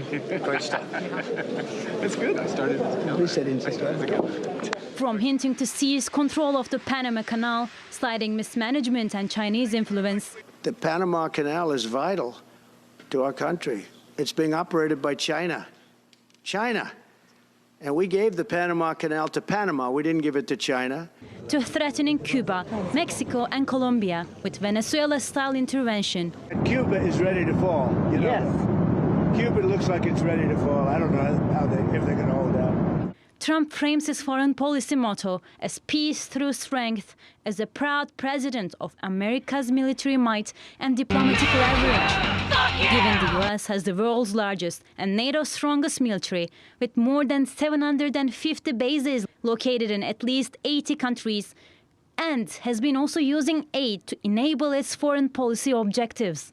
The U.S. is the world's largest single donor of foreign aid, spending $60 to $70 billion a year. Israel, Egypt and Ukraine are the top recipients, getting mostly military and security assistance. Aid reduced to Central America over migration control and froze to Afghanistan after the Taliban takeover. Foreign aid is not a separate activity of the United States government. It is an element and a tool of our foreign policy, and it should be used for the purpose of furthering the national interest. Trump was elected to put America first, promising to end endless wars and remove U.S. boots from foreign soils.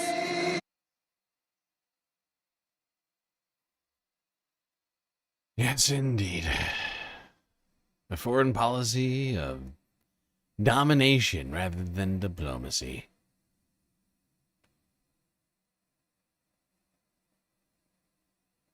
Bombs rather than bonbons.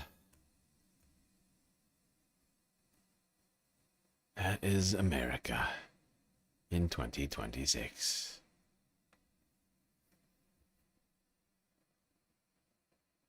A disturbing time to be alive, Space Vamps. And yet we must press on.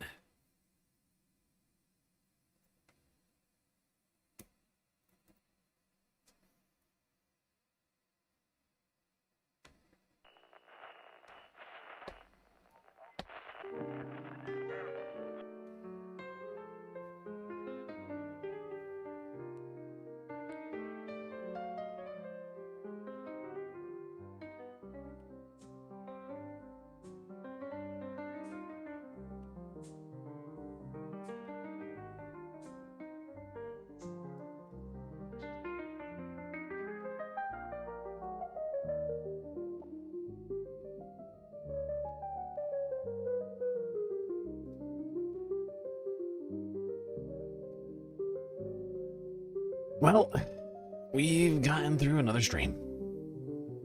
It was quite long and also difficult, but thankfully got through another one with each other. Whatever I was saying. Yes, indeed, stream is over. Till I see you next.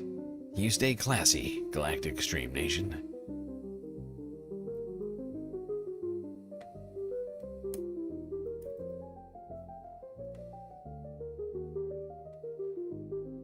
Can't forget this. These are your galactic patrons. Gabby, Goth Dogs, Aaron W, Schmegley, PB, Midi, Afroponics, Narwhal by Nature, Interplanet Janet, Godcat, Robot Cat, Disco Wolf, Callie Brading, Sammy, Geodragon, The Anti-Corporatist, Obsessive Audio, Oenoip, Nadia, Choki, Skelt, Selena, Omega Star, Sasha G, Pitchforks Dragon. What just happened? I was reading too slow. Pitchforks Dragon, Vincent Morales, Donald James X, Evan from Portland, Lovely Pariah. Mish, Becky, Decipher, Icebreaker, Columbia Rican, New York, Will in Detroit, Sisyphean Task, BC, Free Palestine, Hermit Horologist, HBX, Manda, Lori Lunchmeat, Carl, Gaslightocracy, Paige Larson, Frizzla, Betty Hanna 99, Dark Sparkle, CJ from the 6, and the reference frame. That's right, all these people here have helped produce the show which your eyes and ears just got done enjoying. You can too for just a few US dollars a month on Patreon. And just a reminder to our new patrons, don't forget to respond to the Galactic Questionnaire. Otherwise, your name might wind up being missing from this list.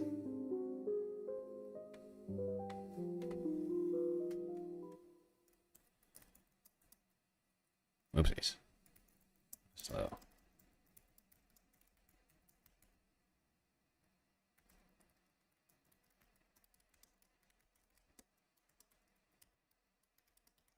Yeah, I can't type, can't think with my brain. My brain's gone all mushy. Say Savak, please.